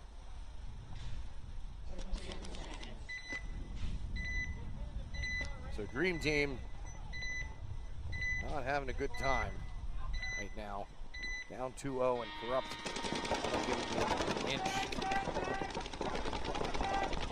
Attempt to the snake is not an overslide, but an underslide. It's the first today.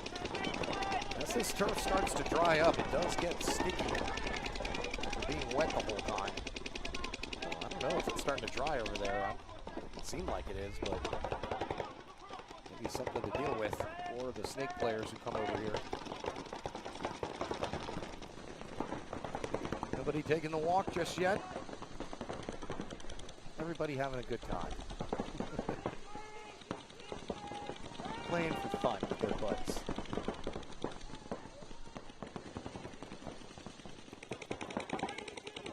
Walchuk takes the Dorito corner for Dream Team. At least staying alive now. They've sent out Terrial up to the center brick off the break to maybe try and stem the tide a little bit over here on the snake or on the Dorito side. Right now, though, the Dorito side for Corrupt. And we have a similar thing that happened in the Heavy Petting Zoo game where two players trying to get into the D4 at the same time. Hopefully no deaths occur from it. An attempt by Dream Team Snake player to come around the Snake 1. Doesn't work. So Warner walking off now.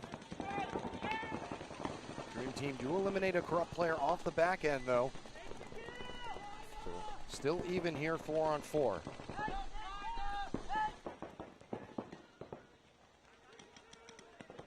Altiriel waiting for the Snake player. Snake player waiting for Altiriel. Whoever jumps at first.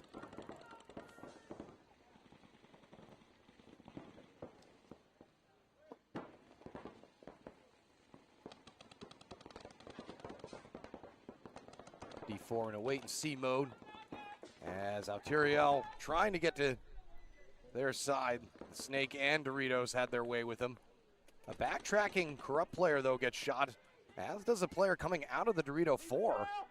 So now it's a 2-on-2. And Anthony Taylor gets shot out. And we're going to have a minor penalty thrown on Anthony Taylor for taking a shot to the gun and then continuing to play. Not going to matter much, though, as the last Dream Team player got shot out on the Dorito side already. And Corrupt D4 get their third win of the match. 3:42 left to go. Anthony Taylor, the refs are all standing right there. Telling him to get out, and he still maintained his gun up and slowed down the progression of play, so that's why they felt that the minor penalty was necessary.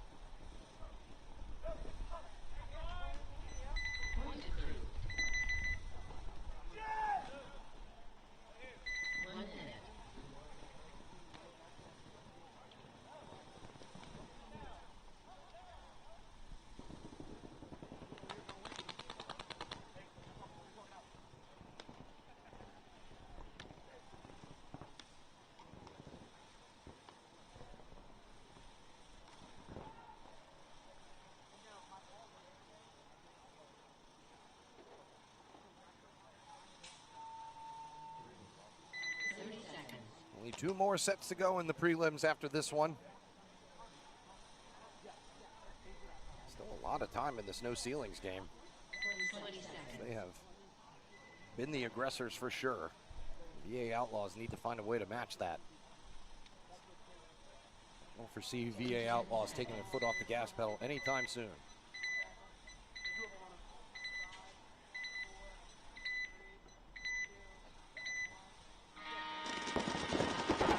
Outlaws can have one back here. Cruz back up into the center brick.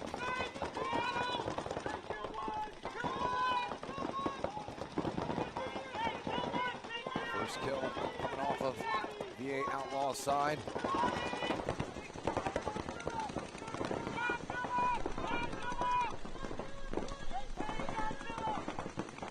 Early 5-4 advantage again for no ceilings.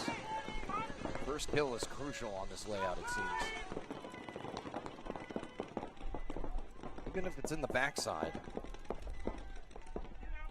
If it's in the back, then that just frees up all the moves that you can make on the Dorito and Snake side. No Ceiling's going to catch a penalty.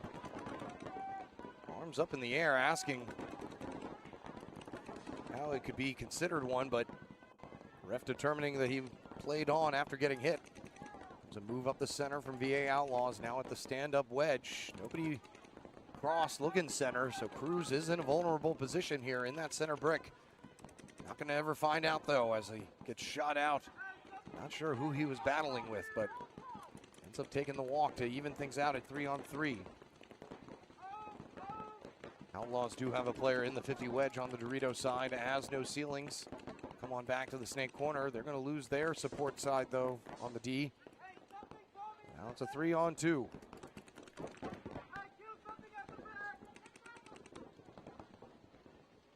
Cruz asking for some help. A move down the Dorito side takes out Cruz. This is now a 3-on-1. This is better from VA Outlaws. More controlled approach. Last player left for no Ceilings on the right side of your screen. See Gavin Ritter trying to finish things off again for VA Outlaws. Last player for no Ceilings hanging in there, though. Only up by 2 points, so killing some clock here would be of an advantage as well. Strictly buzzer watching. Somehow he's still alive, hanging out on the side of his bunker. He does eventually get shot. The Outlaw Snake player was just laying down, letting Gavin do all the work. I mean, if that had not gone Gavin's way, that could have easily turned into a 2-on-1. And so a bit of lack of awareness from Ian Kirk and the Snake. Doesn't end up costing them, but those are the little things that'll matter when they don't go your way. Either way, VA Outlaws on the board now. Lost some precious seconds there as Ritter had to finish things off himself, but he did indeed do that.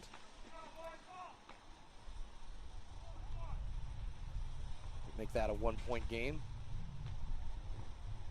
Said that was just better from Outlaws overall because no Ceilings were rolling. No end in sight. Kind of what Corrupt D4 is doing right now to Dream Team. Dream Team gave them a few punches in that last one. Now their backs are against the wall. Their tournament likely finished already with only 1 win. Well, a win, 2 wins and a tie may have done it, so Dream Team need to think of something quick here or else they're going to be out of it. Not that much time to work with either. What do they have in store? Be on their left side here. Lose a tank cover off the break. Gets shot on the process up to the carbon stand-up. They do make the Snake 1 off the break. Anthony Taylor following suit up the center to plug in that hole.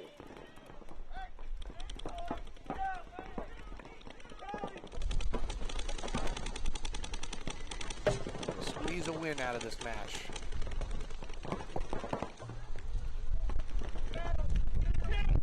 Down on the Dorito side. Still 5 alive and 4 Corrupt.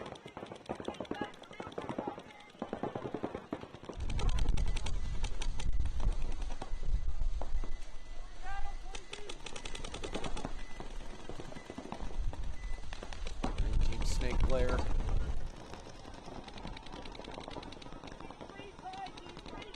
Has Anthony Taylor leapfrog him, hop into the 50 diamond. Not aware that that center brick was hot though. Turns around and pokes a couple right into his back. This is now a 5-on-3. Team shoot a player down the wire in the Doritos.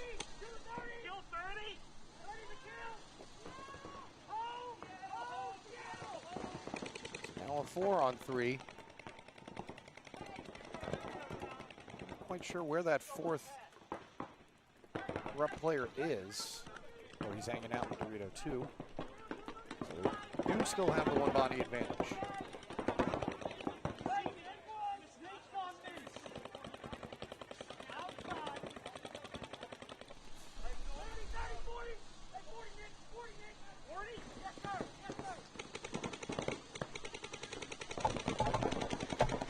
Field 2, DC Matrix have a 1-0 lead on Youngstown Dimension.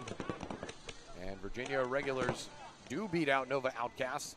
As another minor penalty assessed on Dream Team, Warner turns around to shoot a corrupt D4 player running down on the Dorito side. The last 3 remaining corrupt players trying to knock Warner off, finish this matchup. Another mercy win. And that is exactly what they are going to do. 60 seconds. With 60 seconds left to play. Corrupt D4 with another mercy win. Ending Dream Team's hopes of moving on. Likely, hopefully supplying a case for them in the next round with those 2 mercy wins.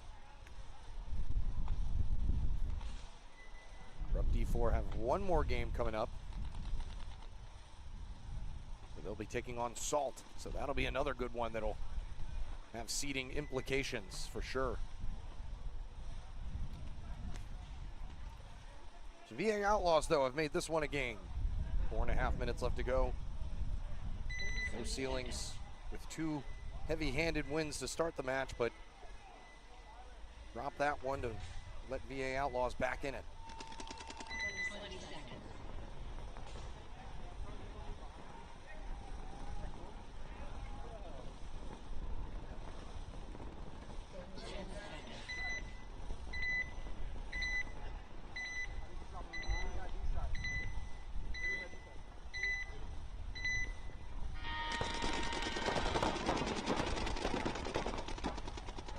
No ceilings. Burn out Tyler Love. And a lot of fixation on that from the breakout. And it comes. It works. 5-on-4 and VA Outlaws trouble here getting stuck in the pocket on this snake side. If you're going to send a snake runner on this layout, you may want to make sure that you have somebody that could be nearby to at least come on over into one of these mini Aztecs or the snake corner just to have some spread. Gavin Ritter shot out of the Dorito side. Gives No Ceilings a 2-body advantage. Cam Rocco seems to be in closed mode already as another one walks off for VA Outlaws. Disrupting through the center is No Ceilings. As a concession from VA Outlaws comes in the nick of time to save their last remaining Dorito player from taking any more heat. This one is an Xball. We got to get right back out there. 3:25 to go.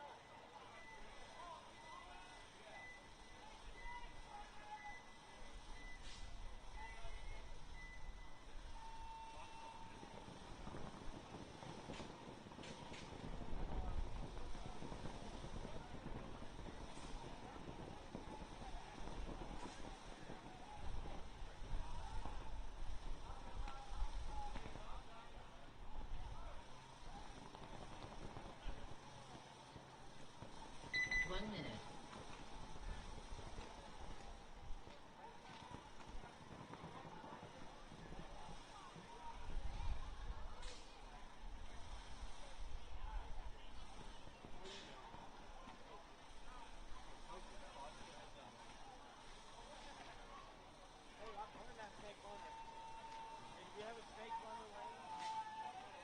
We burned the last one. 30 seconds.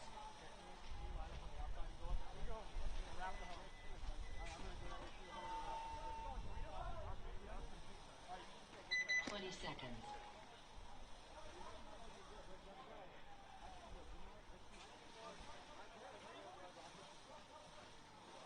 10 seconds.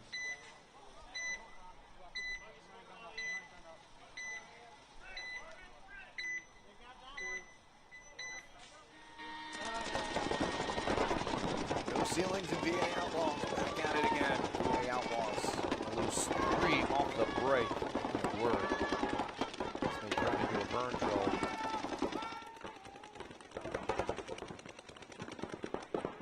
VA Outlaws letting this play out. They're going to lose another body. I don't know how quickly they're going to want to try and just towel this, but it's not going to matter. Tyler Love gets shot out quickly as well.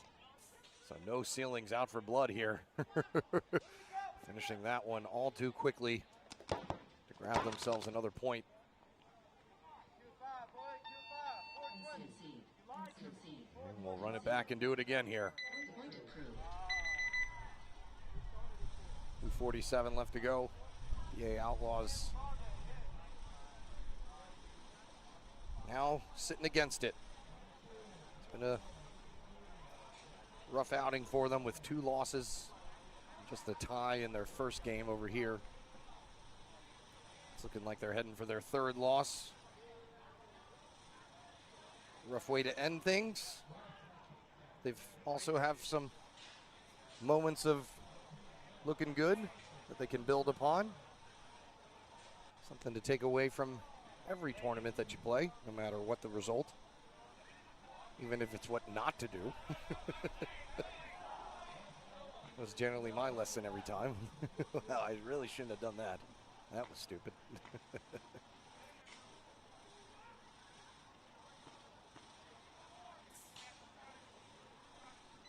1 minute.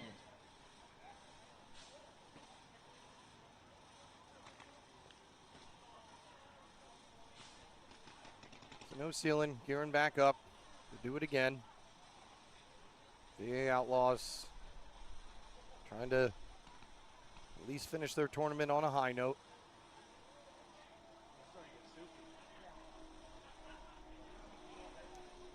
Sometimes you just got to go through it. 30 seconds. We're on field 2. Virginia Regulars did win their game. And Youngstown Dimension 20 seconds. won out as well.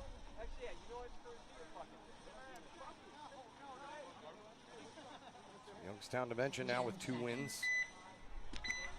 Virginia Regulars finishing the day off with 3 wins. So they'll be heading on into the next round with 3 wins and a loss. No ceilings with another crucial burn, getting the Dorito side runner, and one in the back, and the snake runner. Cruz already in the 50 diamond. Just trying some different approaches now. As Tyler Love goes to take the walk. Back center player, last one left for Outlaws, just doing what he can to hang tight, but that is going to do it, and no ceilings in dramatic fashion. Taking down VA Outlaws for the Mercy win, which will be their 3rd of the day. They have a must-watch match coming up here to finish off our prelims against Sharks to determine who will be the top of their bracket. First, though, we're going to have... Oh, I just lost it. First, though, we're going to have Mud Dogs go up against Pittsburgh Mercenaries. And Relentless coming back out here to take on Nova Trauma. So the second to last set of matches for the prelims here at the Beltway Open D4 edition. We will have that for you in mere moments. Coming to you live from NR Paintball in Severn, Maryland. Back in just a moment.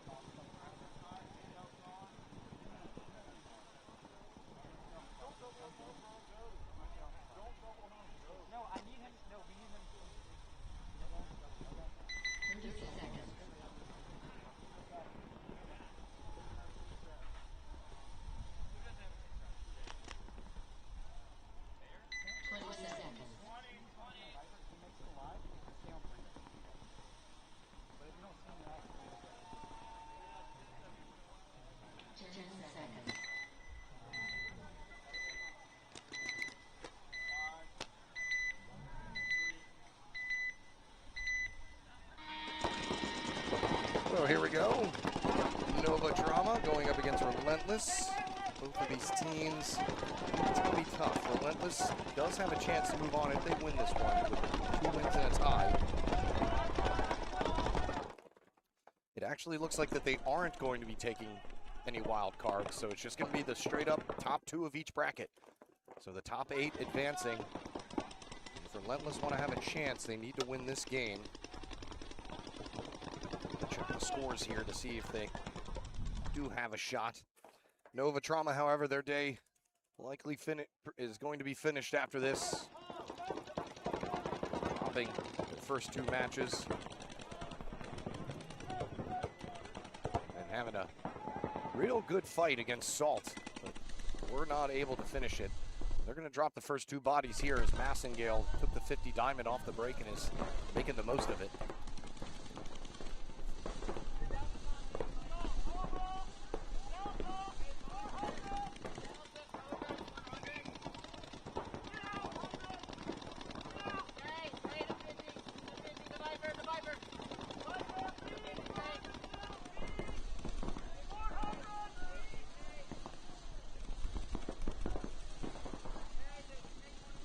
Still 5 alive for Relentless, I believe. I haven't seen anybody depart yet, and maybe they snuck out on me.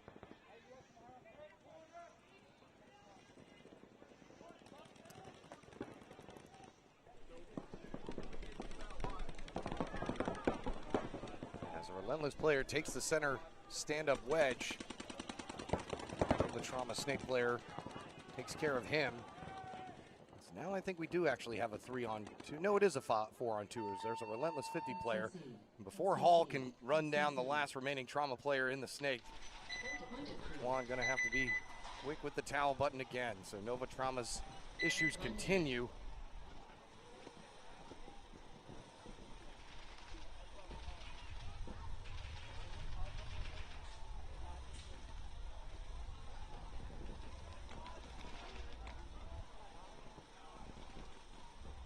Relentless. Let's take a look here at the scores. How did DC Matrix finish? They lost 5-1 to Youngstown Dimension. 30 seconds. And then they lost 4-0 to Ripper Crew as well. So they are done for the day. Mr. Lockwood, or Mrs. Lockwood. 20 seconds. Apologies for me having to break the bad news, but DC Matrix not having a good draw over there on the second on field 2, but Ripper Crew and Youngstown Dimension playing some good ball today, so not completely unexpected. Mud Dogs here sitting with a win and 2 losses. Mercenary with 2 losses and a tie. 2 losses may be enough to knock you out of the running here. We'll have to see. Both teams going to lose 2 off the break or close to it. So instantly this game turns into a 3-on-3 match. We can take a look at the brackets here. Why don't we stop speculating and actually do some work here. So Relentless is currently sitting in second, but they're in front of Corrupt D4, who still have a game to play against Salt. But depending on how that one shakes out, but Relentless need to win this one to have any semblance of a chance, really.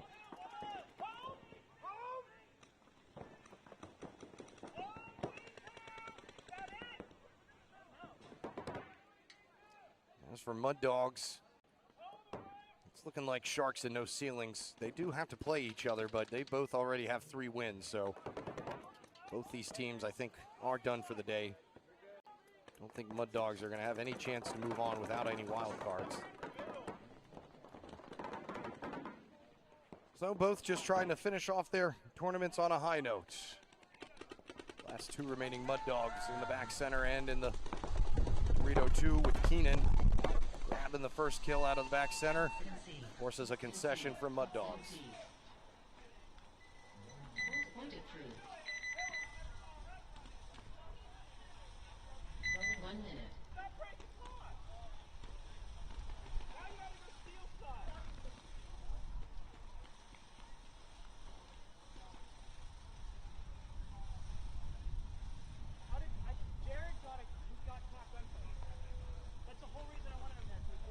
Other brackets, Virginia Irregulars definitely moving on. Heavy Petting Zoo and Nova Outcast. Winner of that one may determine who moves on, and yeah, I guess it will, because yeah, that'll be the tiebreaker.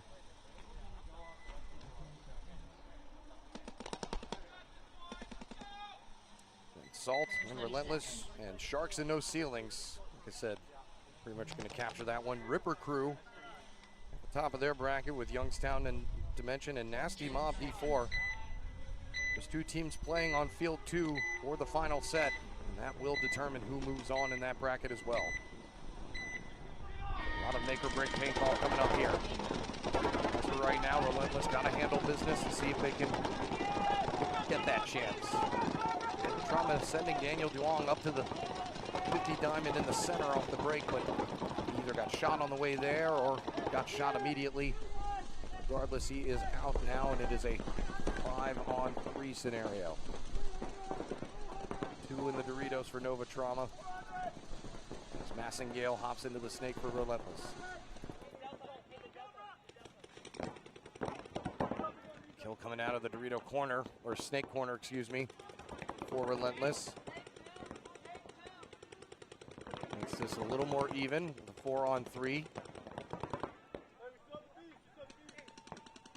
Massingale, the furthest one over here in the snake.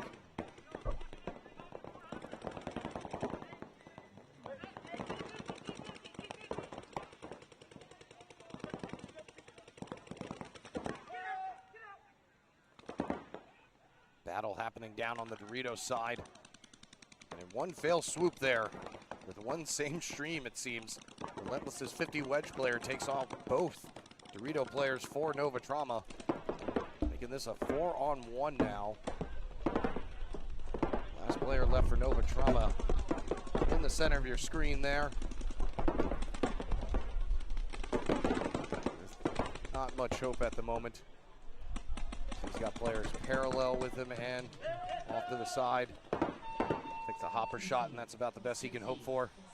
Relentless up 2-0. Point approved. 1 minute.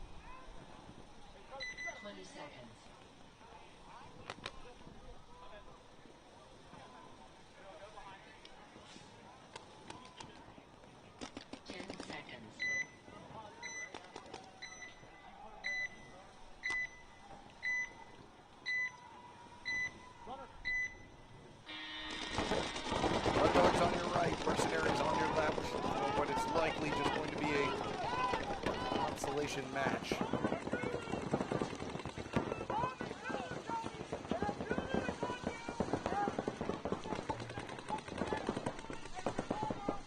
Mud Dogs strike first. Shooting out the snake corner.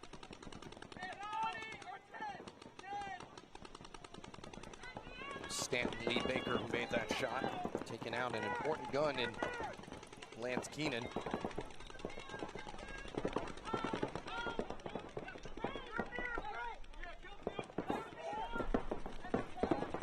Player comes off for Mercs. Another one following right behind him in the center. Makes this now a 5-on-2. The Dogs going to come back here. The Mercenaries Dorito player getting antsy. Worried about a snake coming blasting through. Was nobody over here until Mako Mesa came over. Kyle Williams and Baker pushing the center.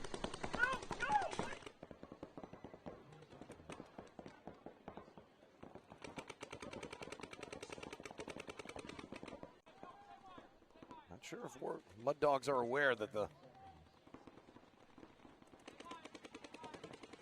Dorito side stand-up Candace still alive as well. He is staying posted on the Dorito side. As Kyle Williams is going to mutual with him coming through. And Mako trying to get the last few shots in on that Dorito 2 player. And which he eventually does do.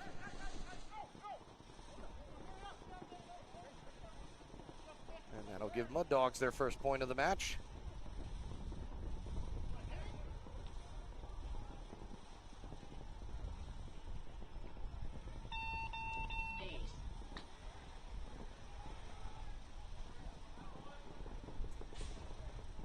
So Mud Dogs able to tie it up. Point approved. 1 minute. Mercenaries trying to go back to the drawing board here.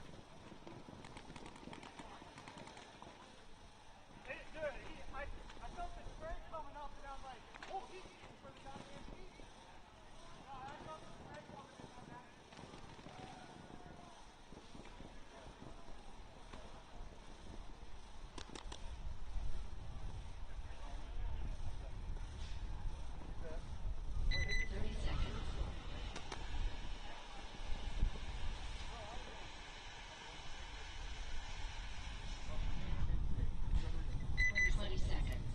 What a doozy we have for you for our final prelims, possible finals matches.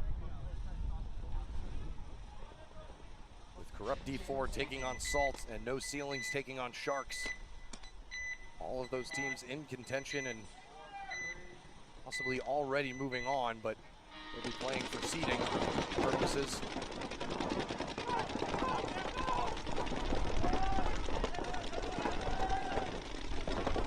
Relentless taking the snake off the break again and losing their support side player for it. 5-4 advantage now for Nova Trauma.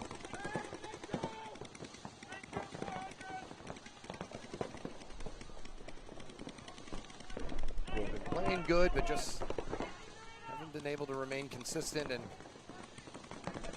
finish the job. They're doing pretty good right here. 2-body advantage in the snake as well.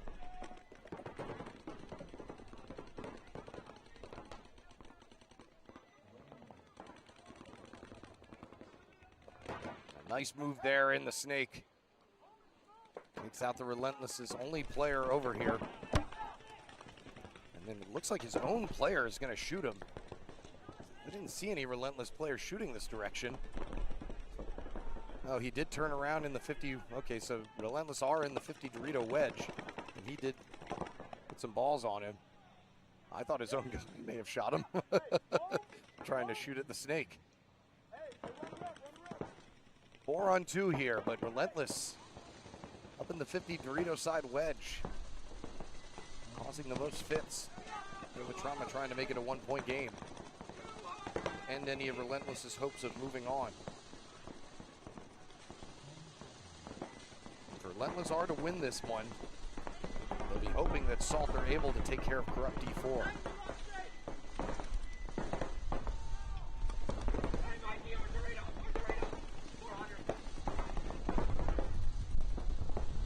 Relentless score another kill down the wire on the Dorito side. That's a 3-on-2. The Nova Trauma player realizing that he's got this whole side open. Not aware that that 50 wedge is alive. Is he going to be able to sneak another kill in on him? The Trauma player coming out of the center. This is now a 2-on-2. The player running down the 50 wedge player. Relentless getting bunkered out, and I guess the 50 wedge player for Relentless had already gotten shot out. So I couldn't see that because of the stand-up center 50 wedge. So Nova Trauma making this a 1-point game. That'll make Corrupt D4 happy. Point approved.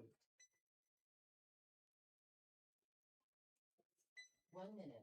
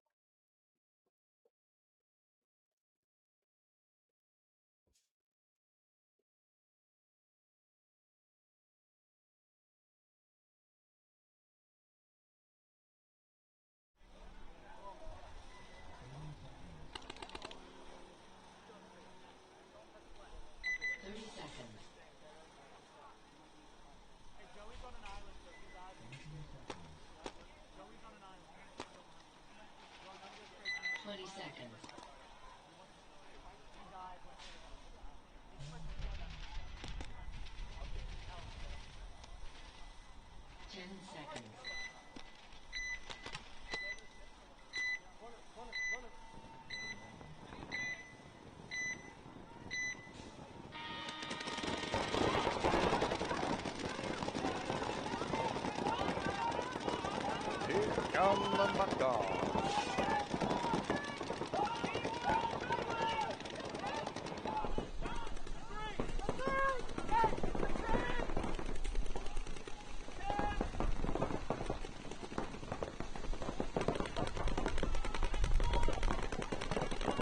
No deaths to report. Both the Mud Dogs and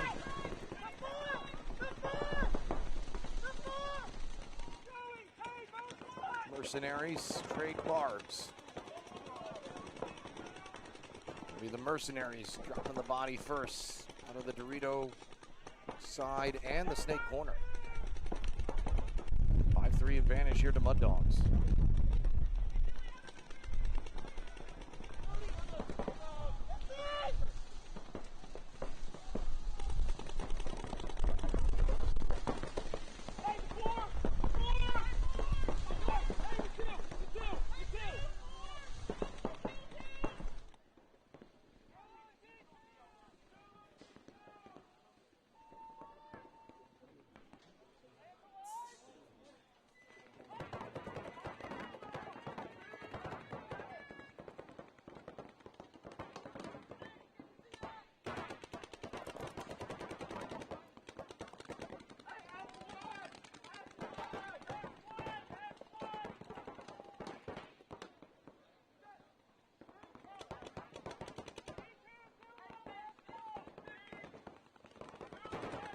Still a 5-on-3, but Mercenaries pushing the furthest up.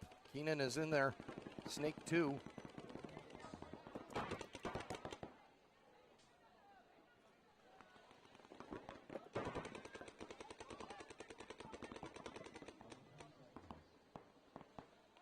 Also have the center brick. Joseph Russell still hanging out in the back, but Keenan reaches his hand into the cookie jar just one too many times. Gets himself shot out of the Snake. A 5-on-2 here in Mud Dog's favor. Got a 5-on-1. Joseph Russell's the last player left now on the Mud Dogs, or excuse me, Mercenaries Dorito side. And he gets himself shot out as his teammates decide to concede, giving Mud Dogs the 1-point lead. 1 minute. Back at it here. Nova Trauma making things interesting as usual. Well, as compared to their last one as well. And to dash any hopes Relentless have of moving on. Nova Trauma are able to beat out Relentless. That would automatically send Corrupt D4 into the next round. 30 seconds. Still down by 1 though.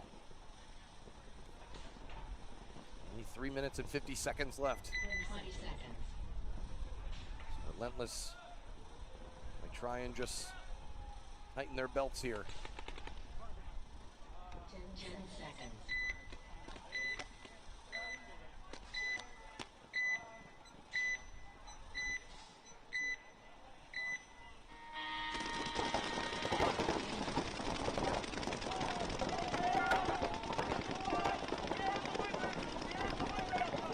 They send is up to the center brick. I believe that's a Mitai.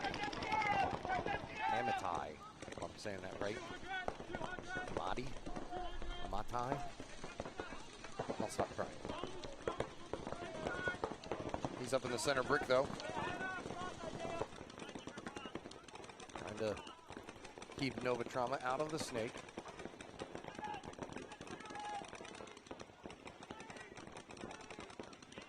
Player calling for check on the Relentless Snake side player. No refs interested. Relentless move up into the Dorito 3, immediately starting shooting crossway, and they do manage to hit the Snake side support player for Nova Trauma. Relentless, though, going to lose their own player out of the back end. We're all even Stevens still here at 4 apiece.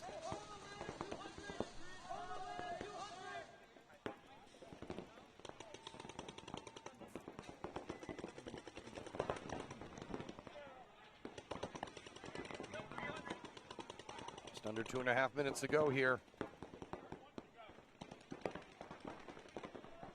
As a Nova Trauma back center player head checks right into a wrapping Relentless player. One body advantage again for Relentless, as Relentless are now in that 50 wedge where he was able to do so much damage in the last game, but he gets shot down the wire by the Nova Trauma Dorito player. And they're going to lose their snake side corner player as well, so now it's a 3-on-2. Relentless managed to make it back up to the Dorito 2 as Nova Trauma hop into the snake.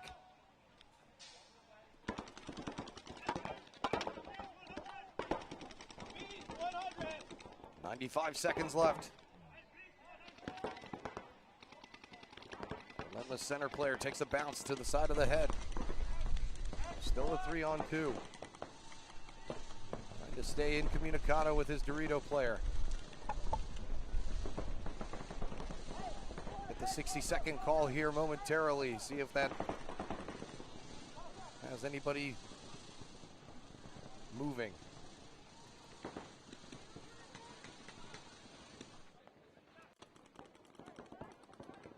60 seconds.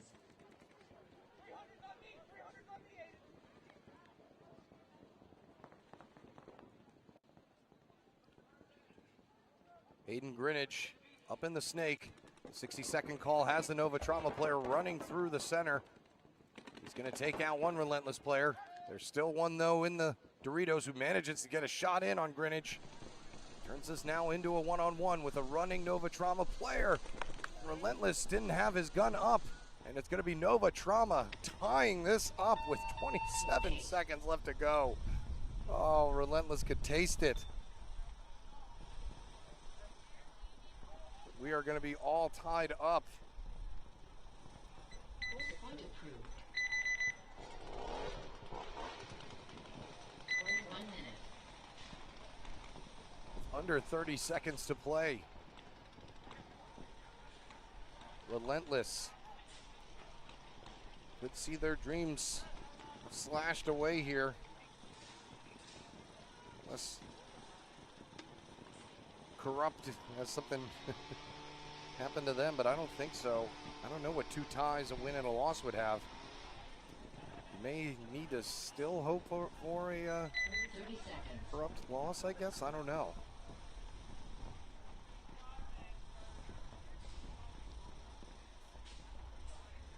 Oh, 20 seconds.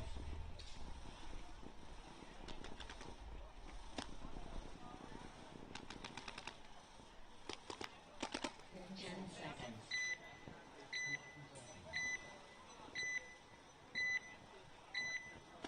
So Nova Trauma trying to play spoiler. Mud Dogs and Pittsburgh Mercenaries. And on a high note here. Big run up the center to Mud Dog's side of the field goes Mercenaries in the center. They're going to lose 2 off of the back end, though, so he better get some kills. Not even sure if he knew he was there, but he ends up winning the battle as he bunkers out the Mercenary player in his brick. Stanton Lee Baker now, who's up in the center 50 stand-up wedge. As we now have a 5-on-2 here. Keenan busts out to the snake corner.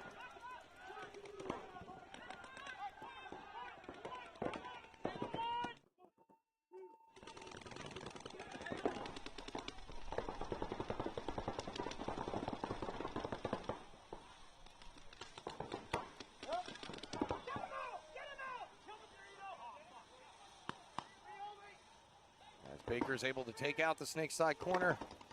And Kyle Williams freestyling in the center to blast out the last player in the back center for Mercenaries. Might be Joseph Russell. That's where he's been going all match. Gets a shot in on Kyle Williams, and they're going to mutual, but it's going to be all she wrote as Mud Dogs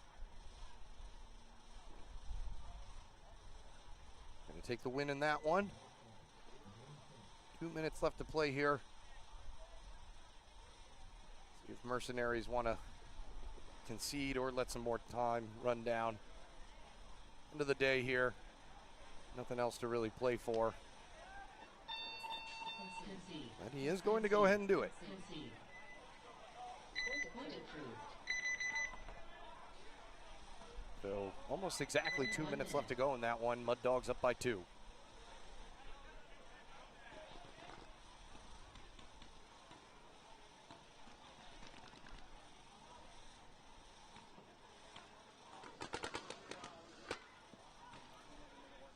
Over on field 2. 2 sets of matches, definitely with also some next round implications. 30 seconds. With Youngstown Dimension taking on Nasty Mob, Nova Outcast going up against Heavy Petting Zoo. 20 seconds. Both of those situations, the winner will advance into the next round. 10 seconds. We've got a good one for ourselves. Corrupt D4 taking on Salt, and No Ceilings going up against Sharks. Tie game here, though, with under 30 seconds left. Hopefully everybody stays safe. I didn't want to see anybody running into another up in the center. It'll be Relentless who counts first up into the center stand-up. Relentless sending Massengale down the snake way. Nobody looking this way at him. He's going to bunker out the snake side player and the back center player. Might still be alive. He has to reload, and he's going to hit the buzzer. With 3 seconds left to go, Relentless may have just improved their chances of moving on, pending a clean hang. Let's see what the ref says. Fastest point of the day. We've got a thumbs up, so Relentless are gonna take that win to move back into second place, where they will be anxiously watching the Corrupt D4 Salt game, hoping for a Salt victory.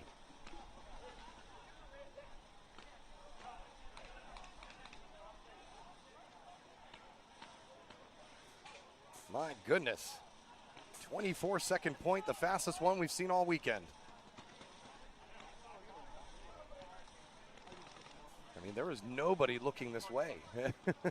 Both the back center and the 30 seconds. baby bunker were looking towards the inside, and Massengale even had time to reload so that he could one-hand bunker the back center. Timeout. So after that quick point, Mercenaries need a timeout. As they're now in Xball with just under 2 minutes to go. They're going to take their time to come on out here. So, cruddy way for Nova Trauma's day to end. 1 minute. Losing all 4 matches, dropping that one in the final seconds. But like I said, they played good. I didn't see anything that was too glaring. Sometimes you have those tournaments. We definitely saw some good moves on their part. So nothing to be down about.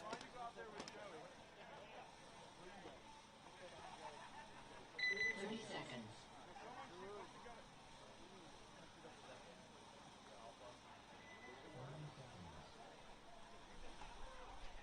20 seconds.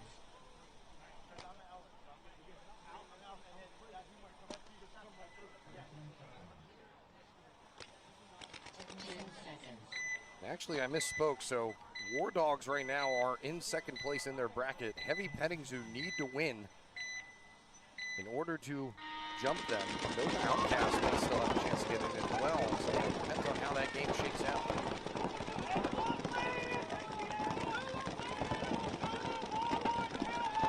Keenan getting burned, going to the diamond. War Dogs going to lose one of their burners up the center. Even at 4-on-4 now.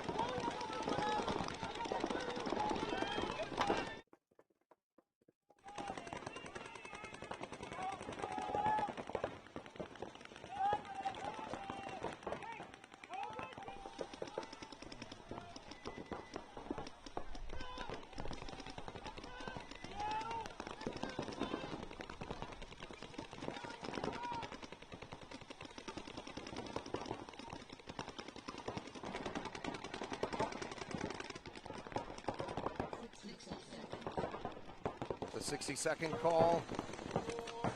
Mercenaries making moves down on the Dorito side, shooting out the whole entire side, as well as every player in the center. Mako Mesa, the last player left for the Mud Dog, has no idea that he's got a player parallel with him. And Mercenaries going to make things interesting here. 38 seconds left to go. They're giving Mud Dogs a game on the way out the door.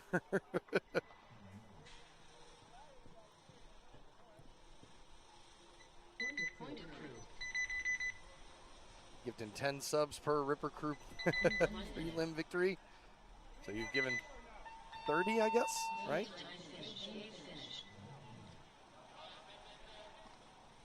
So I guess there was not enough time left. I thought that I saw that it was 13 seconds, but I guess it was 3. So Mercenaries are going to get that point, but not enough time to run it back. Under 10 seconds, they're going to burn that time off. And that's how that one is going to end. Oh, no, never mind. Okay, they were burning off the other game. So, yeah, so I think we still have points, or another point to play between Mud Dogs and Mercenaries. Yeah, Ripper Crew in at first place in their division. Now, they have the tiebreaker on Youngstown. They do not have the tiebreaker on Nasty Mob. So if Nasty Mob beat Youngstown Dimension, they will be the #1 seed. So a lot to play for over there on field 2. Those games getting started right now.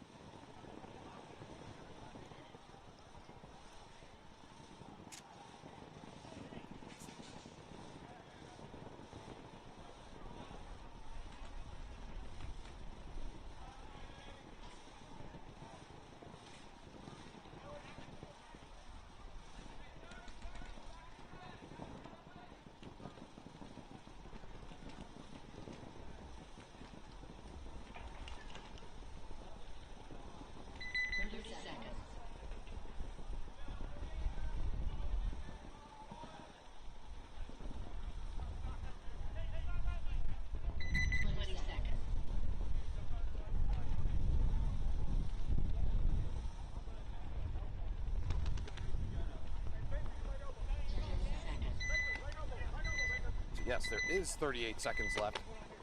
Like I said, I thought that they were burning time off of this one. I was like, am I tripping? 38 seconds left. It's going to be Pittsburgh Mercenaries trying to send it here. They're going to lose both their runners, though, in the snake and the center. The Dogs just need to hang on tight here for another 20 seconds or so.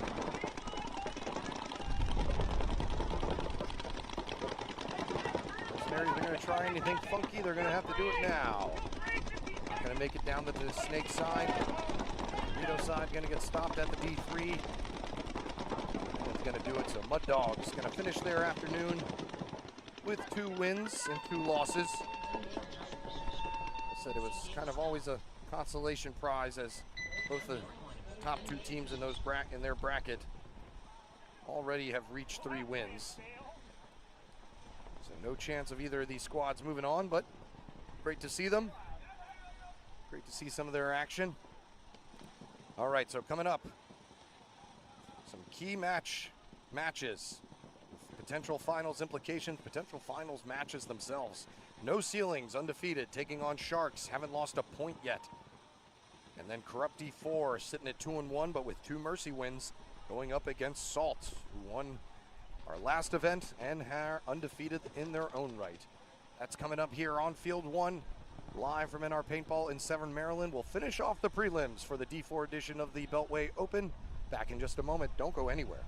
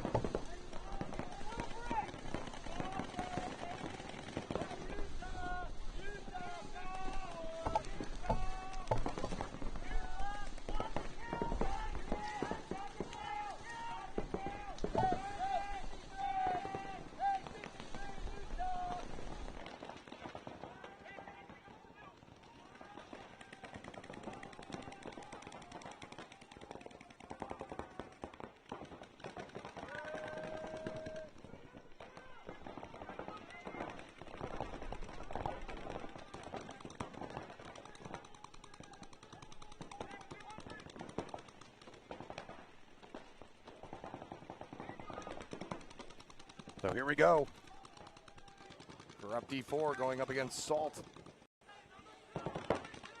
Some big implications here. Salt getting bunkered out in the middle by a Corrupt D4 running player. No penalties assessed, and it's going to be Corrupt D4 taking the first one 4 up. Concede. Concede. So we get a nice clip here of the Corrupt D4 player finishing things off up the center. 1 minute. Salt player kind of asking for, hey, how about it? But the ref's not agreeing with that notion. So Corrupt D4 up by 1. Watching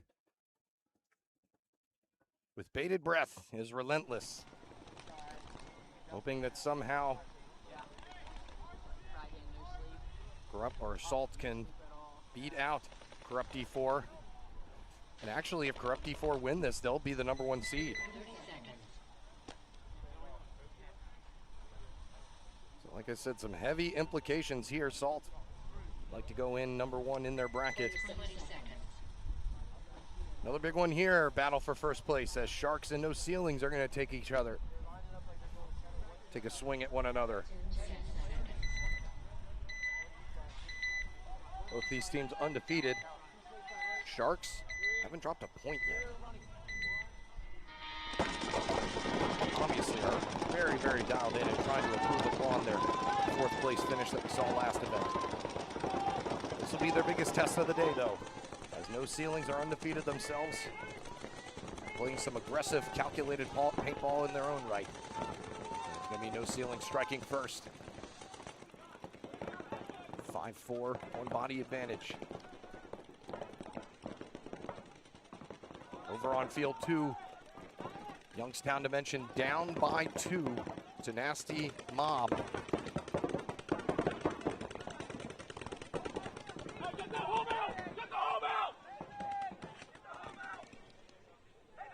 Shark Snake corner player asking for a check on the home as Cam Rocco is out. Even it up again at 4-on-4, but No Ceilings now in the 50 wedge on the Dorito side. Sharks not aware of it. Dorito player coming out to the corner to maybe try and keep an eye on him from wrapping as Sharks enter the snake with Christensen. Christensen letting his teammates know 50 Dorito is occupied. Cruz in the center, trying to see if he can get a piece of the foot. Actually hits a pod right in front of the Sharks player's foot. That's some old school KG paintball there.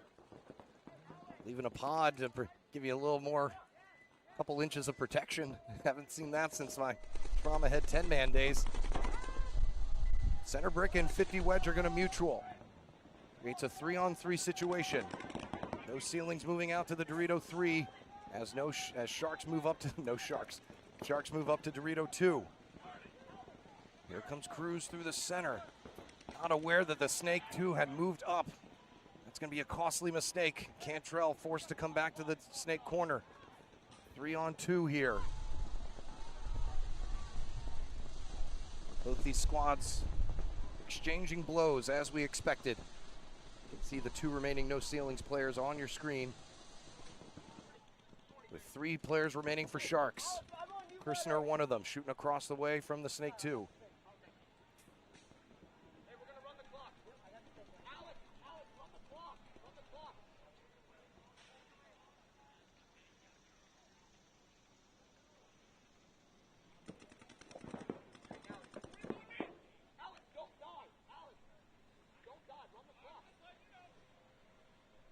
I'm not sure, do Sharks still have a Dorito player?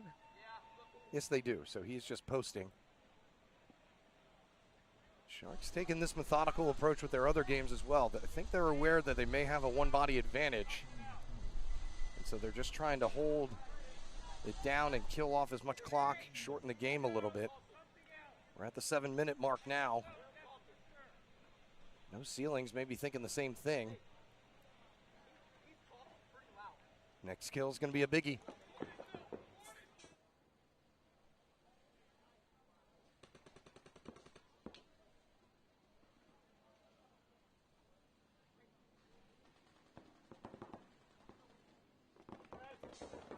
Battle continues down the D wire.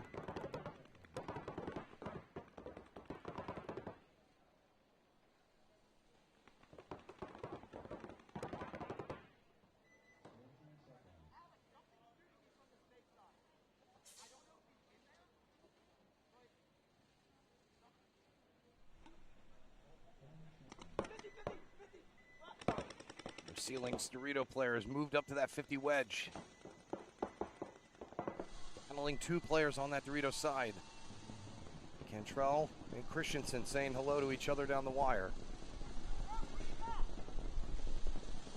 The Ceilings haven't been doing much talking. Not sure if they're aware of each other's presence.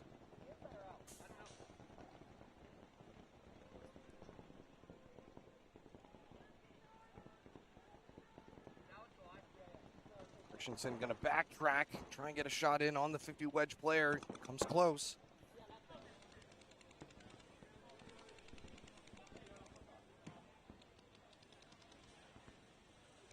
That's Noah Kraus over there in the 50 wedge for No Ceilings.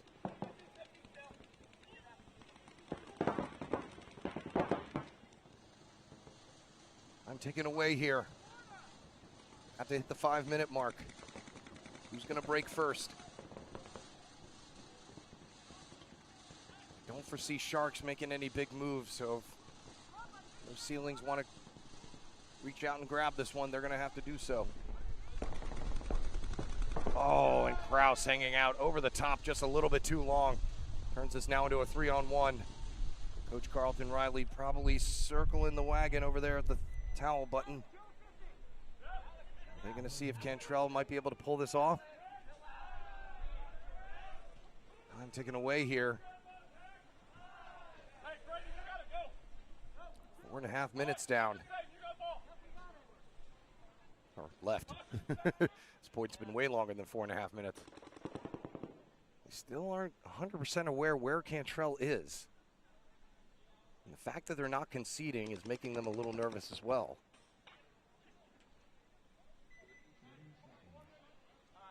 Hit the 4-minute mark. Cantrell just going to buzzer watch, it looks like, and try and spring a trap. Force Sharks to come and get him. This is a big risk here that Coach Riley's taken. Oh, and Cantrell runs over to the home. And now they're forced to concede. So Cantrell maybe lost track of how many bodies there actually were. With only 4:53 now to work with. No Ceilings down 1-0. First place seed in that bracket hanging in the balance.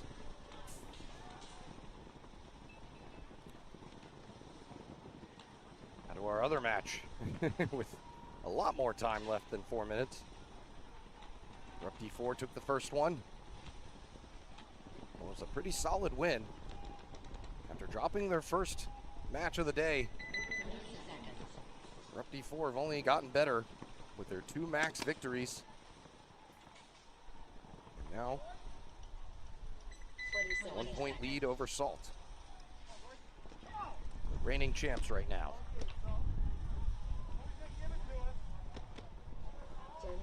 Score update for Field 2, Youngstown Dimension does get one back on Nasty Mob. 2-1 with 5:50 to go. Heavy Petting Zoo taking the lead over Nova Outcasts with 3.5 to go.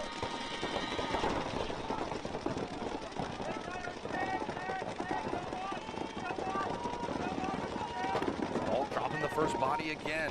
Corrupt D4's bird on point right now.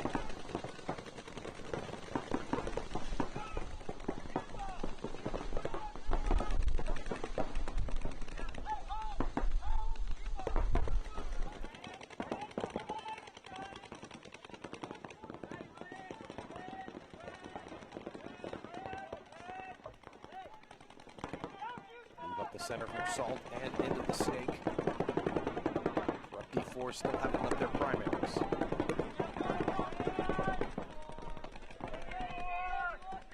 Rupp D4 going to drop their first body out of the Carbon stand-up.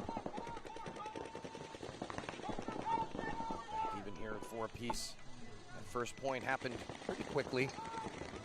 Only just now reaching the 7-minute mark as the Rupp D4 home player takes the walk. Been a 1-body advantage now to Salt, but Salt been a mutual with the 50 Dorito runner of Corrupt. So now it's a 3-on-2. Salt looking to finish. Joseph Chrisman looking to pounce. Dalton Bright creeping and crawling down the Snake. Chrisman takes out one. Bright takes out the other. Salt on the board, 1-1 game.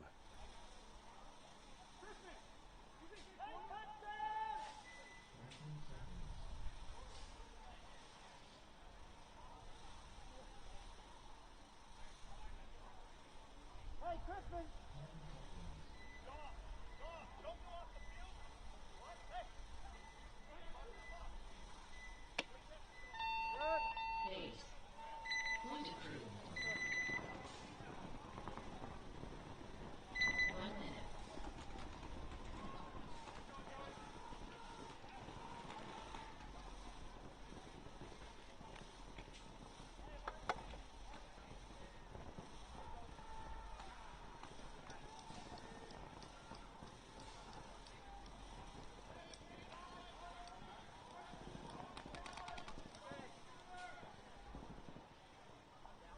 Nasty Mob now with a 3-1 lead over Youngstown. 30 seconds. Youngstown on the brink, being the second top-seeded team here this weekend to not reach the 20 seconds. second round of the tournament. That happened to Shooters yesterday in D3. 10 seconds.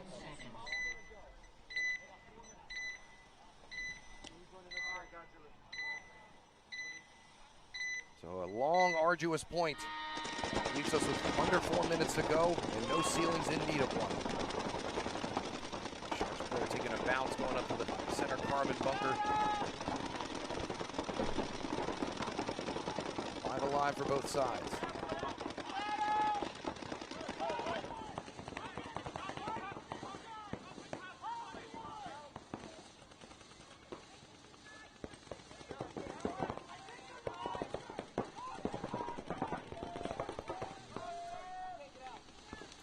Laying down on the job in the center brick. Thing is, though, if you watch any of the Sharks games, they've really been holding on to leads. Reminded me a lot of Regulators yesterday on this layout. Getting that 1-point lead and just hanging on to it for dear life. Sharks are going to drop the first body, though, so Cruz does manage to get a kill from that lay-down posture. 5 on 4 as Sharks move out to the Dorito 2.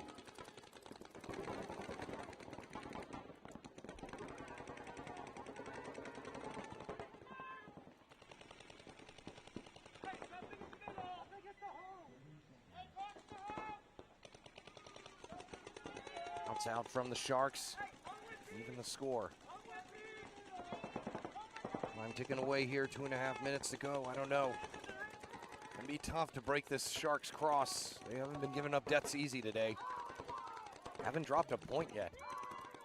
Don't know if I've mentioned that several times or not. Listen, I'm on the air for 19 hours. Some things are going to get repeated.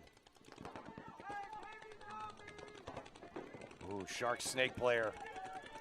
Feeling the heat, gets pinched out from the Dorito and the Snake side.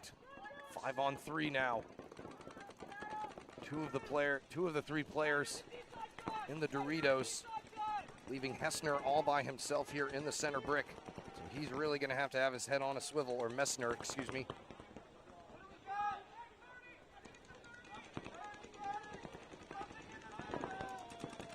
And Messner taking the walk now. Last 2 remaining Sharks players in the Doritos, with Dominic Cantrell entering the Snake. Two no ceilings players walking off now, though, so it's only a 3 on 2. No ceilings with a 1-body advantage.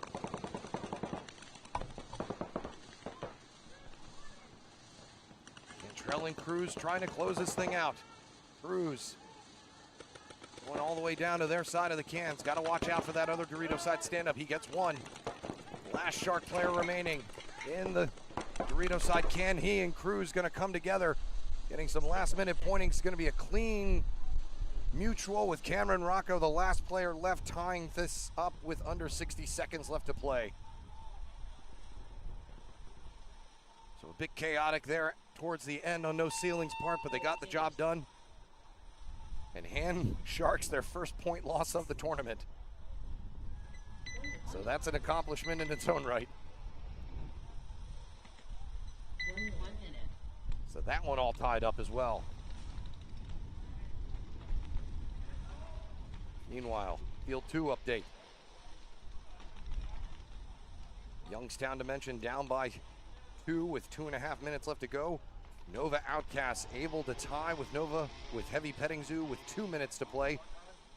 Heavy Petting Zoo can still get in with the tie.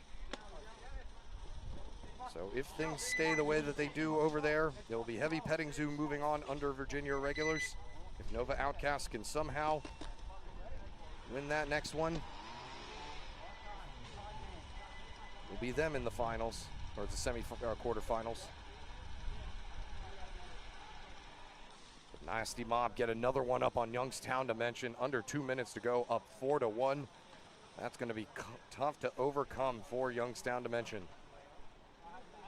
We could be looking at another number one ranked team dropping out of the prelims.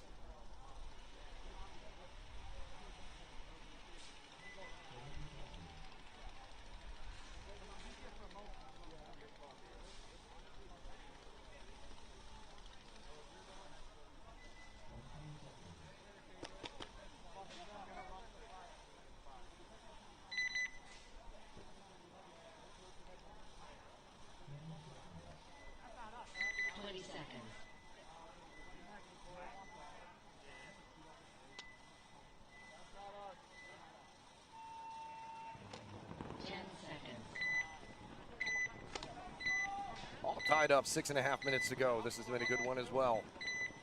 Everything coming down to these final sets of games in our prelim for the Beltway Open. Who will be moving on in the top seed? Rep D4 need to win to get in. Salt dropping the first body. Dalton Bright getting shot out of the snake. Crispin, though, takes a big chunk of the Doritos all the way up to the Dorito 3. Looking for more.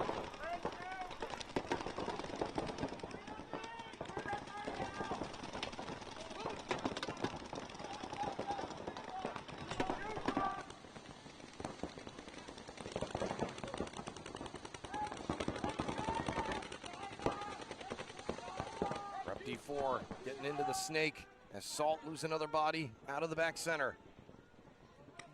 Salt center player, though, does his job and keeps that snake clear. 4-on-3. Corrupt. Break out here to the snake side.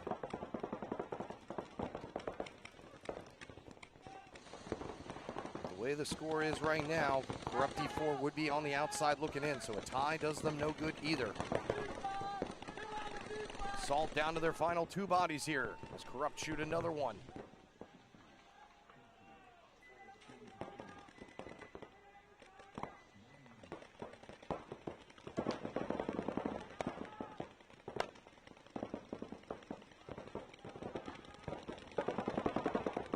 Meanwhile, on field 2, Heavy Petting Zoo grab another point against Nova Outcasts with 30 seconds left to go. As Salt drop their last 2 bodies trying to push forward. And it's going to be Corrupt getting the 1-point advantage here with a hair over 4.5 minutes to go. So Heavy Petting Zoo likely going to be making it into the next round since a tie gets them in anyway, and they have a 1-point lead with 30 seconds left. That will unfortunately mean an end to the tournament for Nova Outcasts, as they will have 1 win and 3 losses. War Dogs also sent packing.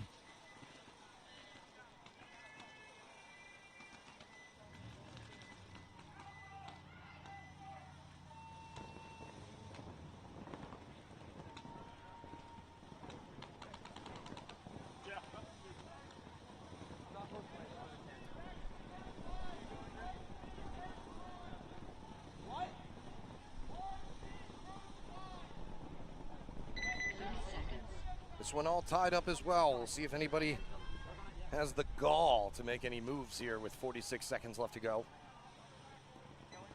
This is a first for Sharks all day. Not saying that they don't have the capability to do it, but they haven't had to make any fast point wins. No ceilings. Feels like that's all they've been doing today, is their wins have come really, really quickly against the other squads. Let's see here. No ceilings on your left, Sharks on your right. Cruz and McLaughlin going up the center. Quick burn and a breakout there.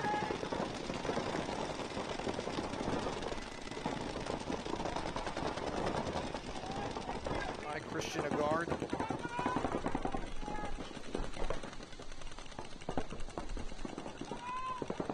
Neither team has anything to show for it right now. So that may be a sign that we are heading for only few ties today. 10 seconds now. These teams, we may be seeing them play each other again. But for right now, this one's going to end in a tie. Now, what will be interesting to see, I guess first seed will go to the Sharks just because they've got to have the better margin. We'll see what APPA says when it is updated. Meanwhile, Field 2 update. Youngstown Dimension grab one back against Nasty Mob. Only a minute and 3 seconds left to play, though. Be Petting Zoo and Outcast playing their last, will likely be their last point with only 33 seconds left.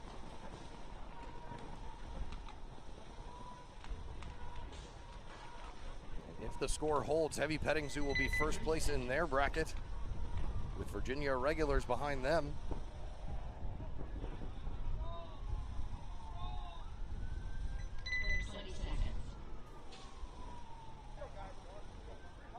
If the score holds as well, Nasty Mob will be first place in their bracket over Ripper Crew, since they were the only team to beat Ripper Crew in the prelims.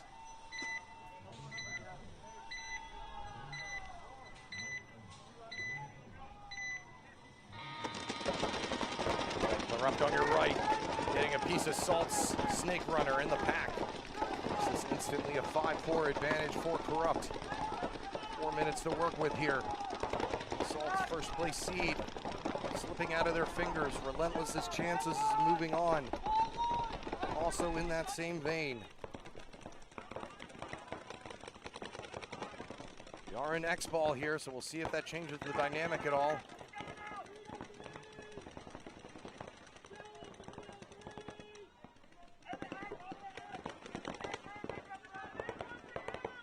Salt are going to drop another body out of the snake. Corrupt just really dialed in here. Not letting Salt breathe.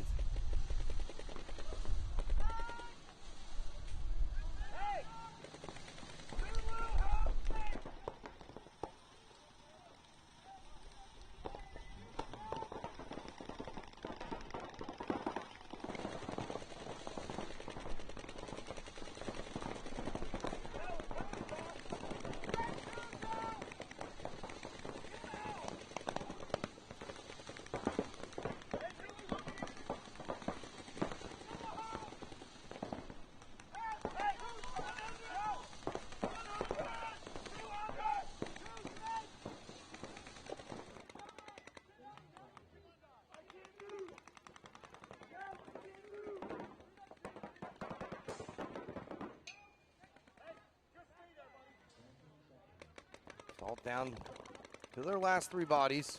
They do shoot out a Corrupt player out of the center. Darman taking the walk. So only a 1 body advantage right now. Salt able to bounce back. It was looking pretty rough there as the bodies were just peeling off. They're only down by 1 here and only have a 1 body disadvantage at the moment.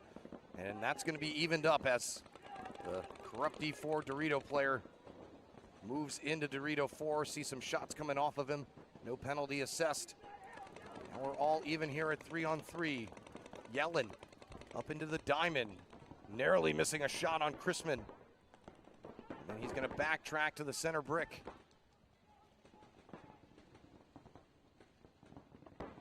Good move there because Chrisman alerted the player in front of him to take a look on the inside, and Yellen was almost able to get a shot on him instead.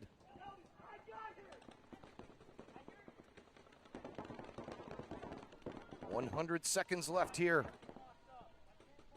Salt are going to lose another body out of the Doritos. Chrisman bouncing up to refill. Salt going to be forced to concede here. And And I don't know, 90 seconds left. Can you get 2 in real quick? We'll have to see.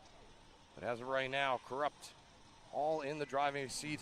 And we are in Xball, so they got to do it and do it quickly.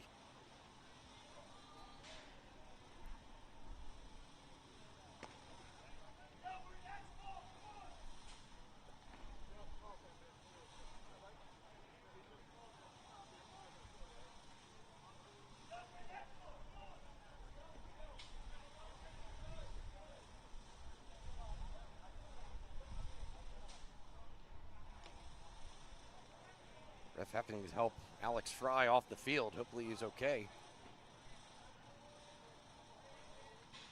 His hip had locked up on him. So he may need to take a seat for a little bit.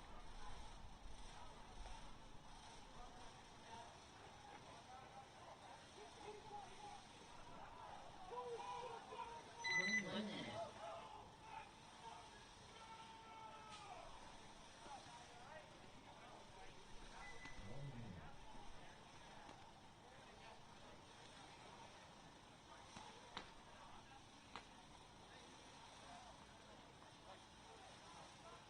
Timeout.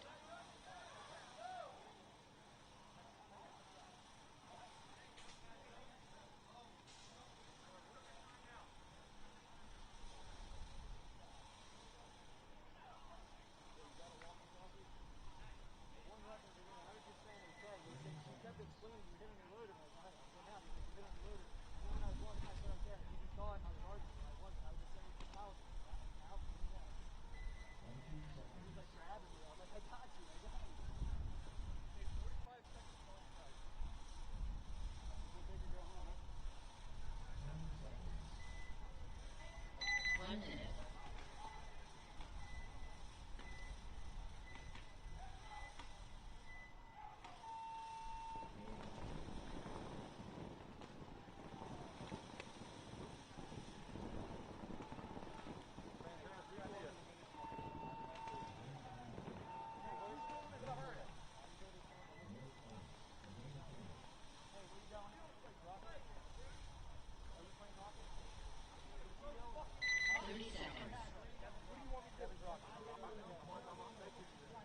So we're on field 2, Heavy Petting Zoo knocking off Nova Outcast. They will be the #1 seed in their bracket.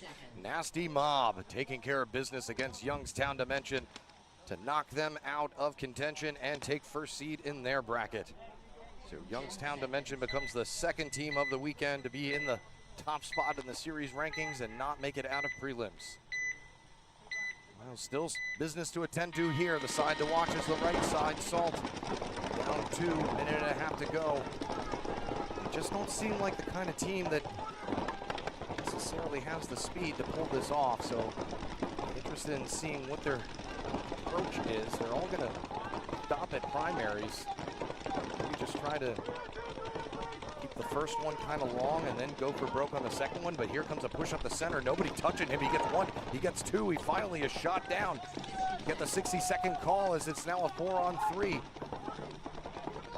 Salt looking to get into gear here. Dalton Bright moving down the snake, looking for kills, not able to find any. Evens it out now at 3-on-3. More players moving up the center for Salt. It's Hogland and Chrisman moving in unison on the right side. 30 seconds left here. That would be the time to try and grab one. Player walking off out of the home as he and Chrisman are going to mutual. Last player left for Corrupt in the snake side stand-up. Finally does get taken out. That's going to leave just 2 players left here for Salt to hit the buzzer with 9 seconds left to go. They just played a 9-second point over on field 2 between Youngstown Dimension and Nasty Mob. It did not work out in Youngstown's favor.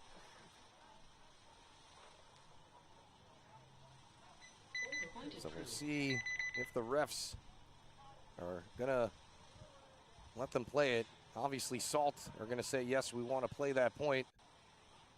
See if they can get a lucky one or not. Corrupt. Looks like they're already heading back out there. So, yeah, with the implications coming from this 9-second point, we are going to play this point. And Salter just going to have to try to run from buzzer to buzzer. I'm always curious. I want to see test out before every tournament how long it would take my team's fastest player to just run from buzzer to buzzer without any guns. Salt say they're going for it, so why not?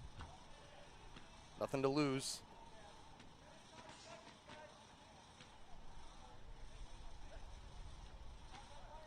Just gonna have to try and run for the buzzer.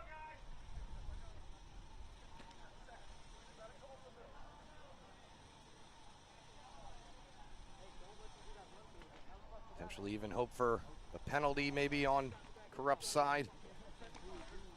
But right now, chances are looking pretty bleak. So as of right now, Nasty Mob D4, Ripper Crew moving on. Heavy Petting Zoo and Virginia Irregulars. Sharks and No Ceilings.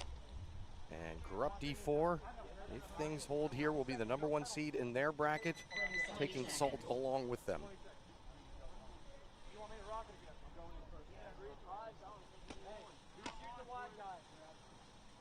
10 seconds.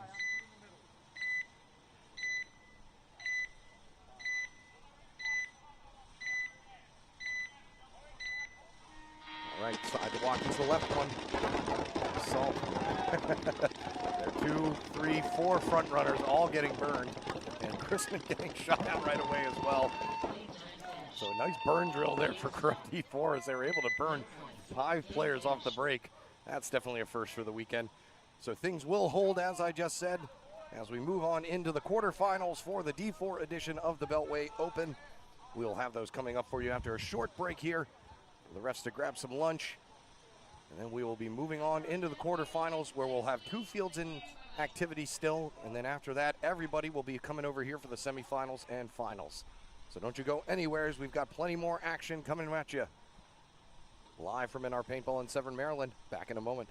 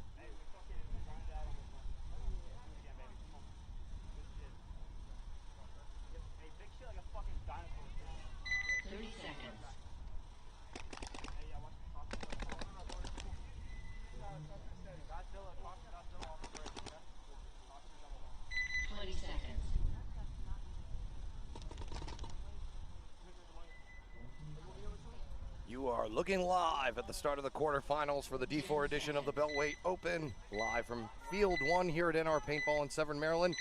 First up, we're going to have No Ceilings taking on Nasty Mob D4. And then Sharks versus Virginia Irregulars. Let's get going. Here we go. Gun check time for all teams involved now. Losers go home. All right, I'm leaving. Well, not all of them, yeah, apparently. That was a rule out here, losers go home. Welcoming Josh Wan back into the booth with me. Hello, Eric White. Looks like you guys were having some fun over there at Field 2. Always.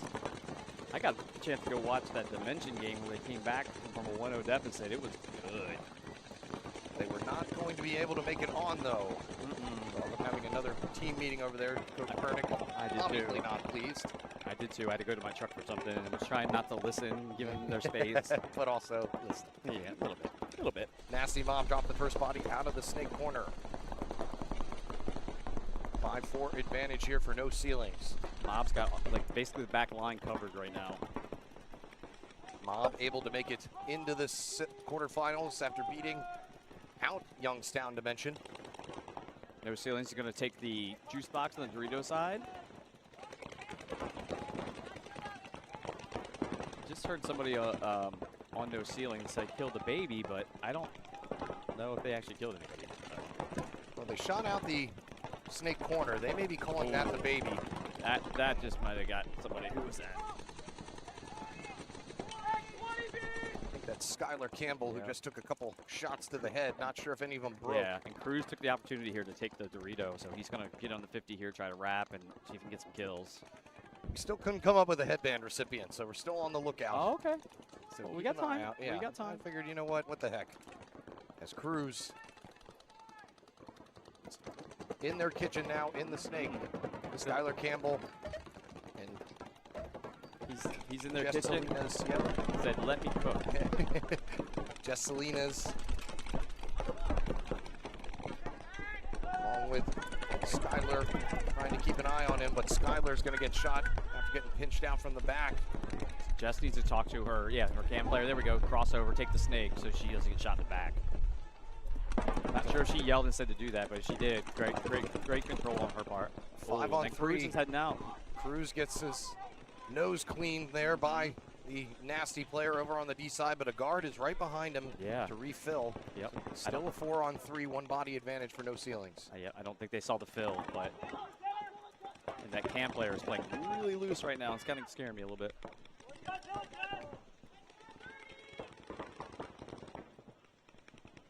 Mom still has a Dorito player as well. That's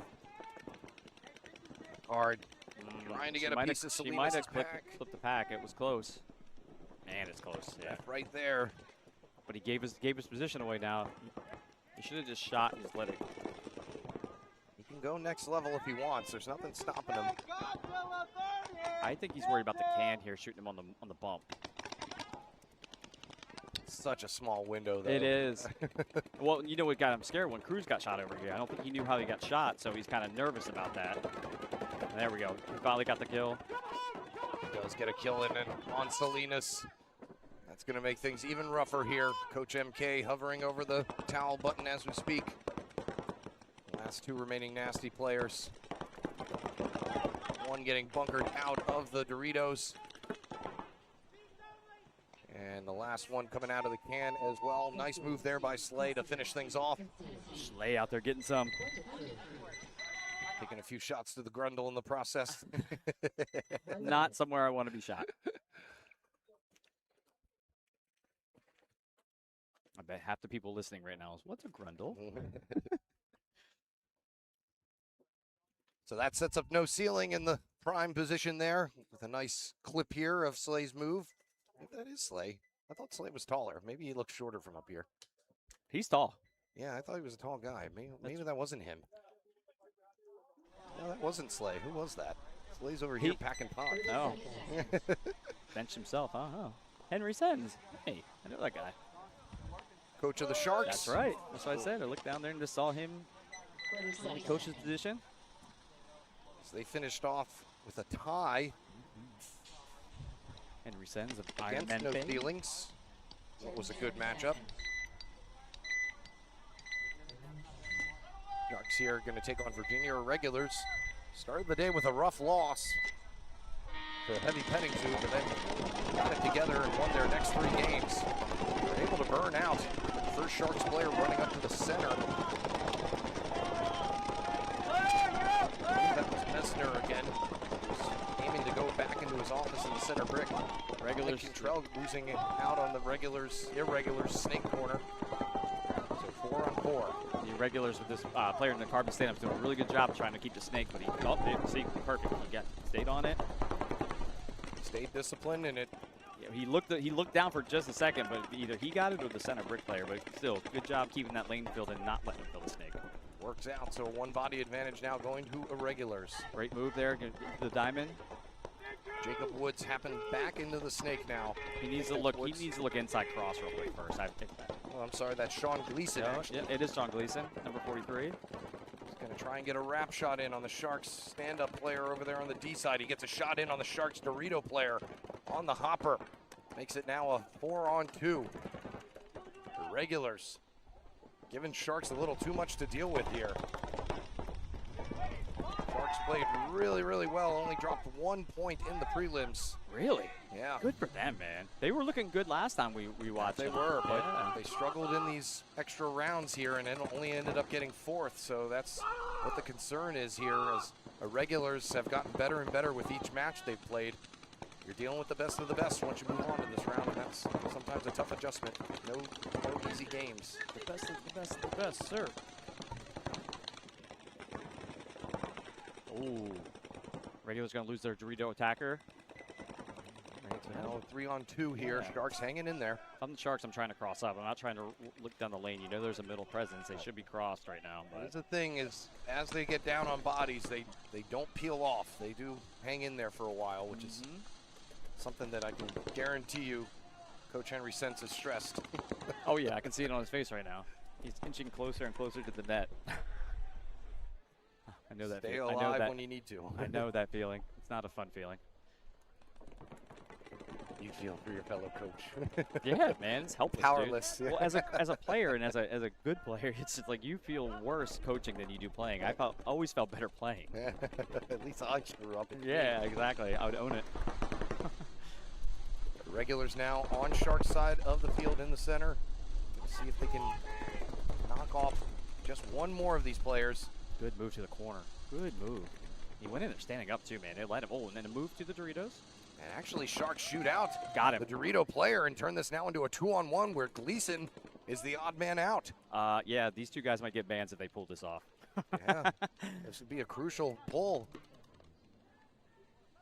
You know, yeah, it may just be a situation of giving Sharks just the ban and letting them pick their own MVP, as Gleason makes a desperation run back to the center, trying to get on his feet again to battle that Dorito, but he is not going to make it. So the low body situation pulled out by Sharks.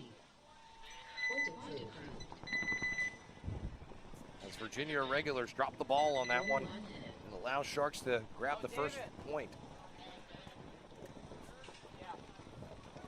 For those that don't know what we were talking about, we have our MVP band we have to hand out. So Eric said he wasn't impressed in the prelims, so he said, "Well, let's wait." The issue was there were some good moves, but that didn't really. I like to add a little bit of significance to them, and also like how did you finish? You know, all that stuff factors into it. And I agree. It's a total I like to package, be man. strict. And then at the end of the day, yeah, if no one person impresses me, I'll just try and divvy it out to a team, and they can pick their own MVP. A worthy team, yep. They'll know who that person is, you know. Yeah, for sure. Nobody knows better of what they're going through, or you know where they were at and now doing good, that kind of stuff. All that crap.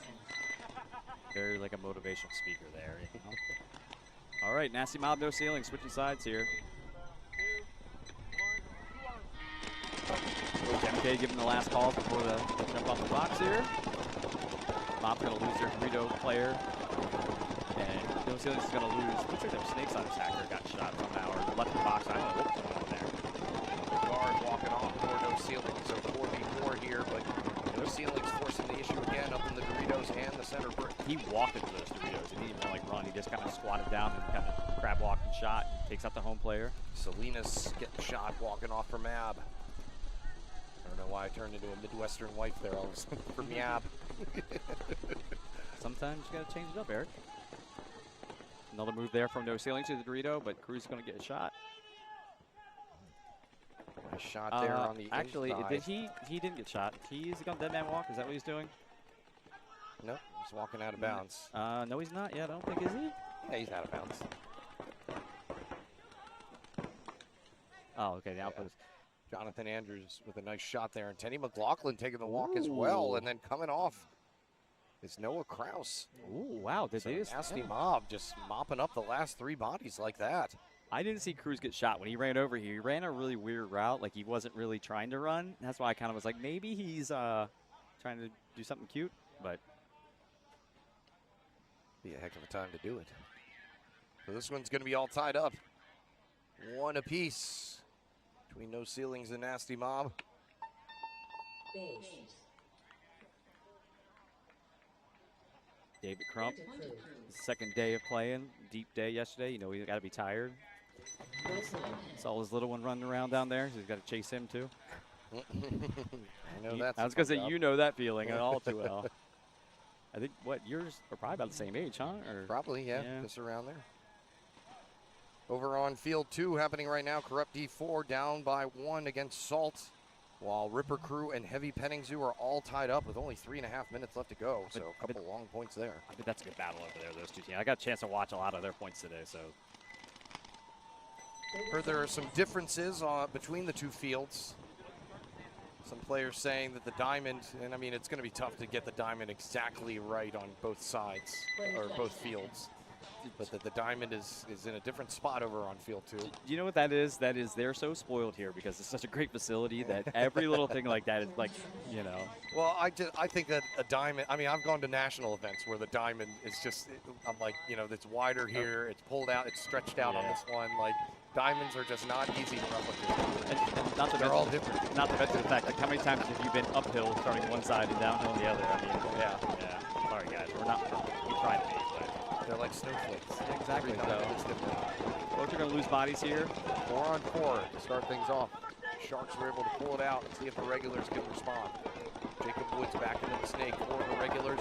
Sharks moving up to the center brick, focusing on him. He needs to get in a little tighter. He's playing really loose. He needs to get in tight and just post on that. There you go. Drop that knee so you're not broadcasting the shot. Sharks are going to fill the Dorito and fill out to the can on the Dorito side as well, getting the player out of the home, which is a really good idea because that thing is too tiny.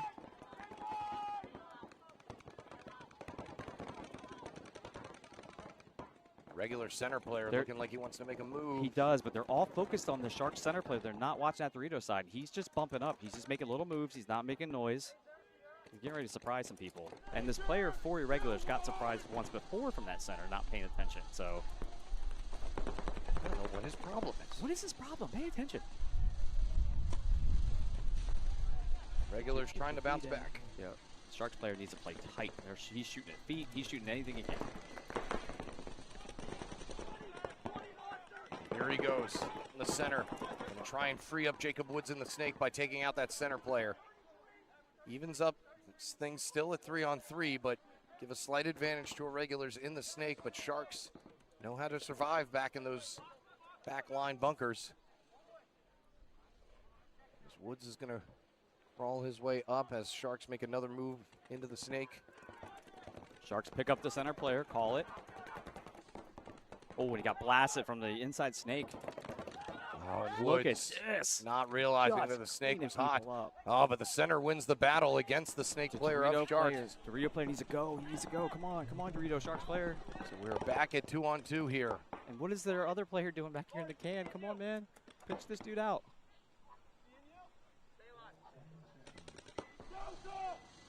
Well, Sharks have been playing it once they have a lead that they hold on to it kind of thing. Hold on. I didn't realize I had a player in the Dorito over there. Yes, they do. Yeah. I had no idea because the can's blocking my view. Okay. Okay, now I understand why he did. I was like, the Dorito 2's blocked out for me as well over here. So I got it, yeah. It's gotten me all weekend. Yeah. There's always 1 or 2. I think that player got hit. Is it rub? He's saying it's rub, or he's saying check it. Check the top of it, because I thought he got hit in the loader too. Made too many moves now to make a significant check. So he's going to zero in on the Dorito 2 while his teammate moves up to the Dorito 3. Way too much sneakiness going on. Somebody needs to shoot somebody.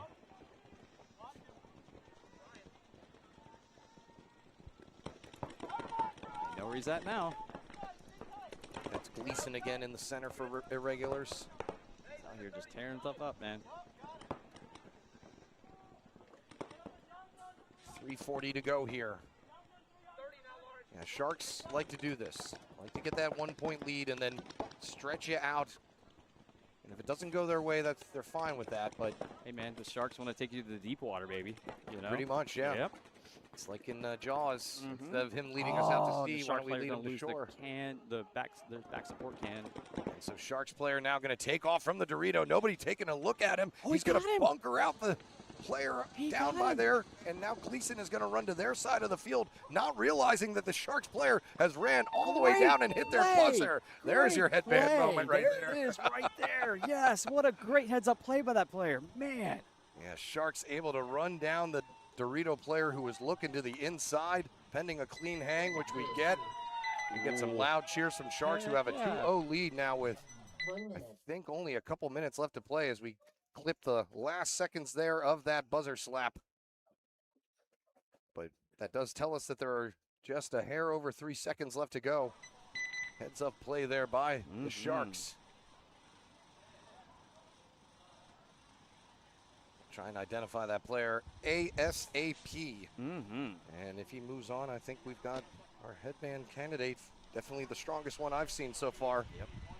Pulling off a 2-on-1 that, well, he didn't really. Do you pull off a 2-on-1 if you win the point and don't shoot everybody? I don't think you pull it off. You call it he stole the point. Man. Yeah, That's stealing a point, dude. I love it. You sneak in there. Yep. Snatch it. Yep. You snatched that one. Pickpocketed him. Yeah. It was there for the taking. It's a merry band of pickpockets. Oh, here we go. No ceilings, mob. All tied up here at 1 apiece. 4:45 to go.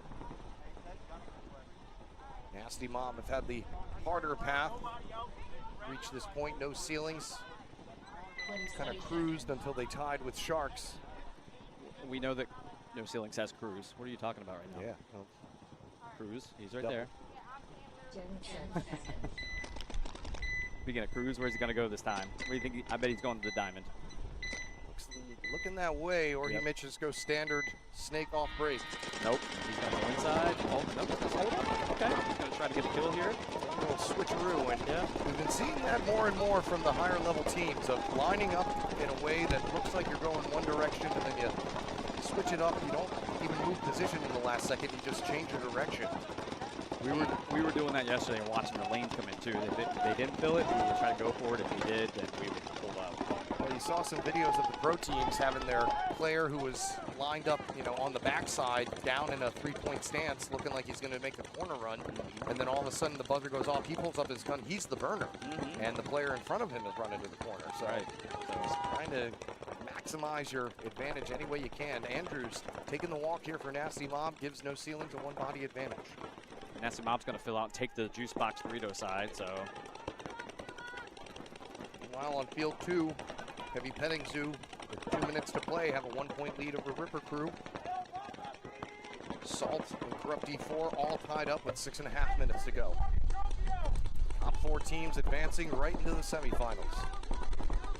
You can tell that Cruz on No Ceilings here in the carbon stand-up, he's probing. He was kind of looking low. He's trying to see if he can make the bump here. Tie game, a lot of time. No Ceilings holding back a little bit of their aggression, maybe 3.5 minutes left to go here.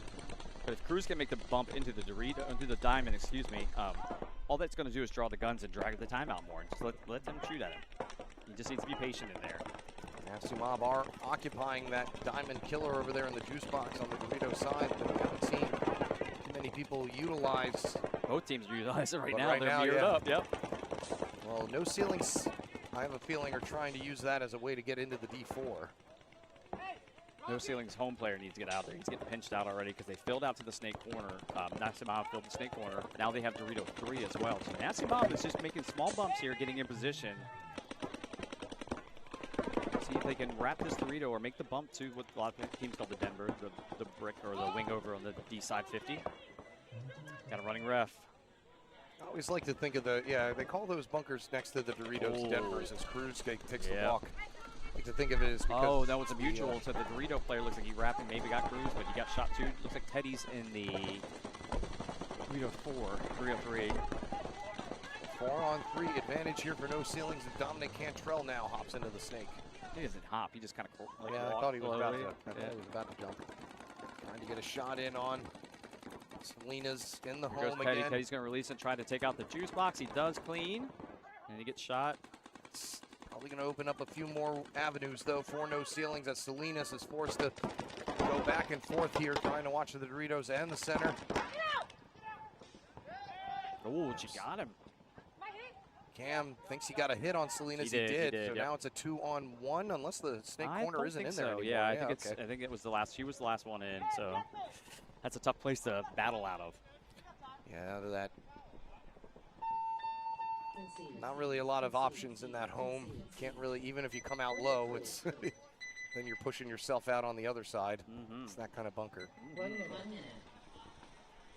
So no ceilings grab the 1-point lead now. Back and forth battle. Sharks are walking a little pep in their step right now. They're feeling it. I see Coach Henry. He looks way different now. Looks like he's actually calmed down a little bit. He's not as. Sharks took 4th at the Charm City Open. They did. Trying to. And they lost in a improve heart. on If I remember, they kind of lost in a heartbreaker, didn't they? It was like a tough loss, like a 1-0. Perhaps. Yeah, it was something crazy. My memory of these events has waned over the years. I don't have memory. Over on field 2, Ripper Crew tying things up with Heavy Petting Zoo with 58 seconds left. So we'll have to see if that one is going to need extra paintball. Meanwhile, Salt have a 1-point lead on Corrupt D4. 5:46 left in that one. Meanwhile, 3 minutes to play here. Virginia Irregulars in need of a point quickly. Sharks with a 2-0 lead.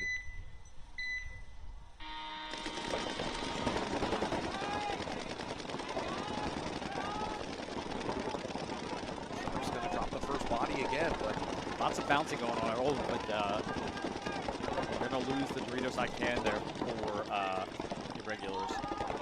4-on-4. Yeah, Sharks have lost the first body every point, but they've still been able to win. They are the epitome of not panicking. Like they lose a body, they don't lose their minds. They just say, and they just keep working it out. Oh, did that Shark player just get shot in the can?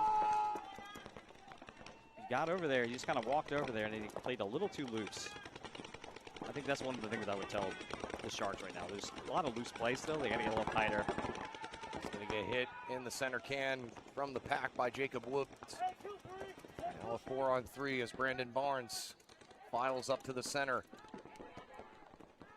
His teammate going up into the center brick. Another Shark walking off from the Snake side. Brandon Barnes tried to spring load himself up through the center, but he's going to get clipped out. So now it's only a 3-on-2. This is how Sharks have made their money here, benefiting from teams not being able to close things out in a clean manner. So now Sharks are just going to try and hold them off as long as they possibly can. As another player walks out of the Dorito, though, so one player left here for Sharks is going to get run down by Virginia Irregulars, who are going to slam that buzzer. Give themselves 96 seconds to work with to try and tie it up and force an overtime. So we were having a discussion on field 2 when we were watching. What do you think the minimum amount of time is that you can run a point in this field? That's what we were having over here. Oh, really? Okay. Well, I mean, we off camera. We weren't talking. Yeah.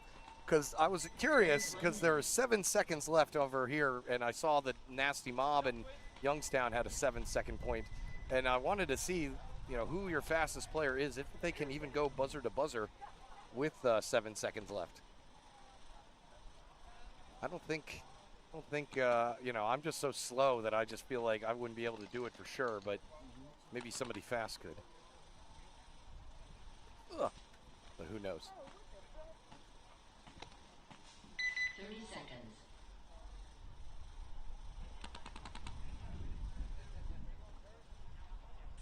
Getting some confectionery advice from Coach Burdick. He's eating away his sorrows right now. Whole thing of donuts there. They looked really good, but I got to drive home. I feel like I'd fall asleep if I ate that donut right now. I'm going to go to a birthday party after this, so I'm Kid's birthday party? saving my sweets.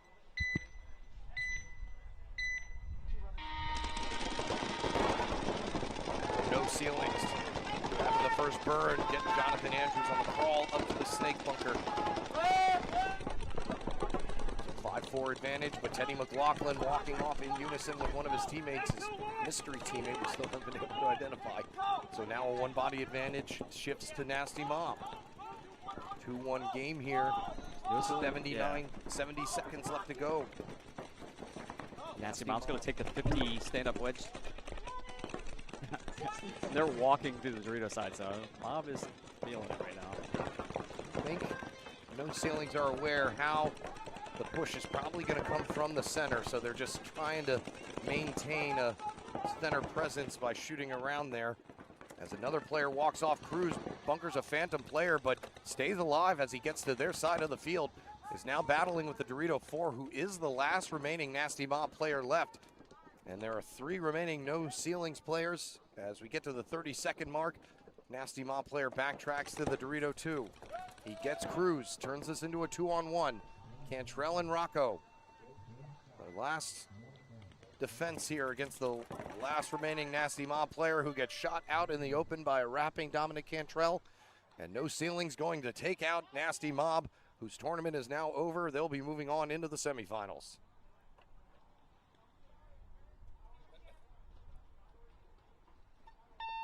Game done. Finish. Game stop. So that's going to do it. No ceilings and Nasty Mob dapping up here, and these are both local teams to NR, so good to see the sportsmanship.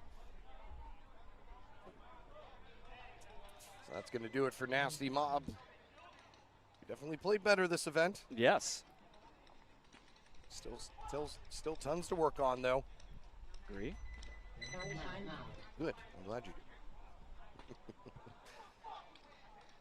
Not happy in the pits. Justin Bernick down there trying to offer some donuts.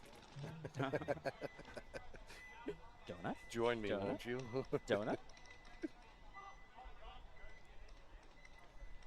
So, Nasty Mob's tournament is over. We've got our first team who will be moving on into the semifinals. That'll be no ceilings. We're on field 2, Heavy Petting Zoo and Ripper Crew going into overtime to determine who will be moving on for them. Salt with a 3-1 lead on Corrupt D4. Still 4 minutes left to play, though, as they have just started their 5th point. The Sharks aren't running out here. There they go. I was going to say, they might be calling timeout or something, but then they start walking out.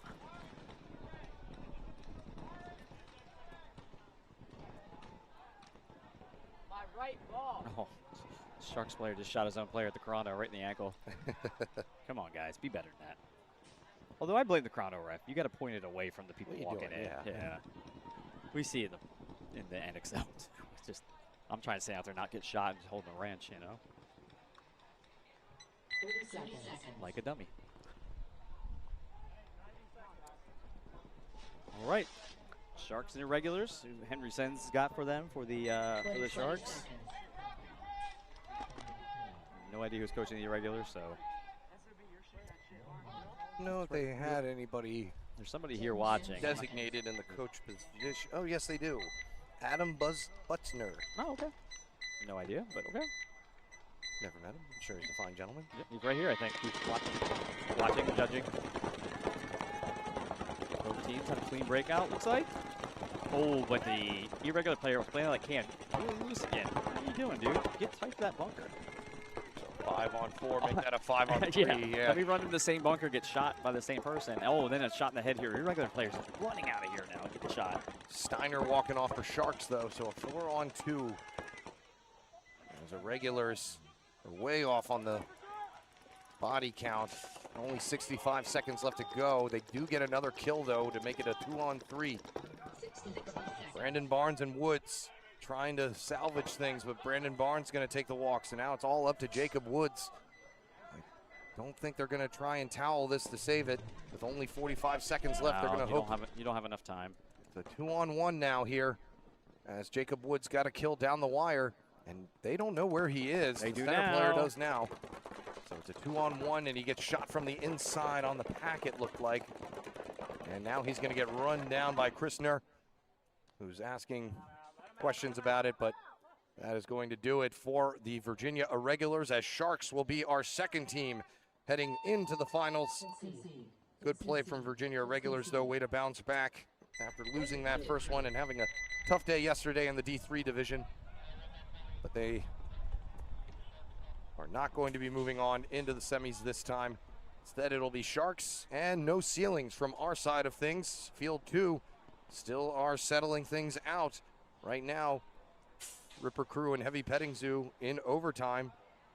And Salt and Corrupt D4. Salt with a 4-1 lead with 3.5 minutes left to go. So Salt, the likely candidate to be moving on as well. And Heavy Petting Zoo and Ripper Crew going to be going at it. Something good's going on. And it looks like it's going to be Ripper Crew who wins. So Ripper Crew knocking off Heavy Petting Zoo. So your final four going to be Ripper Crew, Sharks, No Ceilings, and Salt. If they can hold on to the 3-point lead over Corrupt D4, we'll have the start of the semifinals over here on Field 1 once that game is concluded. As we continue the Beltway Open D4 edition live from NR Paintball in Severn, Maryland. Oh, we got paintball still going on here? Oh, wait, no. Yeah, we have 20 seconds left. So they're making them go back out there. I thought the time expired. It's 3-1, but I thought the time expired. But no, they conceded. I don't know. Yeah. I don't know why I didn't hear the concession. I did, but I was like, I thought maybe they were just conceding just to be like, okay, we're done. Oh, okay. But I don't think so because they're back out. Okay, 21 seconds left. All right, well, you get some bonus ball here, folks. Yeah. But what am I going to do in 21 seconds? Yeah. Sharks probably going to use this as a burning drill. 5 guys, just take a knee and shoot. By the time they figure out what happened, who cares? 20 seconds. Let's see what happens when we do this. Yeah. Again, back to that point, back to the discussion of how long does it take to run a point on this field. 10 seconds. That doesn't seem like you can do that in 21 seconds or whatever it is. So. Quickest one we've seen, I think, was 24. So it was doable, but you need to really have some things work in your favor. The regulars head up to the center 50. Only 2 players alive after the breakout. 4 Shark players alive.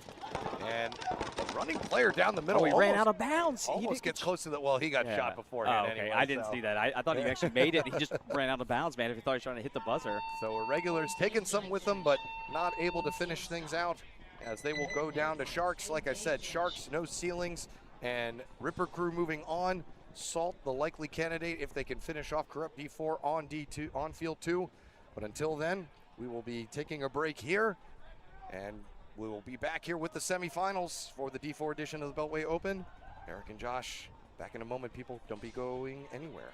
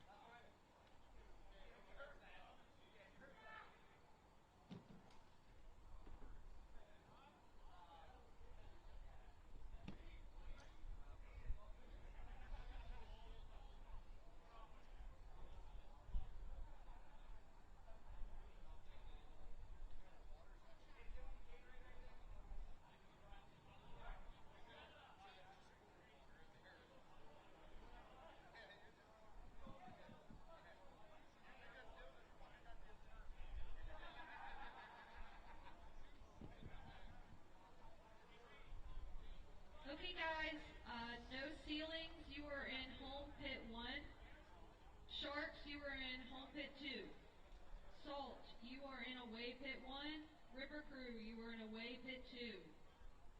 Okay, bye-bye.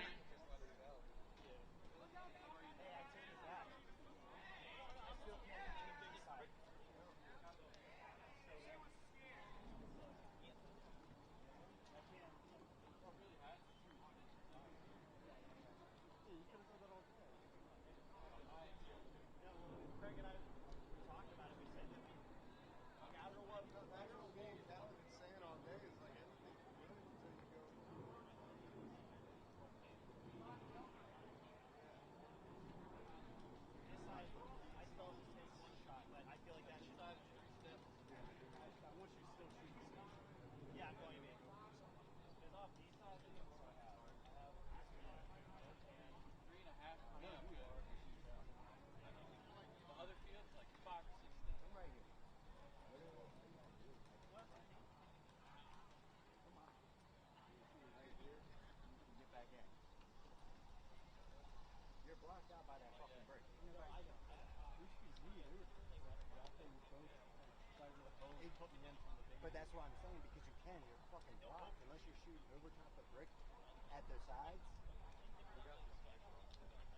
And the Viper, Teddy, can lock down that 2 to 3, so then he doesn't have to do any of it.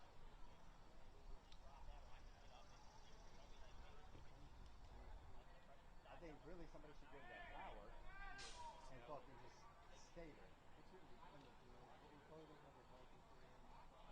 Yeah, the Viper could go first, and then somebody go up and have somebody in the snake, you know? I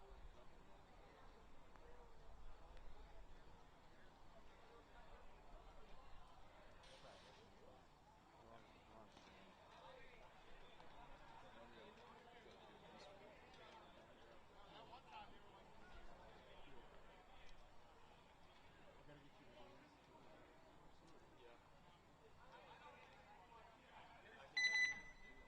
5 minutes. That's what I was saying.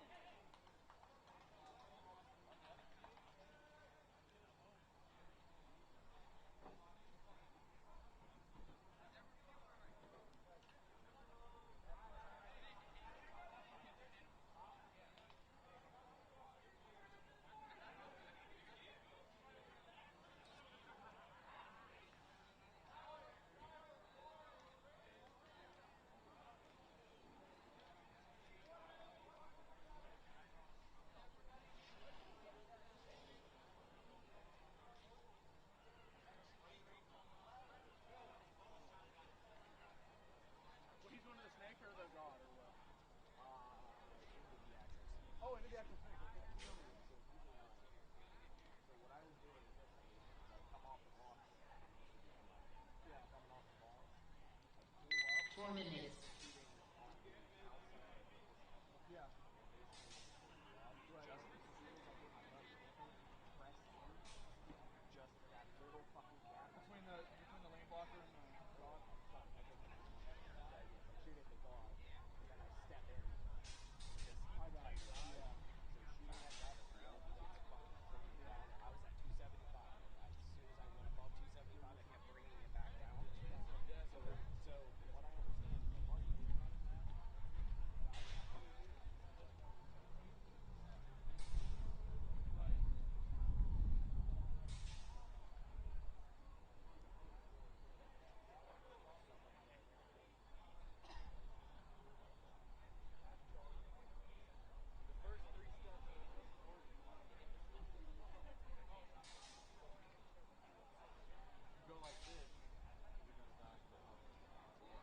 3 minutes.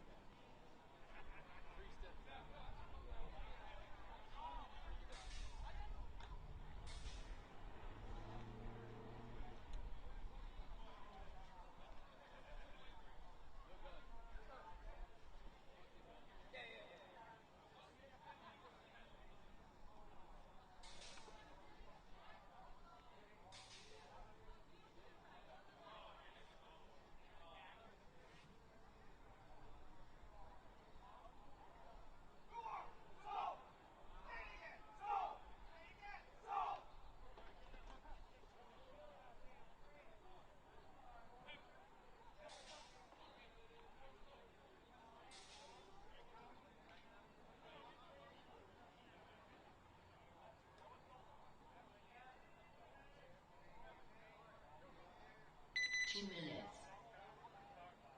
Warning, live field, goggles on.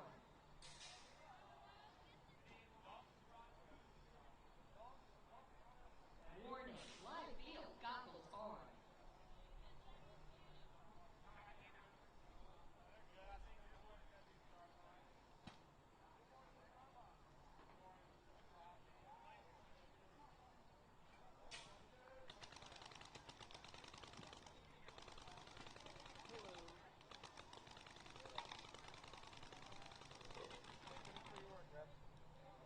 I know it fucking sucks getting out here and shot and watching everybody else have fun.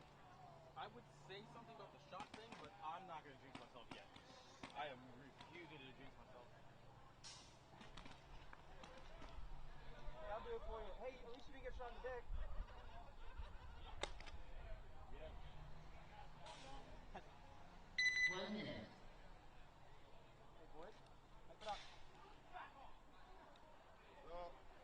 Still got fucking hook it up. Conversation, boys. Should go a whole lot better. Doesn't matter who it is, stick to the fucking plan. Come on, dog.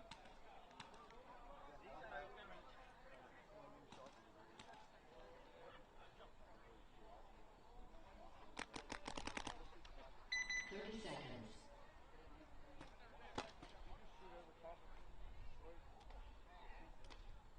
It's all about comms on this one, baby. Let's get this shit. 20 seconds.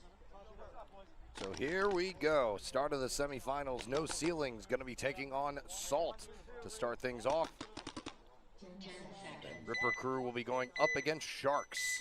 So two good matchups coming up here to round off the Beltway Open of the D4 bracket. Here we are. Salt on your right. No ceilings on your left. No ceilings. And have the first body walk off, and then two more following, pending a minor penalty. It's going to make it now a 5-on-2, and a quick concession there by Coach Carlton Riley to try and save that point and save the time. So a quick 1-0 lead there, only a 16-second point. Gives Salt the 1-0 lead to start things off.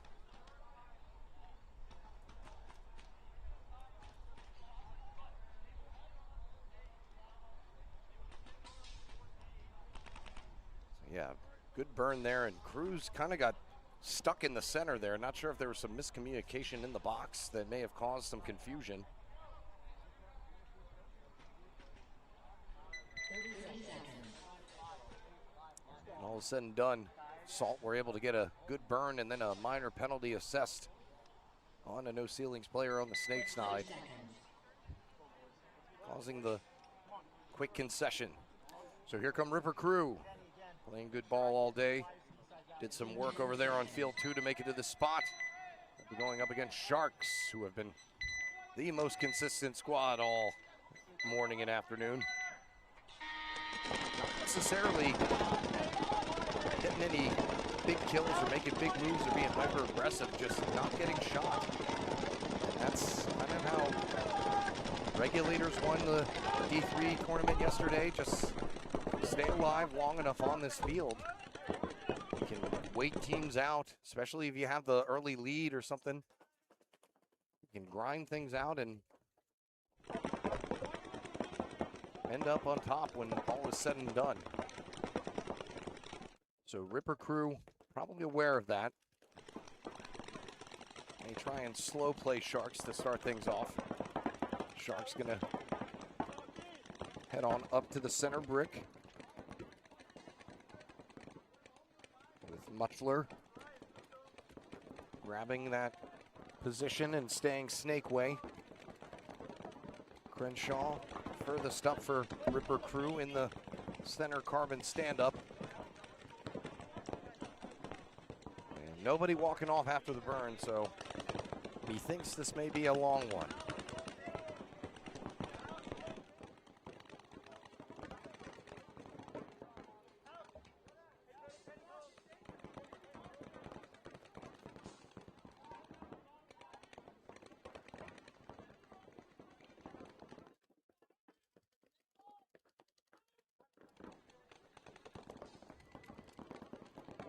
Crew now in the center brick itself.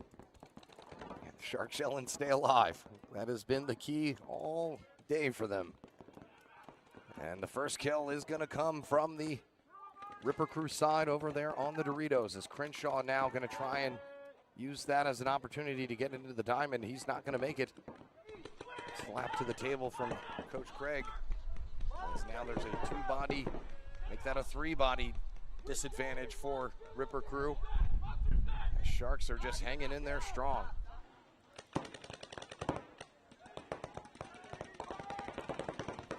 Last two remaining Ripper Crew players in the Dorito.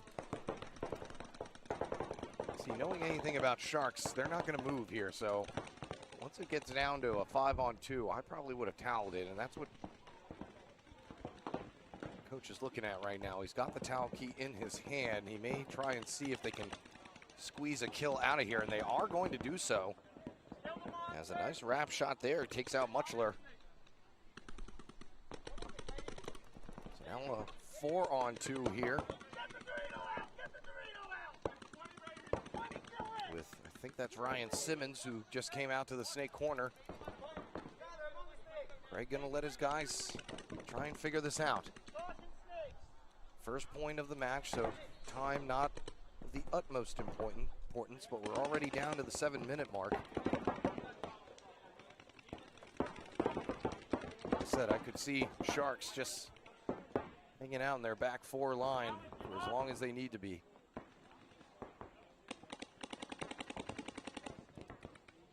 And this strategy works in the lower divisions. This is kind of the reason why I think you saw the pro division go to a pod limit. They wanted the pros to be forced to make those decisions earlier in the games so that you get more points, you get more movement. But here in the lower divisions with no paint limit, if you can survive long enough and just kind of hang out, shooting your gun, staying alive, utilizing your gun skills, it can be advantageous, but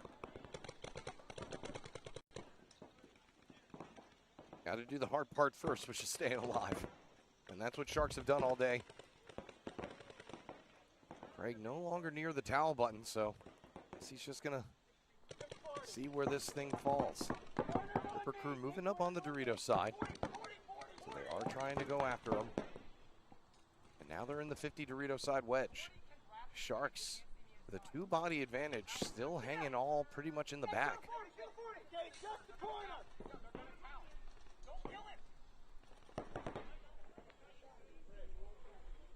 He's not trying to give Ripper Crew any easy deaths. A little bit over 5 minutes to go now. And Craig has seen enough, and he's going to towel it. Give them 5 minutes here to try and tie it up and maybe even get one back, or just force an overtime point, which is what they just won against Heavy Pettigrew to get here. Otherwise, yeah, Sharks were dug in, and it was going to take a long time to get them out of there. And there was no guarantee of that, being down 2 bodies like that.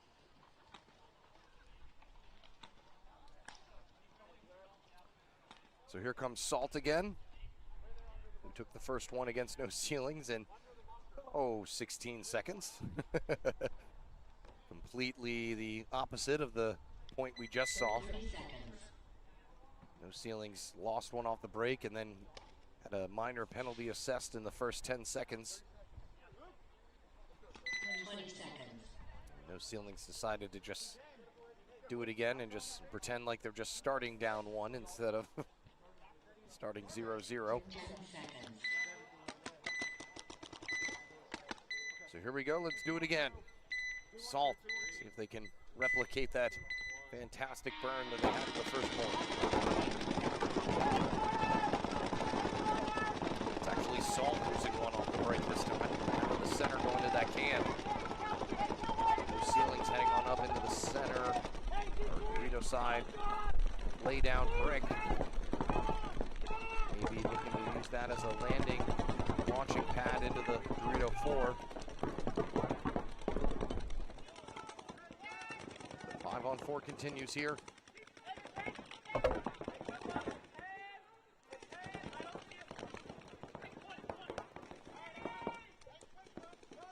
Dalton Bright hopping into the snake for Salt.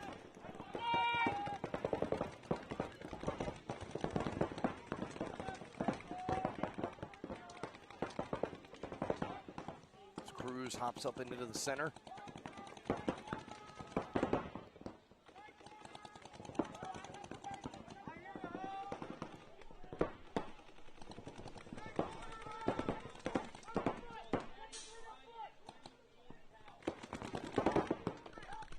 Another Salt player coming out of the Dorito at the same time as the Carbon stand-up player.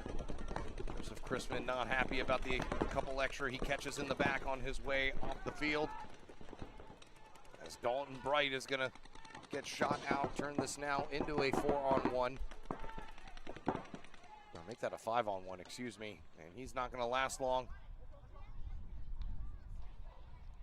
And so, no ceilings, able to get one back here on Salt and tie things up.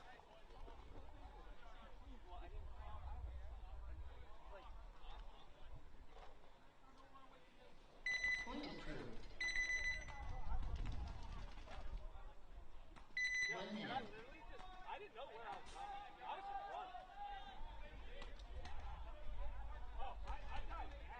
That internet people are dangerous. I'm talking to people on the internet, okay? We're talking to a worldwide audience. We had someone from Belgium check in earlier. You Yeah, know? exactly. So, you know, they're not going to be able to just jet set over here and grab a lemonade kid.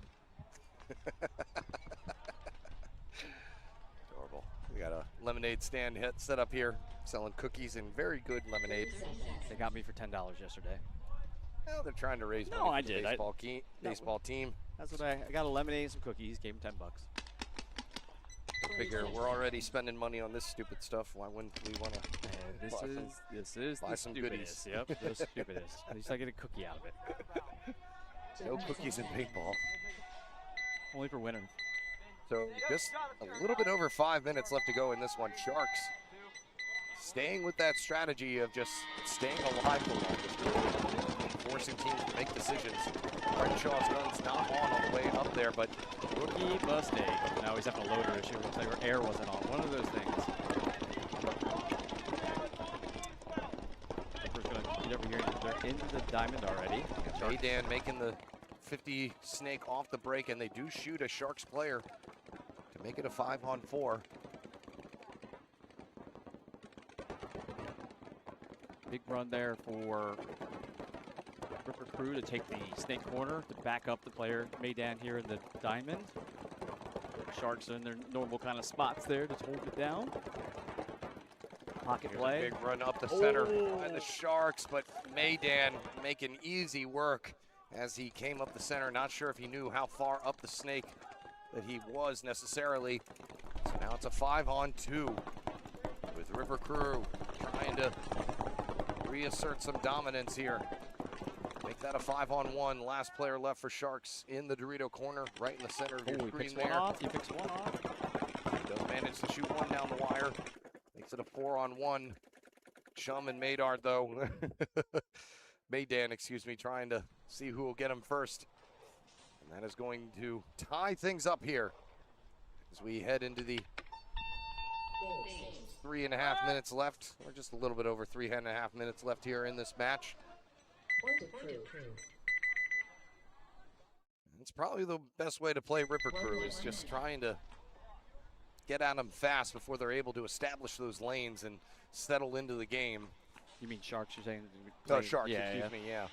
Just because even if you shoot one or two of them off the break, if you're still all the way in the back when that happens, they're going to settle in and make you take as long as it's going to take to get down there. So if you can get those positions early before they have a chance to establish their bearings, that's going to be the way to beat them.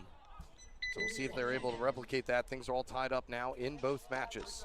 It's funny you say that because when the Sharks went down bodies, they still had two players there, and I was like, they could easily sit here and lock this up and see if they can win. Yeah, but see, the only difference was that they were getting shot from actual positions, not just getting shot out of gunfights or anything like that. Exactly, and the fact that So the pressure was already there. They couldn't fill out and do their thing where they get into those prime positions that they can hang out in. Yep, having that play in the diamond is play tight, wait, patient.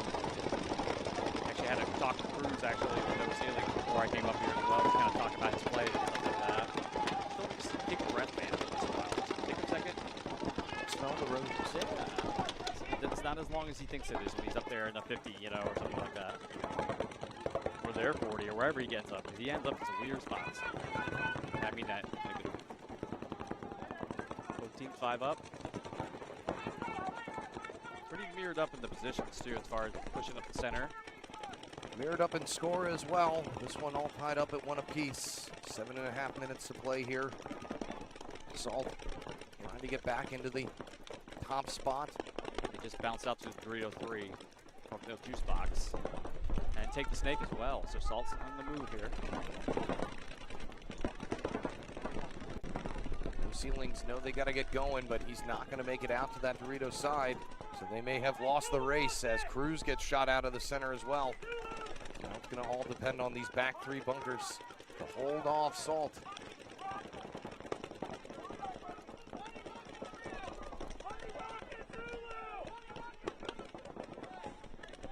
6:45 to go here. Time not necessarily becoming a factor just yet.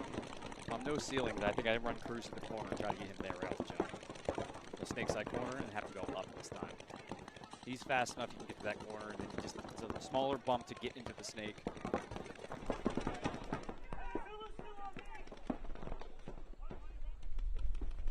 Salt's got both Doritos, got the snake, carpet stand up, and the home. Roush thought he got a piece of Kramer on his way up into the snake, but Salt's doing a really good still in job. there. Doing a really good job as well, not just rushing because they know they need to bleed the clock. If they can get the point out of this and bleed the clock, it's a double win for them. At that point. That's been the assessment now of this layout, is the most aggressive team hasn't necessarily come out on top. And so I said in the shop in between, the Sharks are really having success. They're not necessarily, it's because they're shooting people, they're just not getting shot. If you can not get shot the longest. Isn't that kind of the name of the game? I mean, you would think so, but there's certain layouts though where that's not the case, where you know you can do that as much as you want, but then once time starts dwindling down, if it's easy to move up the field on you, then you're going to get taken out. And no ceilings player walking off of the Dorito side. Cameron Rocco shifts his gun just in the nick of time. Take out a Salt player running down, but he's not going to be able to survive the battle with Chrisman, as he will take his leave. 2 Salt players remaining will hit the buzzer to give themselves a 1-point lead. Nope, there's going to be a concession. 5 minutes to play here. No ceilings. Going to have to figure something out quick. It's a ton of time and no time. Isn't that weird? Like, you could go have a quick point, but really, these points have been dragging on, so you get one more point on this? Well, it's just been different. Like, it's either a really, really long point or a really, really short point on this layout. So, yeah, with 5 minutes, yeah, I mean, if you can get a quick point, yeah, there's enough time for one of those. But if there's one of these points where nobody gets burned off the break and everybody settles into their primaries and just keeps on shooting, then all of a sudden you're looking at, okay, I guess this is the last point we're playing of this round. Exactly. So you just got to kind of figure out what the feeling of the game is depending on the situation after the break. Wonder what Coach Henry is going to cook up from this time with the Sharks.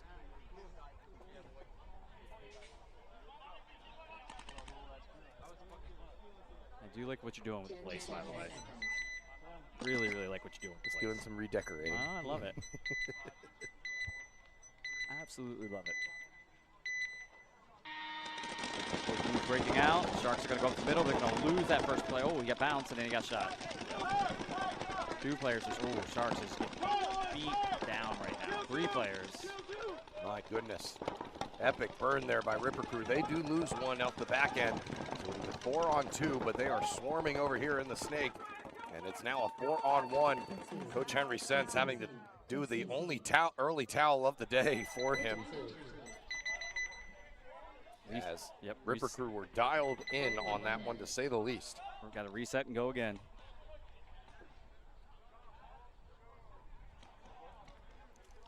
So that's going to put Ripper Crew ahead there, 2-1. Interesting to see what no ceilings got cooked up this time. Looks like they're, I think that he was limping or he's got something on his knees trying to get off of it.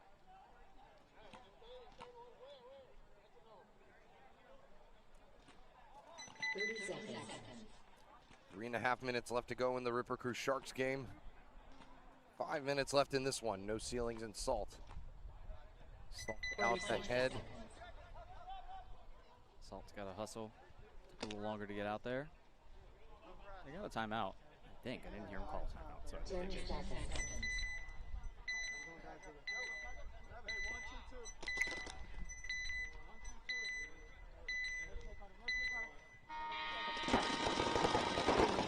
ceilings. Sending Cruz up to the center and going out to that Dorito corner off the break. Standard breakout from Salt as a hopper hit from Salt. No penalty assessed. Ref was thinking about it, but lets the players continue playing.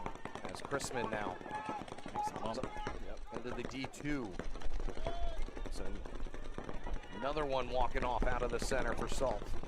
No ceilings striking back here with a 5-on-3.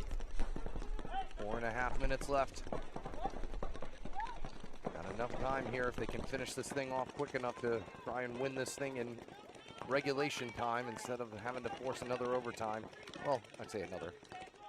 We've only had one today on the other field. It's the only overtime we've had. Knock on wood.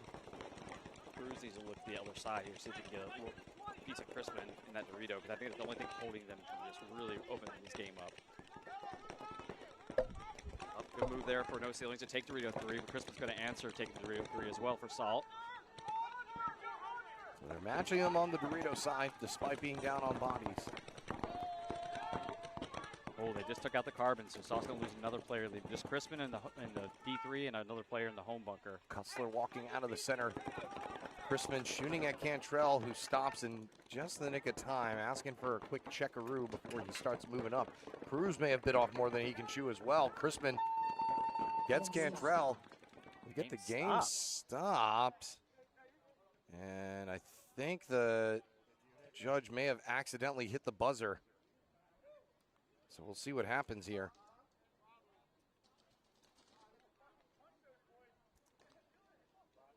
Don't walk off, right? Hey, don't walk off. Don't walk off. So it was just game stopped. And they're going to have to all go back to their bunkers. That's unfortunate. Poor Chrisman. That's the second one that happened. And so Cruz is saying, actually, can I go back to the center brick that I wasn't in? And I think that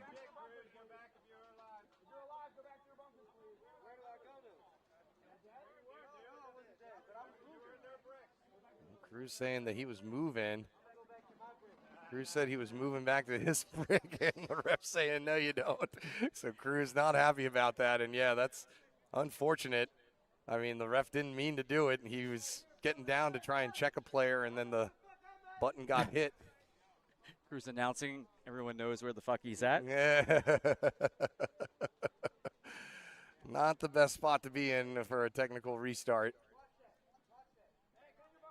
So trying to get everybody reset. Yeah, that was just an unfortunate accident. It's the second one we've had this weekend. That button has been way too sensitive. Yeah, so barrels down to the dirt, and they're going to have to do a 5-second restart.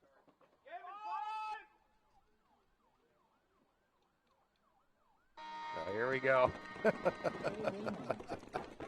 Good job on Cruz. Just pick a side and just stick with it. You know. I mean, that's the best you can do. He knew Chrisman had him dead to rights, and that's why Cruz was saying, I was going to go back to mine. I swear, I was thinking about it, and you stopped the game. All said and done, though, it looks like we're in a pretty similar situation to what we would have been at, so don't think any harm came of it. It is so funny that the guns are so focused up here. Like, I think, is that Crump over there just like hanging out, just standing in the back? He was doing it yesterday too when he was playing for us, but he's just back there wheeling and dealing. Like, well, Carano's in the back center for Salt, and he's staying posted Dorito side. And yeah, Crump kind of actually trying to figure out where he should go.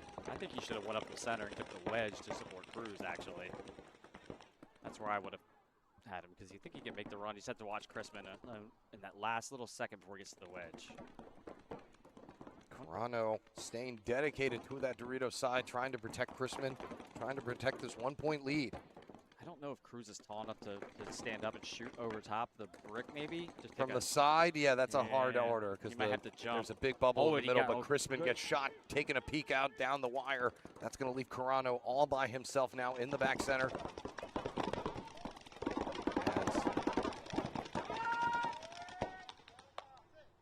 Last player left, Carano, gets taken out there by all engaging parties. And that is going to tie things up here between No Ceilings and Salt with just under 2 minutes to play. So that'll be an interesting one. Point approved. Hopefully without any false stop it. 1 minute. I mean, it You just sucks. I mean, I've experienced them before, and Oh, they're I just, have as well. sometimes they work in your favor, sometimes they don't. We had one in last one I had was 10-man CFOA last year in December. One of my teammates had a small heart issue. Oh boy. Yeah, He's okay. He's fine now. I had one at Dell Hobbies for Dell the Hobbies. GPL. Nice, Several GPL. years ago. We were playing Hogan's Alley, Mm-hmm.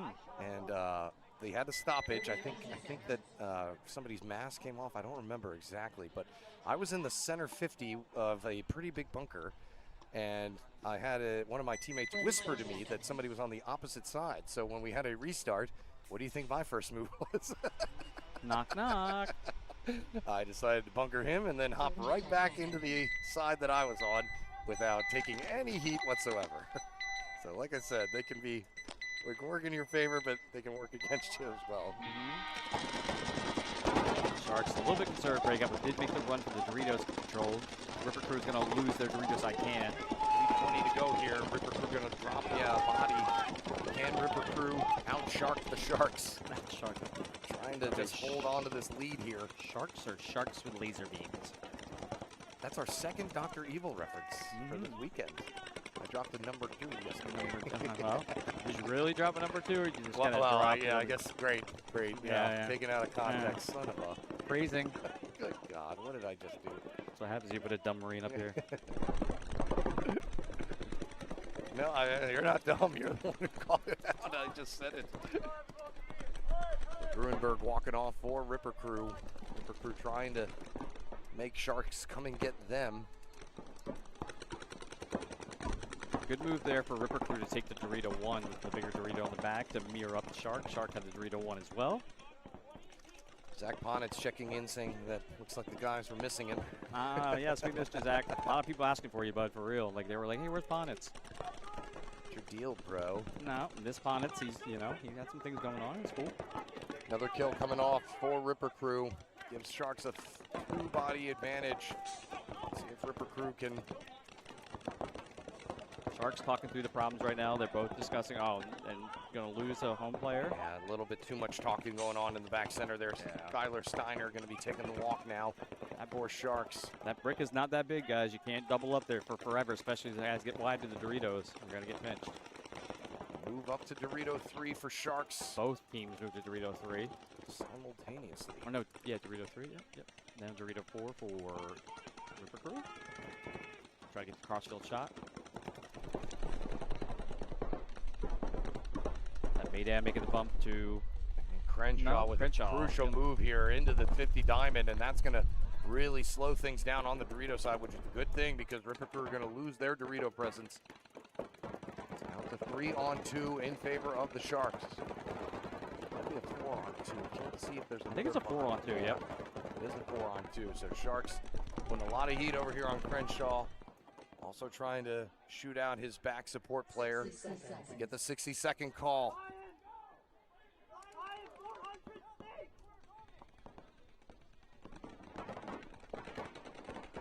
It's Crenshaw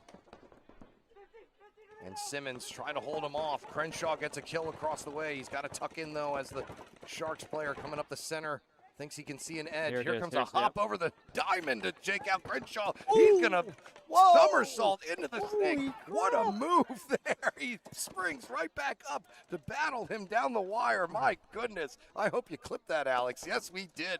Fantastic. As Simmons is going to walk off, and that is going to maybe tie things up. Oh, Shark player running out of bounds. Only one player remains, but he is wearing a Shark jersey, and he's going to tie things up here with under 10 seconds to go. So that will likely result in an early or in an overtime point to settle who will be moving on to the finals. Let's take another look. We got to look at this move. one. That was wild. That was a big dude move there. I give him a 10, man. He stuck the landing, dude. I mean, he stuck the landing. To be able to do this. Look. So he hops over and bunkers Crenshaw and then somersaults and springs right back up. I would have been breathing so heavily and almost vomiting. So an excellent move there by the Sharks And I didn't see exactly who it was. I couldn't. Can we play it one more time to see if we can see the name on there? No, No, I can't It's too quite get hard. it. But that was an insane one. It was exciting. It was scary. It Yeah, was scary I was again. It worried. was exciting. I mean, it had everything, you know. I mean, he one-handed bunkered him and then just hopped over and acted 30 like seconds. nothing ever happened. It was like those you ever see those guys online who just do backflips randomly in a crowd and Yeah. act like nothing happened and only like a couple people 20 notice? seconds. Didn't know we were adding parkour to paintball now. Parkour. Unbelievable. So Sharks tie things up with Ripper Crew, and that one is going to be heading into overtime. That's what's going to be the case here if we don't have a winner of this point. No ceilings and Salt, all tied up at 2, just under 2 minutes to go. Salt gonna, or excuse me, New Zealand's going to push the center this time to try to get the brick. Salt took both the towers internally, so We're going to strike first, hurting the Salt snake corner runner. And two people. with Preston Salt, going to yeah. walk off. That's a big gun to lose over there on the Dorito side. Another body walks off. You got to think Salt's going to try and do an early towel to salvage this point. Big run up the Doritos side from No Ceilings. Oh, come on, Cruz.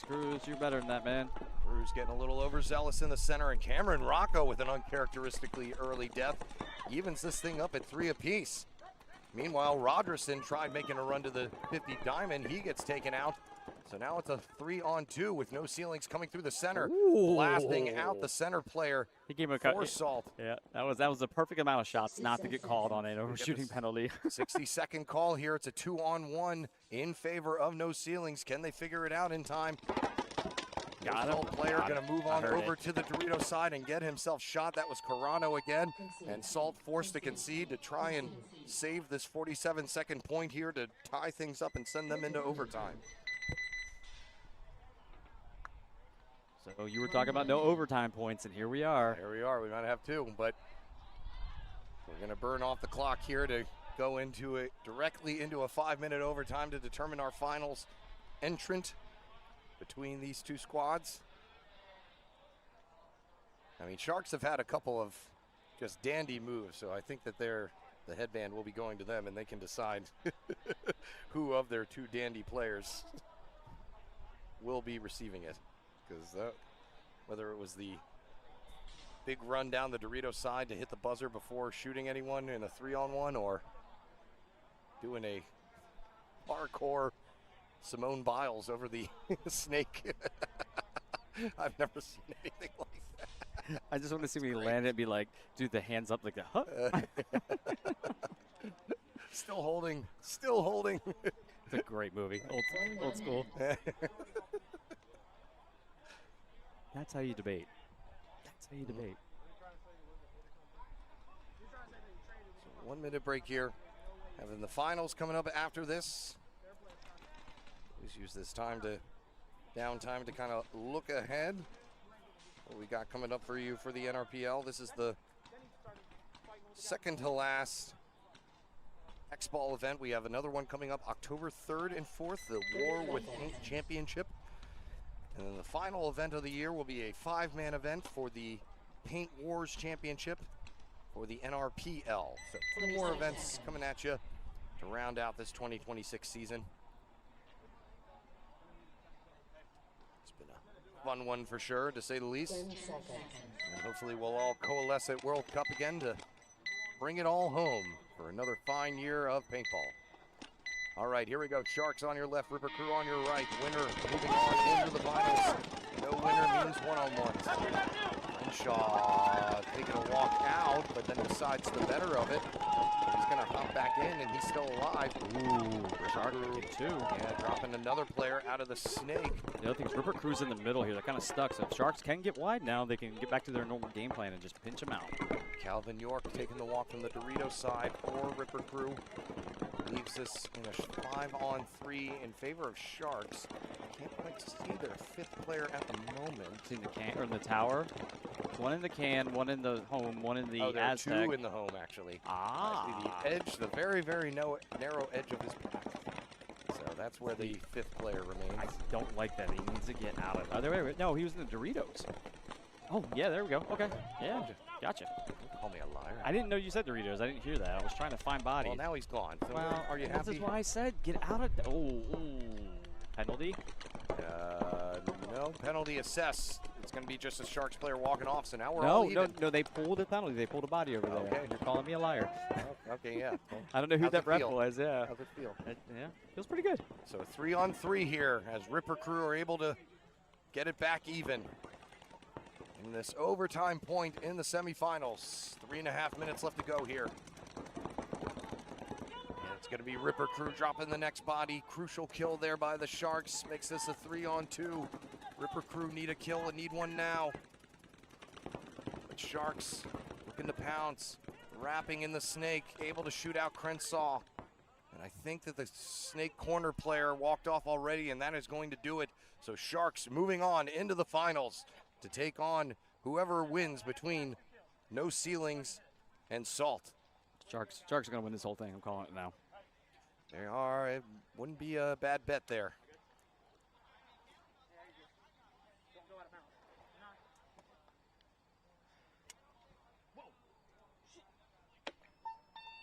Base. There it is.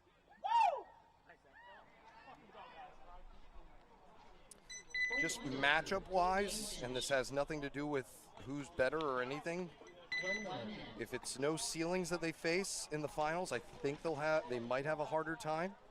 Salt, if they face Salt, I feel like they'll have an easier time facing Salt in the finals than No Ceilings. Like I said, that's just from a matchup perspective, Yeah, not necessarily of who's better or who's whatever, but I feel like No Ceilings may be able to break the Sharks' cross a little bit easier than Salt. See, I think the No Ceiling sometimes making those kind of You think moves they, late that are getting shot when they're in those positions. Yeah, is they going have had to- some closing Yep. difficulties, but if they can do it fast enough, though, that's the only time we've seen Sharks really be vulnerable. To your is the only point. thing, yeah. To your 30 point. seconds. Yep, you said it earlier when Ripper Crew made the run and kind of got into their faces and then didn't allow them to get into their rhythm.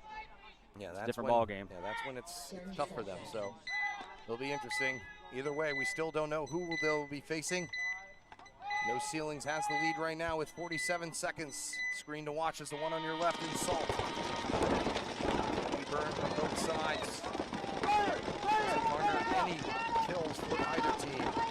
And Cantrell, though, walking off for No Ceilings. Salt now into the diamond. Crawling out to the outer portion. Rogerson looking to Player just got shot. team Yep. Coke alive as another player walks out of the center carbon bunker. That was Slay, actually. He was in the carbon. But two players walk off simultaneously for Salt. Three. Make that 3, 4. So now Rogerson all by himself. He shoots 1, he shoots 2, he shoots 3. Rogerson is still alive. He needs to run and hit the buzzer. He's got 3 seconds left. Can he tie it up? He's taking Rogerson. Oh, he needed to hit it a little bit faster. Chrisman yelling at Rogerson, what are you doing? You had it. He shot everybody, but just wasn't able to finish the deal. He was still checking himself out. I mean, he was the last one left. It wouldn't have mattered anyway. So No Ceilings will be facing Sharks in the finals. And it'll be Salt taking on Ripper Crew. So we're going to take a slight break, try to catch our breath. Holy crap. Well, that was wild, man. That was a wild finish to both games, and that was epic. Hopefully the finals are just as exciting as we finish off the Beltway Open live from Field 1 here at NR Paintball in Severn, Maryland. Back in just a moment, people.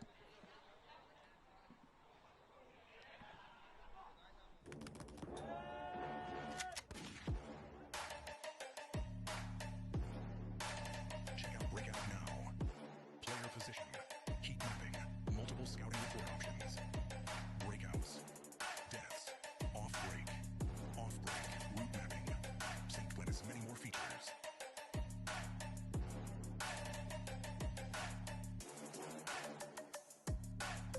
Breakout is a great asset to any competitive paintball organization.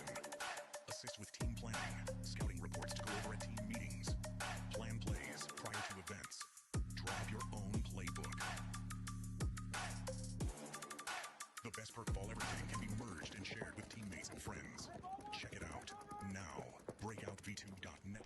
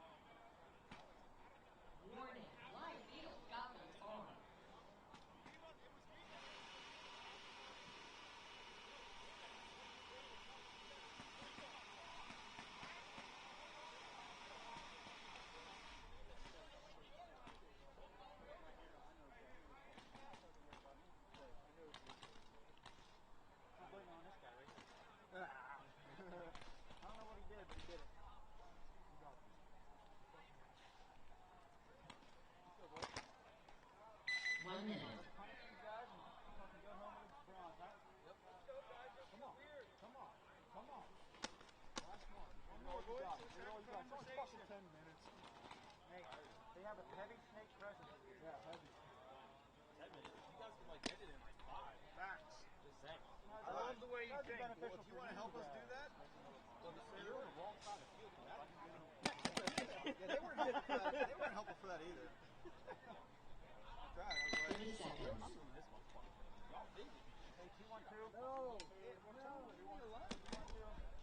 I'll try to peek up. This is a safety zone. 20 seconds. He might be psycho. I don't know. I'll tell Ronnie. It's time. 10 Don't sue me, seconds. Chris Say, Buffer. Or Bruce Buffer. Bruce is going to come after you. Which Buffer is it? Bruce. Oh, Michael's the other. Yeah, yeah, it is Bruce Buffer. Time for the finals here. We're starting things off with Recruiter and Salt playing for third place. Somersault, the talk of the town down under the down in the field right now. Rightfully so. And it was, I did confirm that it was Alex Christner who did the move, so he rightfully received the headband of justice. The righteous headband. Courtesy of Bravo Zulu headbands. Chris, we're going to take the walk here for Salt. 5-4 early advantage here for Ripper Crew, who aren't necessarily pleased that that is the highlight of the tournament. Thinking that they were even arguing that they thought they had shot Christner when he made the move, but we didn't see anything, and I can't confirm that that's what occurred. Salt may have had the bigger heartbreak after they won the point, had plenty of time to hit the buzzer, but their last player left just not aware of the time ticking away. I was getting texts from people like, what was he thinking? And I was like, Yeah, I don't think he was. unfortunate, That was yeah. the problem. Just lost a focus there for a second as another player walks off for each side. Makes this a now 3-on-3 battle. Oh, dotted the center player up there. Home player out. Nice shot there by Dalton Bright to make this a 3-2 game here. But they're going to lose a player over on the Dorito side for Bright. Salt. Bright just pieced up the Dorito player over there pretty well. So now a 2-on-1, one body advantage again for Salt. As Ripper Crew try and battle out of this mini Aztec on the Snake side, but Dalton Bright bearing down on him here. I think that's Ryan Simmons, who was the last player left for Ripper Crew. As Salt up 1-0 to start things off. Just finished my delicious lemonade. Courtesy of the lemonade stand here that they have set up. Well, they got bought out of everything. Someone went over and bought like all the cookies. So Mom had to bring more cookies over. There we go. Gotta make more cookies. All right, so now our battle for first place commences here with Sharks taking on No Ceilings. And like I said, I think that this is the matchup that will give Sharks the most trouble. If No Ceilings can establish their positioning early, that's going to be the key.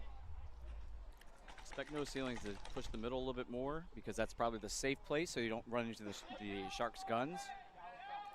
Yeah, But the question it's will a be, good idea, but if you're heavily scouted after playing all day, is that something that you want to try for? I think it's the safest bet for them. They got the speed and they got players that can make it there without risking it. No Ceilings sitting at 4th in the rankings right now. Sharks at 5th. So the winner of this would have a leg up on achieving the top spot for the year.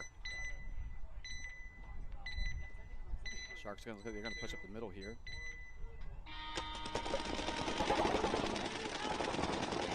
Sharks actually pushing further up into that center brick, keeping more players back.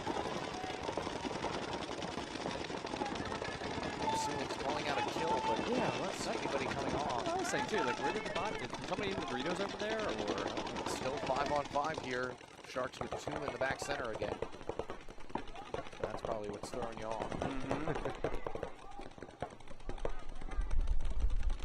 See, No Ceilings don't want to get into gunfights here, and that's what they're doing, and that's not what's going to work. running ref? Never a good sign. Here comes the penalty. Cruz is going to pick up a minor penalty here. Turn this now into a 5-on-2. Like I said, if No Ceilings wants to have a shot, they're going to have to be aggressive. Coach Riley going to go ahead and concede things. try it again, save the time. Only 50 seconds coming off of the clock there, so not the end of the world. No, but Sharks just showed you they adjusted the game plan, played their game still, but was able to kind of keep them canalized in the center there. Bottleneck them for sure. Yeah, that's what I was saying, is that got to try and get the positions early. 1-1.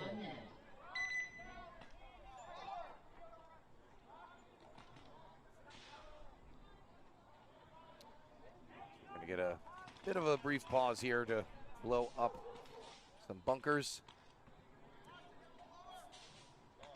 As we take time to thank our fine reffing crew out here for the NRPL series, who have been out here all weekend long. Unsung heroes. Making this one of the best events, tournaments series on the East Coast. Nice spot for a lot of teams to grow and harness their skills in the lower divisions. We're taking it on the road and taking it to the big show. XL Texas coming up, what, a couple of weeks, I think? I think. I got to look at the dates, actually. I should know. I might be going. Probably be a good idea. Sounds like it's I think I remember it being a September event. It is, I'm pretty sure. But I thought it was like 16th to the 18th is some reason in my mind. It sounds about right. I don't have my phone on me, so I can't look it up right now. Or They're maybe listed. 18th to the 21st, or to the 20th. So when is it again? Well, let me look it up. Just Louise. I do everything. You do. 17th through the 20th, I was right. Okay. And then World Cup November. coming up here soon, 10th to the 15th.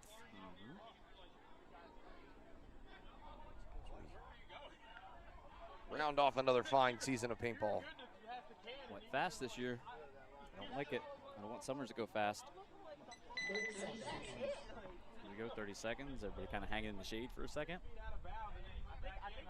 Ripper Crew got more shade over there on the box, whereas Salt's over here hiding in the bunker shadows, trying to keep paint out of the sun. Yeah, as we know, one side benefits from the morning games and one side kind of benefits from the evening games.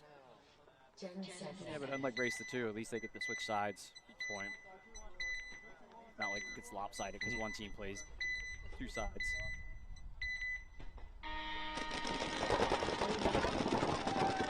Salt strike first again, burning the center runner of Ripper Crew.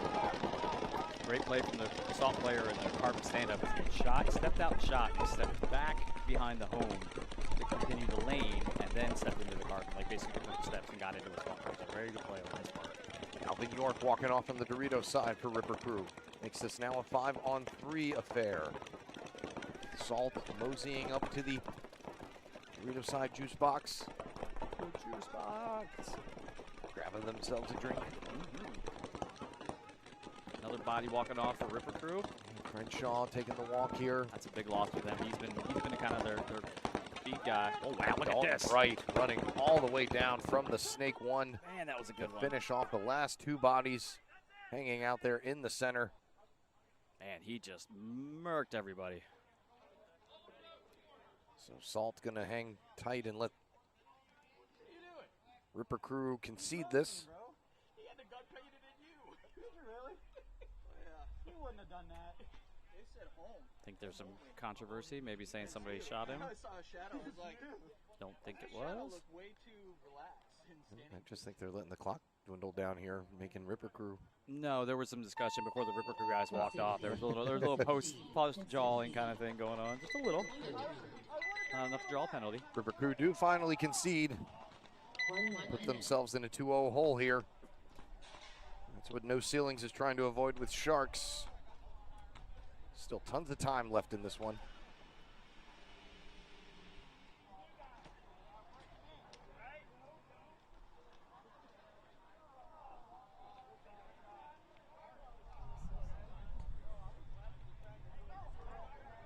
So if you're No Ceilings, what do you do here? Like I said, 30 seconds. I may try actually a different run. Maybe try one of those far Dorito runs we saw yesterday. I'm trying to get into that 20 seconds. mini brick over there and get into the Dorito 4 fast, or Timeout. maybe take a center run to get into the diamond fast. Do something to make Sharks uncomfortable early. My favorite quote of being uncomfortable was, I think it was Phil. And he talked about a bet that he and Michael Jordan were having during golf. And he said he wanted to make it large enough where it was uncomfortable. You know, like it was. I want to play for something. Yeah. I don't Just- want to lose. They said just large enough to make it uncomfortable if you had to pay. You know? Henry, say it again. Don't know who won that one either. Never heard the rest of the story. So 30 seconds. I'd be interested in more in what the number was that actually would make those two guys uncomfortable. that's the crucial piece to that. 20 seconds. Probably our yearly salaries combined and then some. I'll take a small pittance in any of those, man. I'll be 10 okay. seconds.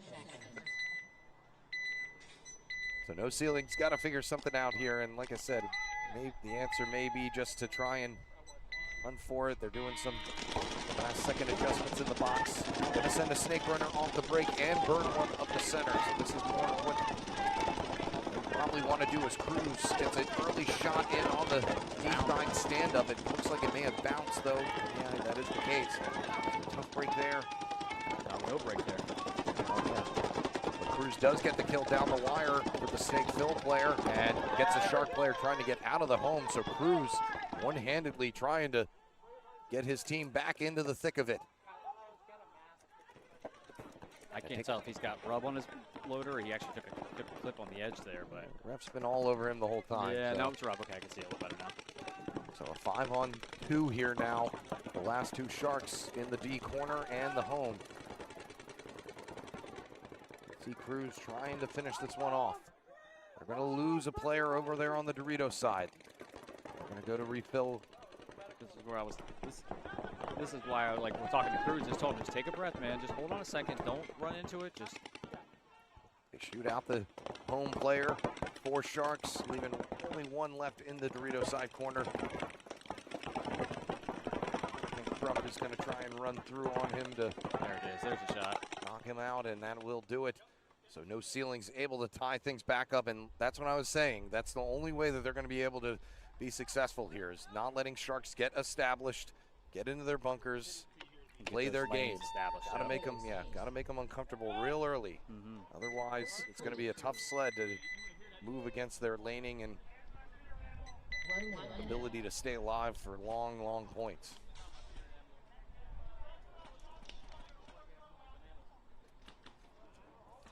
So all tied up in that one. Different story for this one as Salt have the lead with 6.5 minutes to go. Ripper Crew, the team searching for answers currently. They themselves have been looking uncomfortable after breaks. They looked a little flat this morning too. I remember coming up here for one of the matches when we were talking. They just didn't look like their normal Ripper They were selves. pumped in the semifinals, and I think losing in the manner that they did Wow. made things a little sour for them, and now they're finding it hard to continue on.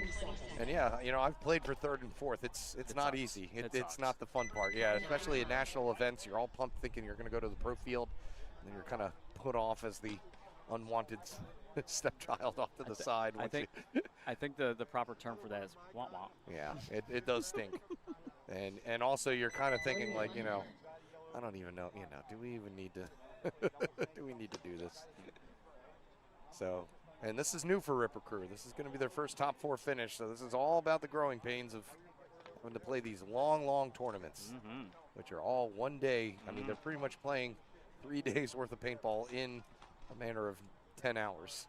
So It's chicken or egg though, because we used to play events like this all the time, all day. I mean, they used to be really long, brutal events, you know. and there's a lot more waiting. yeah. God, the waits. And then you get shot on the break. You're like, oh shit, that was great. not fun. This was fun. I Great. know. Let me wait for 4 more hours. $300. Great. Down the drain. 26 seconds. Speaking of waiting, looks like one of the teams needed a timeout to get everything settled. 10 Yeah, we didn't get a seconds. chance to talk about that. No Ceilings had to take a timeout during that last point, so both teams had to. Figure something out.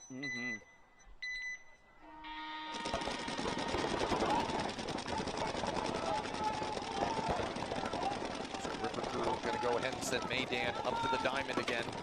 And they get a burn out of the center. This is more of what we saw from Ripper Crew when they had success. 5 on 4 just here shot is out the home. Maydan with a nice kill out of the back center. It's Chrisman too. Shot him in the mask, it looks like. Well, 5 on 2 here. As Ripper Crew trying to get a quickie. And Maydan. He's going to shoot everybody. Yeah. Everybody. Pulling one out of him. Just wants to shoot everybody.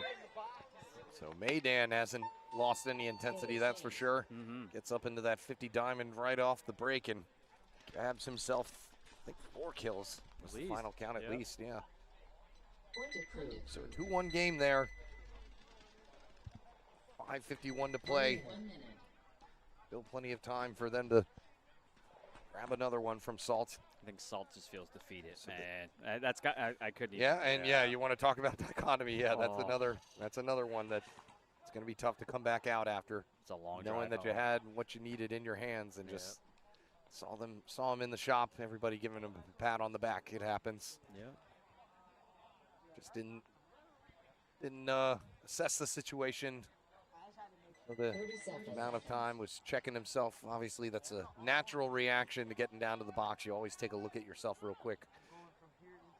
Yeah, but there was like an extra couple seconds where he was just kind of like not engaging with the button. It just seemed like it was just not the intensity you would want to see as somebody trying to get. Yeah, and I mean, when you start a game like that, you know, with little time, you need to know ahead of time, hey, if it comes down to it, I got to just run for it and try it. Sense of urgency. Here we go. Sharks have a big run trying to get out the Dorito, get wide this time, enter the Dorito corners. Great moves because they made them both clean. So Sharks are going to try to keep those ceilings pinched in the center here, although they're going to lose the Dorito player. Sharks are going to lose their first body. First two bodies all off of the Dorito side, but a running ref coming in to check out a no ceilings player in the center. As Cruz looks to grab another bite on the snake. No, he's going to instead go back to the inside.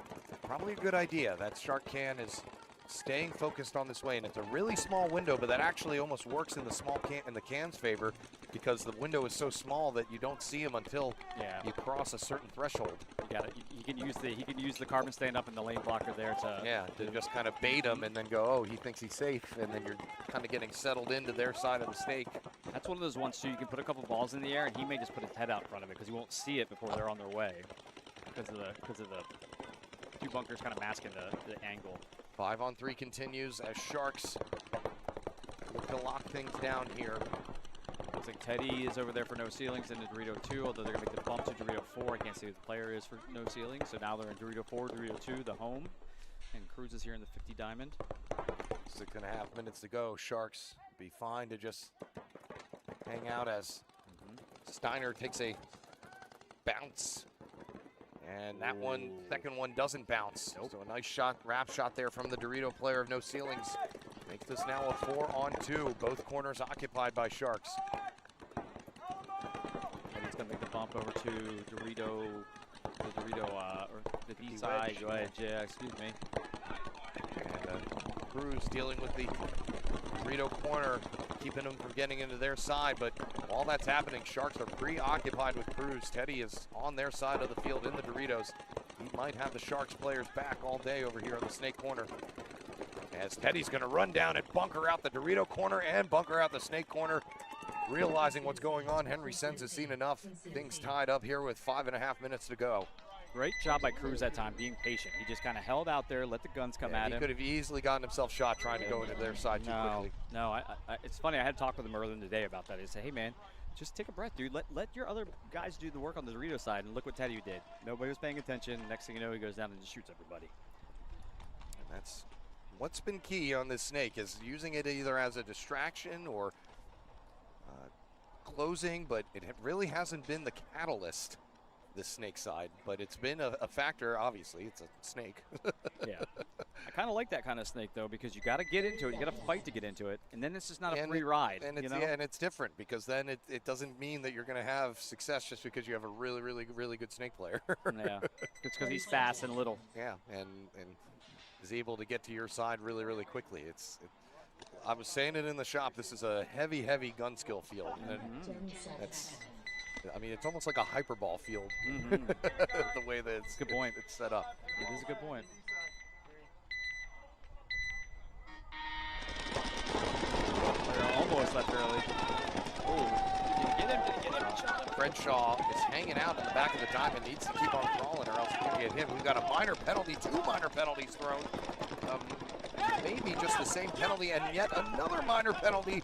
My goodness, Ripper Crew just getting all torn up in the back. They didn't pull enough bodies, though, because there's only 3 bodies I walking don't off in know. the second minor. I don't so- know how many minors there actually were and how many minors it was just the ref, you know, confirming. Maydan's going to get taken out, and so that's going to leave Crenshaw all by himself up here in the 50 diamond. And that is going to do it for Ripper Crew. They're going to go down 2 points here as Salt are going to slow roll this and let them go ahead and concede it. Concede. So There it is. not quite sure what the issue there was. It was either playing on or talking, but refs just kept on throwing yellow flags like they were getting paid for it. They're not? Don't get paid by the flag, do they? That'd be a great Quota. great policy. Flag quota. You want to make sure the refs keep a tight leash. Flag quotas. I was talking to Chris down here earlier. We were watching, and that player made the run through. And I watched Chris grab both flags. Remember we were talking about that? I told him, I was like, that's the new move they should do. It's almost like calling a delayed penalty in hockey. You just grab both flags and kind of look at the guy and be like, your But move, cowboy. You got to circle him. Yes. You got to circle him. 30 seconds. Petey Pablo.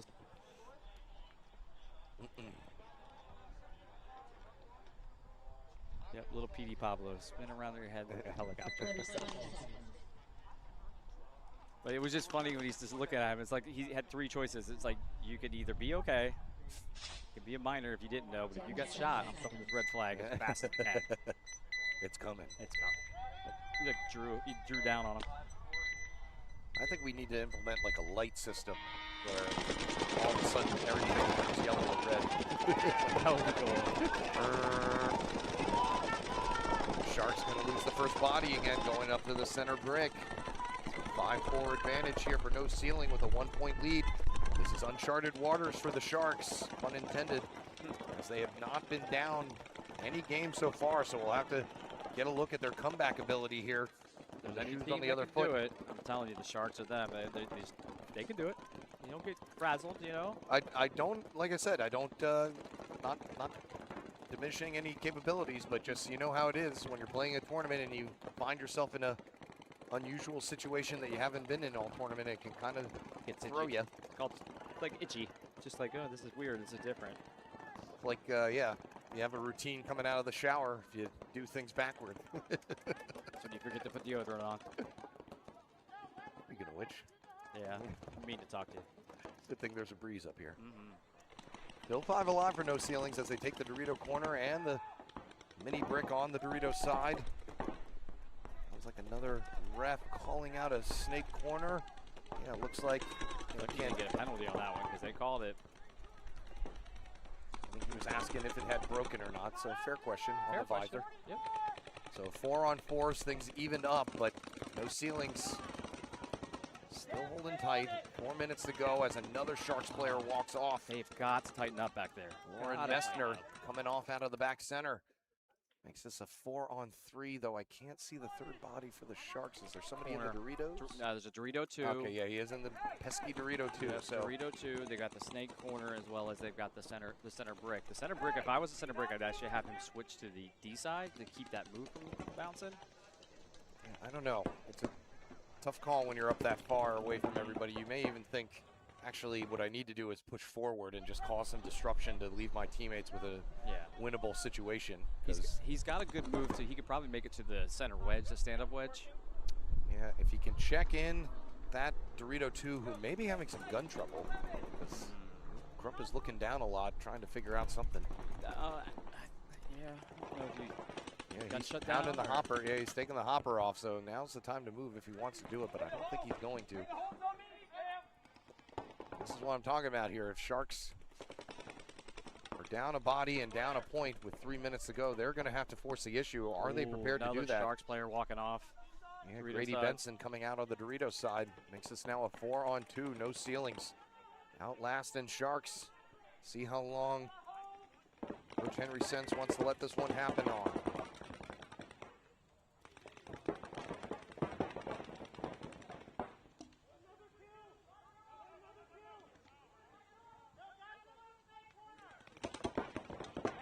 Four on two. Muchler in the center for Sharks, going back and forth. Trying to squeeze out another kill for his team to even things up a little more. And like I said, and now Muchler's going to go for it. And he's going to get shot by Crump. And that's going to be all that Coach Henry Sense needs to see. So yeah, like I said, if Muchler was going to make that move, he could have made it sooner and maybe taken out one or even two just to give his final two teammates a chance, but not going to be able to do so.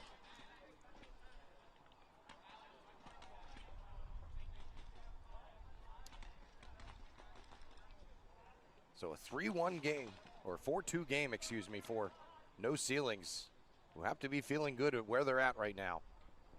Salt with a 2-point lead of their own here with 5 minutes to go. 30 seconds.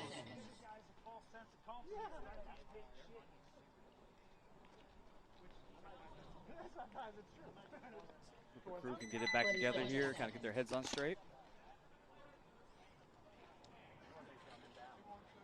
Or excuse me, it's a 3-1 game. Yeah, I was like, wait a minute, didn't they play first?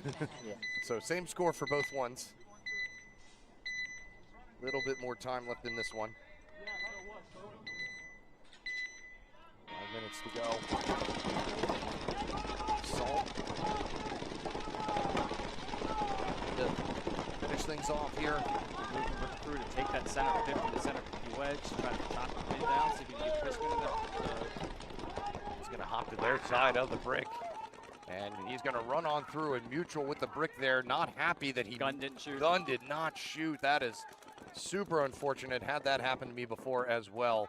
And so Crispin walking off for Salt though. So at least it is still a 4-on-4, but a tough break there for Brinkley. I've had, like I said, I've had that happen to me before, and it is the worst feeling in the world. Crenshaw walking off along with another Salt player, so things stay even with 3-on-3. Here comes a move down the Dorito side to bunk out York as the Salt player hops to their side of the Doritos. He gets himself shot. 2-on-1, I believe. 2-on-1. Yeah, last player left for Salt now in the center brick, and both corners occupied by Ripper Crew. So the Salt player's job here is, Stay alive. well, maybe try and backtrack to see if you can take off some more time off this clock. Or you sit down and just be quiet and hope you pick the right side. The Yeah. guy comes running down first. And Hoagland Oh. is going to run all the way to the Dorito 3. Not the most smooth move, but it works, and he gets on out there. And that's, like I was saying, that's probably a better place because now it's going to narrow the window of which he can get shot at and at least take some more time off this clock. They've got a 2-point lead, 3.5 minutes to go. If you can get this down to the 2-minute level at least, or even maybe shoot one and turn it into a 1-on-1, that'd be even better. Crew, though, not looking like they're going to oblige. And Ooh, a little extra run low. through, and he wasn't sure if he actually did shoot him or not. Hoagland, though, staring him down on his way back to the box. Thumbs up. 22. So a clean hang there. Gets us a 1-point game. 1 As minute. we get the clip here. Hope he's all right running through like that. Oh, this is the run through, yeah, where his gun doesn't work. And man, yeah, that is just super frustrating. Yeah, it didn't. He pulled the trigger and nothing came out. So nothing more useless than a gun that doesn't shoot. Ripper Crew player here limping off. Yeah, that was on the final run there. May have slipped a little bit, but hope he's all right. Little tweak, 30 tweak. seconds. It's the end of the day. Everyone's held together by Band-Aids. Chewing gum and duct tape, paper clips, MacGyver style. 20 seconds.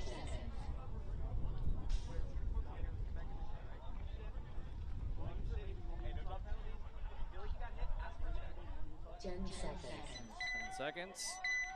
No ceilings, Sharks playing for first and second. 3-1 lead right now, no ceilings. Sharks look like they're gonna make some runs here. Kind of get in position.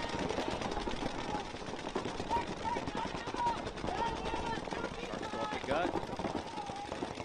5 alive for them. They settle in. Minutes to go. Sharks got to make something happen. They did. They just shot no ceilings player over there. Taking the stand-up can. So they're mirrored up here in the center 50s. No ceilings aware. They got to hold tight. Cruz just staying snake way, trying to keep any fast advancements happening up the center or on the snake. Maybe an opportunity here for a Sharks player to come and get him, because, yeah, that will open things up. The wind moved that bunker, and Cruz shot it, thinking the guy just jumped in the snake. It's like the pod throw. The wind shifted, he just shot at it. Grady Benson walking off out of the Dorito side, 4-on-4, just as Muchler makes his move Cruz to threw that be pod the around. opposite side of Cruz, see when anyone notices that he's there. Now he's battling with Crump over on the Dorito side can. Cruz still doesn't hear him. Hits him. He picks Crump up on the shot. So now it's a 4-on-3, and Cruz and Muchler are going to run together and say hello to one another and walk on off.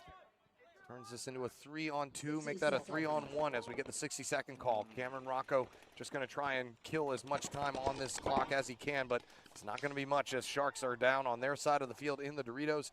Going to shoot him out and hit the buzzer now with about 45 seconds left to play. Ooh, this will be an interesting finish.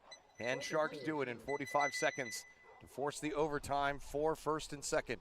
I really want to get on the road, but I want to see an overtime.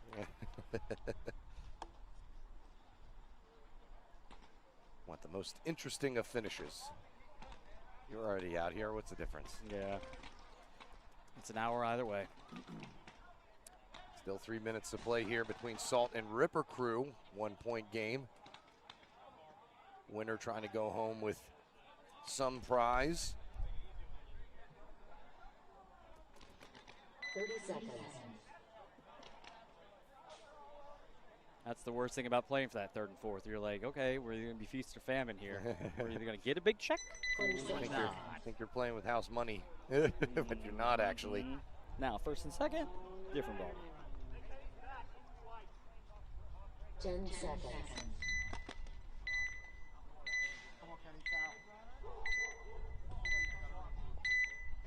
He's lining up. Ripper Crew's going to make a heavy Dorito run this time. Try to keep making sure it's not getting that way. He did. Looks like he made his Dorito 3, although he gets shot. So 2 players gone for Ripper Crew.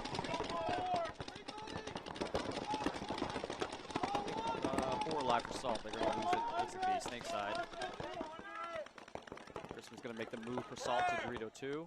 York walking off for man. Ripper Crew, and Dorito side walking off for Ripper Crew as well. Yeah, just red jerseys going all over the place.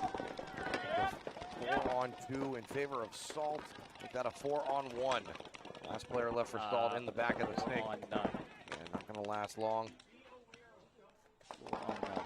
So Salt, this one in the bag pretty much until Ripper Crew decide to towel it.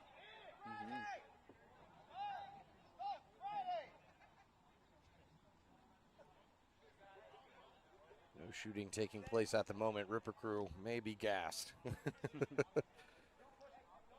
And that's another thing, you know, you move on for the first time, you realize, man, we actually have to play these games that we're vying for. It's deep. Yeah, Crispin's over there holding his hands on his legs. Yeah. He's breathing deep, man. It's a long time holding your gun up. Yep. All those games, trying to stay focused. So just under 2 minutes to play, Salt up by 2. 46 seconds left. The side to watch is going to be the right one as Shark take the field. Timeout called by Sharks to try and get some last minute instruction in. Yeah, Cruz, Crump. Ceiling's going to try and hold him off here to secure first place of the Beltway Open. It'll be a big weekend for Coach Carlton Riley, whose Regulators won the D3 division yesterday, and now if he can coach No Ceilings into a first place for D4. Yep. It's a rough game we played against them to move on, for them to move on and us lose. Good game though. Regulators, good team. They put a lot of work in. I know that because we practice against them every weekend. So kudos to them. Congrats. Well deserved. 1 minute.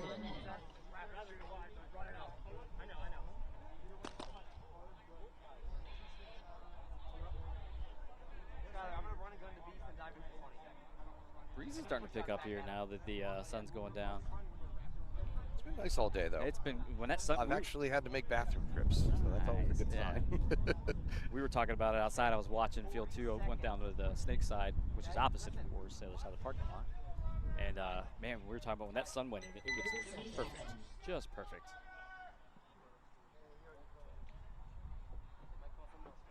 So here we go. 20 seconds. No ceilings, Sharks. Coach Henry calling the call here for the Sharks. 10 seconds. Sharks down by 1. Need to make something happen and only have 46 seconds to do so. No ceilings, trying to hold them off, secure their first victory of the year. Here come the Sharks up the center. They're going to lose one of them who overran the center brick, it looked like. I'm not sure what happened there. Another player coming up the center drops off, so a 5-on-3. Is that a 4? No, Crump isn't out. I don't know what that was. But they do lose one off the snake side as Crump is now moseying up to the 50 Dorito side, and he's going to take out the center. He's going to take out Steiner all the way over here on the snake side, and that is going to secure the victory for No Ceilings. Crump did he just worked him. He was just lollygagging. He sauntered down the tape line. I was trying to find the right word. Yeah, sauntering That's is the best way to. perfect one. Yeah, yep, sauntering Yeah, down just the. Yep, you're gonna start calling that move. going the up Crump. the side of the Yeah. Doritos just to shoot him out, and he's going to hit the buzzer for good measure. And that is going to do it. Point approved. No Ceilings are your winners of the Beltway Open D4 division. That's amazing. 'Cause remember, Crump played yesterday. We got third with us yesterday on Yeah. east side. So now he got third, and then he came out here and got a first for No Ceilings. A hard-fought victory for sure. Cameron Rocco of intent, no stranger to winning NRPL events himself, came on out here to help in the cause. Securing a victory for No Ceilings. Third place still up in the air here as we have a 2-point game with under 2 minutes left to go. Salt and Ripper Crew still got some scores to settle. 20 seconds.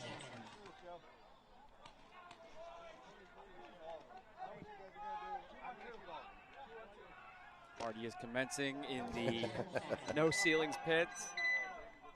The way Crump was walking, I thought the party had already started. Crump walk. That's Salt on your right. Snake runner for Ripper Crew. Henry a runner. Yeah, 5-on-3. Make that a 4-on-3. They do nail out the carbon stand-up player for Salt.